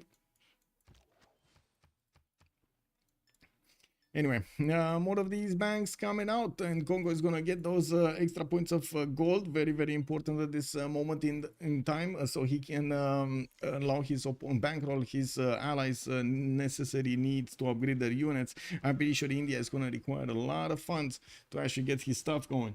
You can't be in a bad mood while wearing a hat like that. Yeah, Marco. Yes. I mean, come on. I can't be in a bad mood and make this. Right? I can't be in a bad mood and actually... Wait a second. I don't have... Oh my god. It didn't get to Twitch. Twitch chat. It's in the other chat, not this chat. Oh my god. Twitch. What is this? No emote. No emote. Let me see. Not like this. Not like this. There we go. Anyway, more campuses coming up from India. He's gonna increase that advantage that he has over Hannibal when it comes to that science and of course his capabilities. We do need to see when he's gonna start pouring units out so he can take on Hungary. We do have John Dark still in the Great General screen. Nobody actually managed to do some projects. Everybody's building their military academies to pad those numbers rather than do projects. Yes, please, may I have another? Yes. Let's go. Okay, India gonna get a few more pillages here. He did core up one of his units, and it looks like it's way too strong for these units to push. Well, I say way too strong, but it's not really way too strong. Anyway, more pillages here, more pillages here. This one just pillaged. This one is gonna pillage. That's a lot of gold extracted from his opponent here. Commander Snake is gonna get to bankroll his own tanks quite soon. And Hungary here is also trying to get his production capabilities up. Got his industrialization. We do see him getting his factories and of course his coal power plants in. While I do see him finishing up military academies, he still did not manage to get that many units out. He's gonna get spied on by Congo in 2 cities here, or I should say in the city of Gyoto with 2 spies. Looks like they're gonna go for the gold. They're gonna go for the gold. Yeah, siphon funds in 4 turns here. We gotta see what's happening turn by turn on gold by library when it comes to their gold per turn. This is quite problematic on their side. Yes.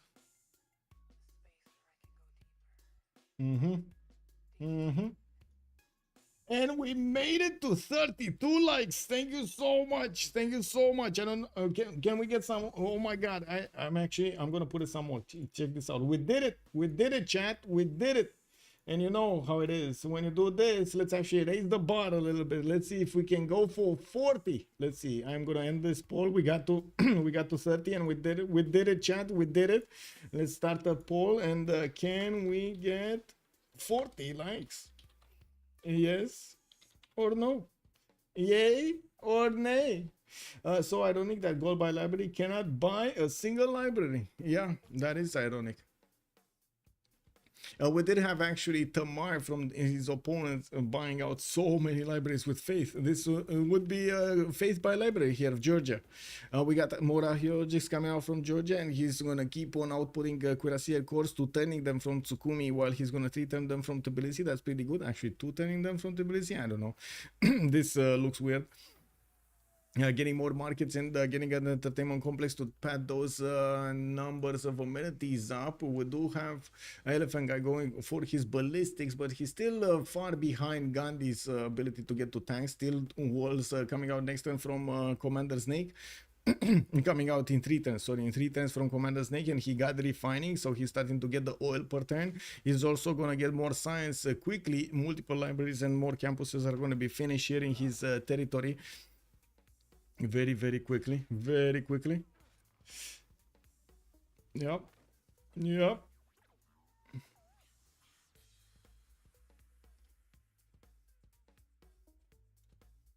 Okay. What do we have here? Plymouth, heart of the nation here. Oh, is this an aerodrome I see from Plymouth? Oh my god, what is he on the science screen? 330? That's still quite low. I would imagine he's gonna want to go for Albert Einstein here. That's the next one up, and he's gonna need a lot of projects. We do have him turning projects from the capital while he's gonna finish his research labs from the other cities. He's gonna slowly switch them towards I would say towards research labs. Research projects. China also getting 37 points. Goal is on 30. Georgia on 27. Poland 16. Hungary 14. And you can see how few points England has, only on 87. He would need so many projects to get there. He might actually not want to race for this. We do have China still defending, getting his goal points per turn. More banks coming in while he did push back the Georgian Cavs. He's going to be fine. We do have, let's actually see on the other one. Hungary and gold, right? Hungary and gold, not getting projects for. Okay, and not getting projects. I wanted to check if anybody is actually trying to compete for the scientists, for Einstein. Seems no. The answer to that is no. We did have gold actually managing to do a bit of damage against the Indian Cavs and took one at least down, but he still got pillaged in a few mines. Wait a second, Akurak didn't get pillaged. I was expecting India to actually take down that Akurak, but it looks like he might actually try to go for the Gavron Plaza. What is it? The coal. The coal. Probably the coal is his best bet to actually get a pillage. It's the only bet actually. But I don't think he's going to remain with enough movement if he goes too far into the north.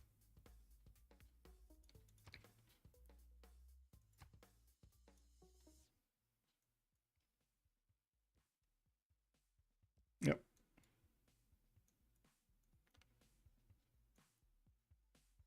Okay, banks, markets. campuses in Kozhikode. We do have stables in Madurai, Ahmedabad. Okay, more campuses. Okay, let's see China. China will have a big problem actually if he's not gonna get his infrastructure for war here. Not enough encampments down. I do see Poland did manage to get two of them. One of them died because, you know, Poznan is getting attacked by Lahore units. Actually didn't die. It's still alive over here. Wait a second. I don't know why I thought it did, but it didn't die. We do have Lahore without unit to actually take Poznan out, but he did manage to push back the Polish units, and will probably start to pillage a few tiles here. We will need to see how things evolve, but still is a problem for Elephant Guy to actually keep up that north. Keep that north up. We do have also Congo managing to get his aerodromes down, and yes, I do see he's gonna get a few more of these archaeologists to get him the works here. While I do see he's getting spied on by Poland from the north. Elephant Guy is gonna have to go through a caravel fleet if he actually wants to go against the city of Kewilla. That's not gonna happen, especially if a plane comes in. He's just gonna put it down there and it's fine up there, and it's fine. We do have him spying the city of Győr, where we do have a bank coming around, and as you can see, there are two spies actually trying to get all the gold from Hannibal. Man, this guy is barely making 100 gold and he's getting spied on in so many cities. He's probably not making anything right now. Let's actually see how much gold he's gonna get next time. He's on 110 gold right now. In the bank, I mean, in the bank.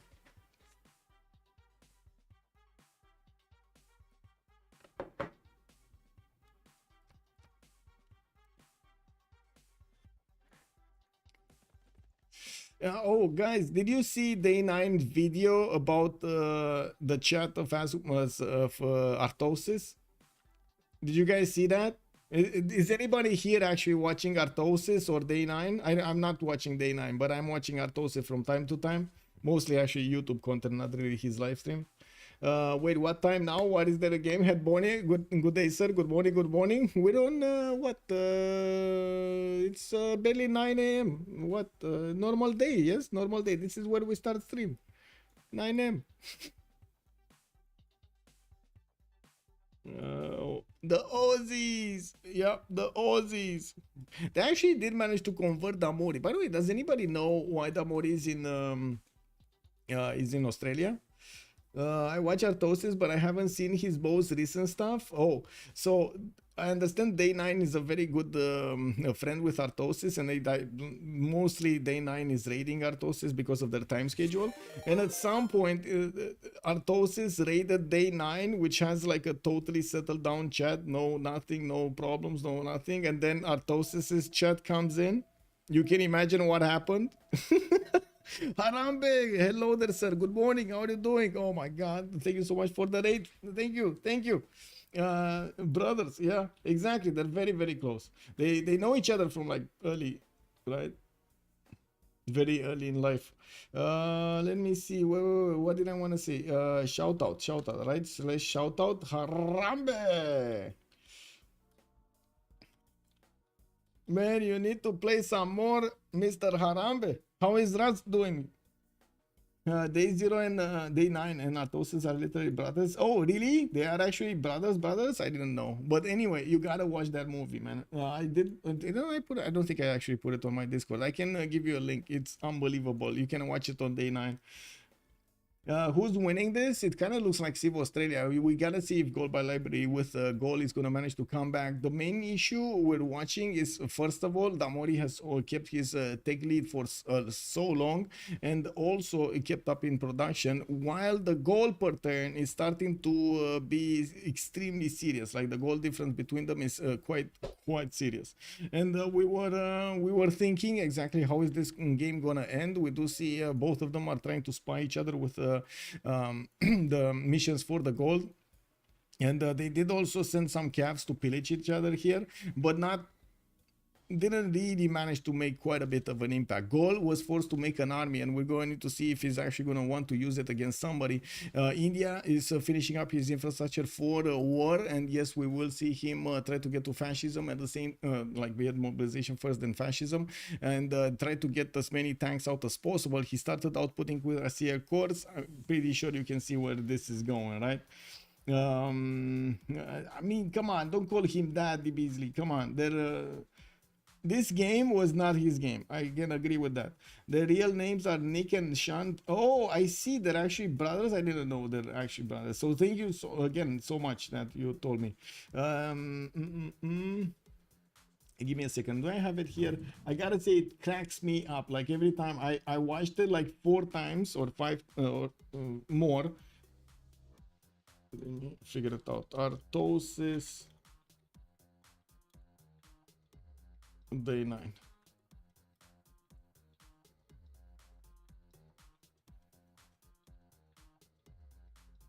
Yeah, there we go. There we go. There we go. I found it. There you go. I think he was too passive against Tamar early on. Poland here, yeah, but I don't think he would have done that much against Tamar, to be honest, early on. Early on, aggression against Georgia is probably going to be doomed to fail, unfortunately, because of the Tsikes. Oh, you mean tasteless? Yeah, no. Day 9 and Artosis. Yeah. Yeah. And that video is gold, just pure gold over there. Anyway, we do have more libraries coming around from India, and he's gonna get his extra culture from the art museums. He's only on 115 culture. I thought he would actually jump up a little bit more, but he didn't. And I gotta point out, he's on 544 points of production with that 283 science. It looks quite strong. We also have him soon gonna get his steel wars next turn, and then go directly for combustion. He's gonna get the gold, and his ability to actually upgrade so many units fast is probably gonna make Hungary shiver in his boots. We do have goal here, also finishing up his coal power plants, getting that production up 735 points, 100 more than Damori has, but still Damori has the ability to get so many science points. Now we do have him trying to get also Einstein. You can see him starting to do quite a few projects. I do see 2 of them with an industrial zone project in the city of Manchester. He's probably going to want to get one of these. Just this one for other Lovelace. We didn't see anybody, China or Gold, actually making science projects, but let's actually double check. Doesn't look like China. Is China making? No, doesn't look like. No. Oh, I see a campus research project. Okay, so he's doing at least one. Okay, he's gonna need a lot more than one if he actually wants that. M&M cookies are superior to chocolate chips. Yeah, I can't say you're wrong. Yeah. Mm-hmm. You would argue against? What? I mean, you just said, oh, against debatable. Yeah, against debatable, yes.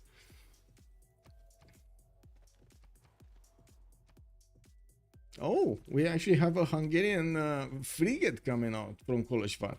Okay, he is starting to get a few cuirassiers. The cuirassiers are not going to help him that much if we're going to have. And that's a GG right here. Civ Australia manages to knock down Gold by Library in this 3rd week. I guess this is the 3rd game, right? Not the 4th game. Later on today, we're going to have the 4th game. And we're gonna need to see what they're gonna pull off here in the next one, so they can get to secure their first and second points, first and second places. We did have Damori managing to get some awesome sim done on Age of Empire, and you've seen how much he actually struggled to get all of those wonders going for him. Gold did manage to keep up, or I should say, I don't know who kept up with whom, to be honest, over there, but he did manage to get a lot of good spots for his Opidums. That I can say. Tamar could not manage to take down Poland. Neither did Poland manage to do that much against Tamar. We did have China trying to ramp up. Just couldn't do it. Let me actually put up on the screen here, get onto the channels for the debrief, and let me actually see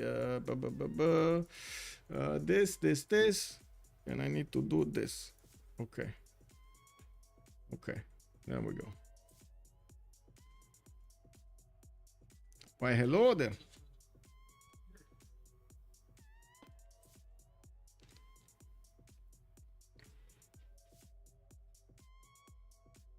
GG, well played.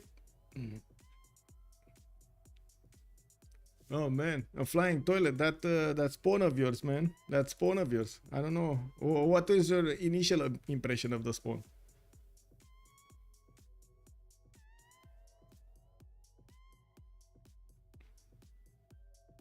Yeah, I saw.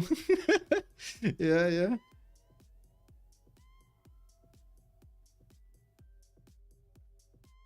Yeah.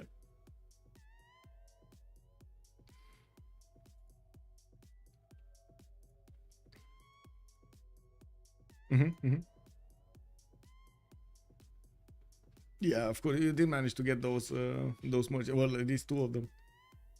Or did you get the two of them? You- Yeah, two. Yeah. Hmm.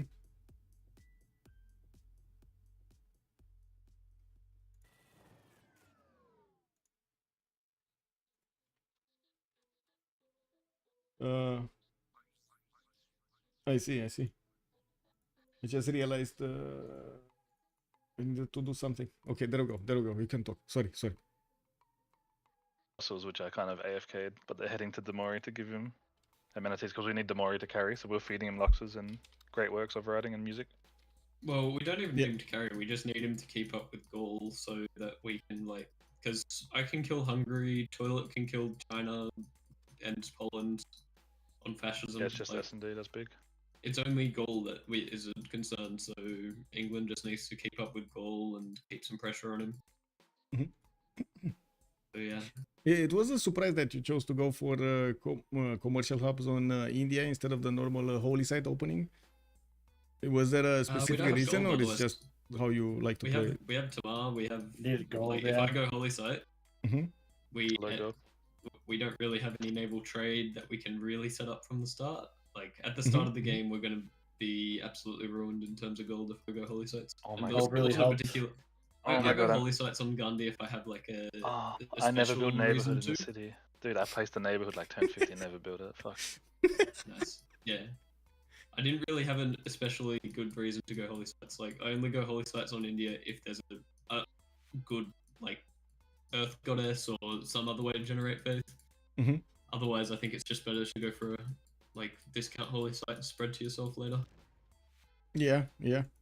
That religion coupled with toilet was amazing. You do get the bonus, right, for the commercials? Toilet doesn't with get the religion? stewardship, no. No, he doesn't get it? I get Oh. They changed Congo so he gets gold and culture per population converted.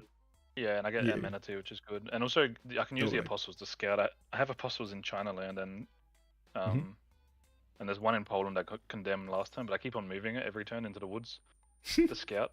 Yeah. So, and I convert to Mori to give him amenities. It used to be better, the old Congo bonus. Yeah, it was better. I'm not. How much am I getting from it? Man, I think you can only see that, right? 11 from pop. Yeah, okay. So it's about my population. I'm not sure my population is maybe like 90. I mean, actually, I'm probably on like 100 pop. I have a 19 population capital commander because you sent me 1 million traders. No, you're over 100. You're over 110 or 120. Population. It's 10 cities with 10. Yeah, with at least 10 pop. Yep. Yeah. So it's a bit of gold and a bit of culture as well. It's not like a lot, but the amenity is good because I'm not sure what their amenities were like, but you know. Yeah, I don't We think were they going to get patches before the moment, except for goal. Goal's not +5 at the moment in all of his cities. Not all, but yeah, he does have some +6. We did the good. Sorry. We did the good Congress, so we cancelled. Well, it was the CS control, which I think really got it for us. Yeah, like, because I'm basically on par with both Toilet and like Demori on culture because of Ayutthaya. Like I'm finishing mass media this turn. I think yeah, that's really good. And then we all have fascism before. Yeah, S&D is gonna have similar timing, but yeah, I'm not sure what S&D has. Does he have mobile? No. India was building it at some point. Yeah, India built it. No, mobilization, civic, like armies. Oh, mobilization. I thought Mahabali Temple. No, he I don't think he got there. He was, or he was very close to it. Give me a second. I can see. Yeah, he does. He does have it. He does have it. Okay. Because we'll have fascism in about. Well, Damori might even boost it because he's got all the great Yeah, works but now. the main problem is they have no gold. Like even if they get all of this army out, the second they upgrade into tanks, first of all they need to get the money to upgrade into tanks, but then the upkeep will kill them. GG Yeah. boys. We were really sad when we couldn't get the kill on the Gaul City because that would have been the Gaul settler because that would have been Yeah. Yeah. I had some Yeah, I tanks wasn't coming actually around to kill sure. it, but I don't know if it would have made it. No, in like I time. didn't know how the mechanic worked, right? Because you hit the scout, but I had the move queued with the settler, know. not the scout, but they were linked. Worked yeah. that way. I Like, tried I wasn't sure breaking it, myself. So Because did it break it or not? No, No. it didn't. The Oh, you- shift Nah. center. Okay. You, Yeah. you can tell S&D shift centers, it takes 10 seconds for him to load in or something. Because I'm watching the banner and he still hasn't settled. No, I Damn it, didn't I- settle like forever. No, I didn't have to settle, right? Because you can't hit it then. Yeah. Like after Yeah, the yeah, center. yeah. Because then there was like the turn that Snake moved the If the scavenge. boss I wasn't wasn't looking there. at the settler. Yeah. But I don't think, like, that would have been a big I mean, seller I was still, moving but- the horse because I knew Damina was Yeah. sending the Dude. Kusas down. Like Yeah.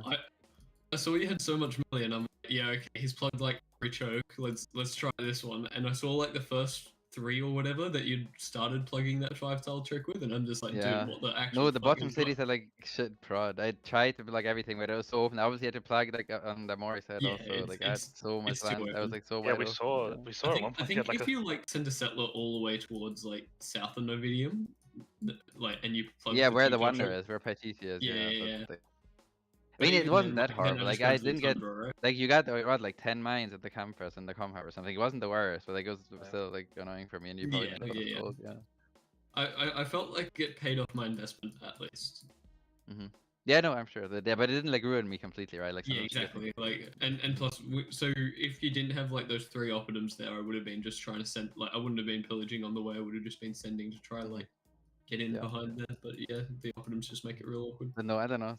Like it's really hard for me to keep up. I have like no traders, no blue CS, and like no Yeah, fearing. your because I'm traders. like too far behind. Like I think Yeah, if I did mean, a the few other more- 2 guys can trade, but like I can't trade at all. And Right. Yeah. I think if I did a few more galleys quick, I could have cut this choke off before Elephant upgraded a lot of caravans. But I mean, I got 2 traders, but not. yeah, it's kind of like a Because I hard assume they spot. you still have traders Elephant in the water, right? I can see 2 of them. Yeah, we have like 5 or 6 That's- maybe. Yeah, if we could actually just fully cut that off, that would chunk a lot of GPT, I imagine. So Elephant, we settled into a nice demarcation line there. I saw. Hmm. It was just none-show pass either side. You weren't gonna knee hang me. I wasn't letting that happen. Sorry. Yeah, that was fine. I should have gone for it sooner, to be honest. I probably could have pushed through the Scabbers with knee hangs if I thought about it sooner. Yeah. They're Well, cheaper than Winged Stars by a lot, so I should have gone Yeah. for those. They would have destroyed. Yeah. They're like 50 or something, and the ability to get armor is really easy. Yep. And with level 3 Victor, they would have probably ran through. They would have actually. Yeah. But I didn't see that at the time. I haven't really played with them much, so I didn't know that they were like. I mean, I knew that they were overpowered. Like I think they're overpowered right now, Yeah. but I wasn't as confident. Right, I was like, Winged Stars, I know do the job perfectly. Yeah, they're strong. You know. Or often Winged Stars can push through captures, but not this game. No. You got to them There at There a wasn't pretty- enough. You got them at a Okay. pretty solid timing because we did grief. No, pretty it's a hard very early. solid timing. They just Yeah. can't break through the captures, so it doesn't matter. Yeah, because we got you like Like Quite. delayed at It shows start, on the but- hills with general. It's just. Ugh. they can't break through the captures. An ideal terrain fortified with the general. You ran Ollie Legacy like the whole game. Yeah, had to. I I And hovered religious. every just- other turn or something. I hovered every couple turns to see, and it was always in. And I was like, all right, Damn it, we're not pushing through this, I guess. I had to. As hell. There was 2 red cards. 1 red card and 1 Yeah, no, I had purple both. card. I didn't have Ollie Legacy in, but I had Yeah. I had at some point in time I had the boat card in to Yeah. build boats. Oh my Ollie god. Legacy. Wars are Wait, do you have uh, Ollie Legacy or not? To- Elephant, you to- don't, do you? to- No, was I skipped complaining Ollie that, Legacy. he's like, you don't have Ollie Legacy, and then he was like, but wait, shit, he has Wars of Religion in. Yeah, because I was wondering, I was like, why can't I like trade? Like, I'm looking at these Uh-huh. boats. I wasn't planning on slamming now. The plan is actually just to do a few ironclad armadas, which No, the ironclad will be a problem for us. We needed some Yeah. battleships down there. Because I I kept on was telling hovering. Toilet earlier, I kept he on ended hovering up going Elephant. flat. He Yeah, I ended up kept on going flat instead, but I was telling him, dude, neither of them can afford to go ironclads here. So you should just go not ironclads either and just go battleships, because then you can actually take No, cities like too. we needed to send battleships on the trucks, but everything was just too slow. Like everything was just too slow. Yeah. I kept Ever on since hovering. like I don't know, the early game was really hard. On Oh Australia, yeah, dude, they screwed you so hard. I was looking at that Fucking and big just problems, dude. yeah. So the stupid trader, where I don't understand the trader mechanic. Did you didn't want it to cross the zigzag? river this time, even though it's a lower cost tile. Oh, in terms And of I like was where very it moves, confused. yeah. Yeah, I was just very confused because I pulled my scout off my holy site to defend the trader, which should, in theory, go to the lowest cost tile toward the city center. That's how I thought it worked. That's what I was getting like flamed over previously in like a recent game. And then it did not do that. It just went just straight onto Straight the 2-2 across as the opposed to river. the 2-1 hill. Which Yeah. Well, I don't know how out that of the mechanic is city supposed to center, work. I would have they're both 2 movement tiles, right? So no. There's 3. One's 3 movement and one's 2, right? There was one wood. Or are you mean talking out about of further down out the of chain? if there's a city center though, it becomes like the rivers doesn't count for movement. There was no. I'm not sure. At any Are rate, you talking the about, way are you talking that about your trader cap moved- at the start of the game? I'm talking about my first trader. I pulled my scout off to defend where I thought the trader would go. On like turn like 12 or something. I don't know what turn it was. Really early. Not 12. Like turn 16, 17 maybe. Well- Right before I found my religion. Yeah. Because I had a scout fortified on the holy site because I knew that there was probably a Congo scout that was gonna come fuck me, right? Yep. Yeah. But I can't afford to just sack the trader, right? Like that's not good. Yeah, no, I agree. Oh my god, But- Rex. So- the way But all I'm Precious saying said is that So- I think the way that the trader went makes sense because either way, it's crossing a river into a city center rather than just randomly crossing a river, which takes away the movement penalty for crossing a river. Sure. And the way that the side of the river that it went on is 5 But movement as I opposed thought to the that other it side being was 6. I don't know, like a greedy algorithm where it just goes to the quickest path each time. Chat is saying the second you place the holy site, you lower the movement cost on that. I don't I think it's understand even. But I I don't- thought that it was greedy and that it would take like each Take turn by the turn other rather side. than finding the whole thing out. Yeah. I'm Like, I pretty thought sure it it would plans go the whole turn by thing turn. out because you think about like how it goes across a shitload of flat land if you're sending a really long trader. But yeah. Okay. Well, then I just misplayed around the trader mechanic. I guess. That's But I fine. could have just kept my scout fortified on the holy site, not had any problems, and no delay to my game. Did Like, China keep envoys I- during the game? Did You know? China Hungary kept like 15 envoys? Yeah, don't know Rex what China was was he like. sitting on. Couldn't contest. Okay. Like, That what Yeah, he's I think we asking. kind that's of why. just. England had way too many envoys. Yeah. I think we kind of just Couldn't gave up contest Joburg, ECS. right? And we Mhm. just contested Yeah. science, and then I was fucking And around. Atai. We got Atai, and I was just trying to keep the gold CS off them because, I mean, yeah. Yeah. We kind of assumed Hungary they was were lowish gold. sitting on like 15 envoys, and he couldn't find anything that he thought he could take reasonably. Which Yeah, there was a really lot of bad, like too. low value red CS in the game. Like, Yeah, but I mean, I actually think those are like money for Hungary. best To for be Hungary. honest. And also Yeah. like he has hussars. Like he's CS. I think he should just be levying Kopega CS and running. If he none of just you guys, took all but- of those CS and like went hussars on me, like even I would have to get to tanks basically. No, I know. We misplayed there for sure. I went There was defender and some- shit there's, because I like- thought he was just going to be we need spamming to- light cav and I'd have to defend toilet and I the whole game. Yeah, I mean, our Hungary game is not where it ought to be because it's permanently banned in pickup teamers. So we, Oh, just yeah, don't, I we mean- don't practice it enough. But in pickup teamers is the game just ends on turn 35, and then like no one has But fun. also like in a game where people like real like you know in a coordinated team like this, I feel like it loses a little bit of its value when we're all like. Aware A of little what's bit, happening. but not too I think much. on Highlands it's second round. I think 7 Seas it's become good, but Highlands it's not. I don't as know. good I as don't it think used it's. to be. I don't think it's any lower or higher priority on 7 versus Highlands. It has the same variance on both maps, just high variance. Mm. Yeah. It is. Do, Like, do you know why? Do you know why there's he yes didn't in a good settle position to levy Gior? that you meet. Like, Why he didn't settle Gior 1 tile left? I have no idea about his settle pattern. I don't know. I don't know where he settled or why. I don't know why he didn't settle the coast sooner, to be honest. I saw he ran his Yeah. B3 toward the coast, and then he found there was no Oh. river there, and he sent it left.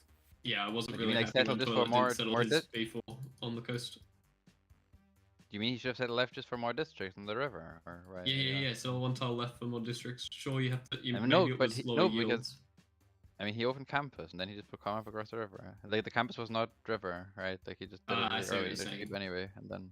Yeah, I the mean, campus I is don't know, good. it was Good just for turned us. fast He when could you have gone open +1 campus. instead of +3 campus. But the campus opening gave us a bit of leeway to fiddle around the merchants early. Like we didn't, it wasn't 2v2 on the merchants because he was a few turns late. It was just for XP that we No, could. but it's probably better for him to open campus because then he can like actually threaten stuff.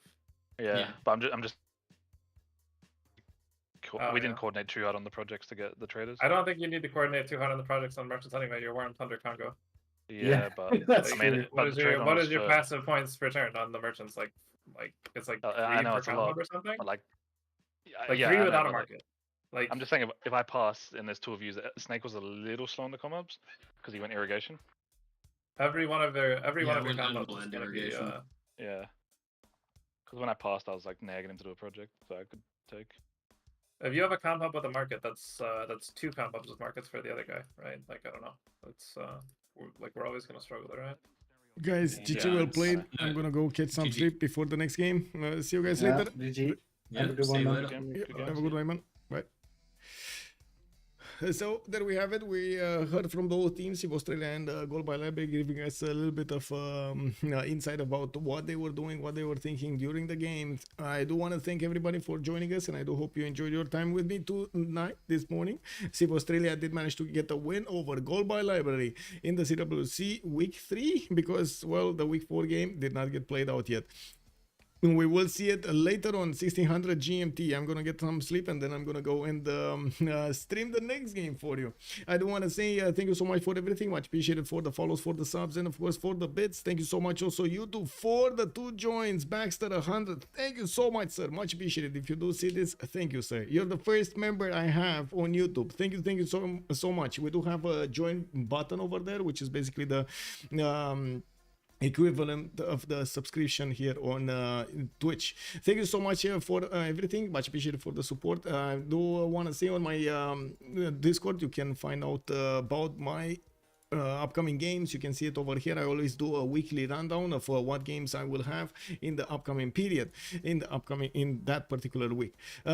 See you later, 1600 GMT, and in the meantime have some fun with some Civilization 6 content. Bye.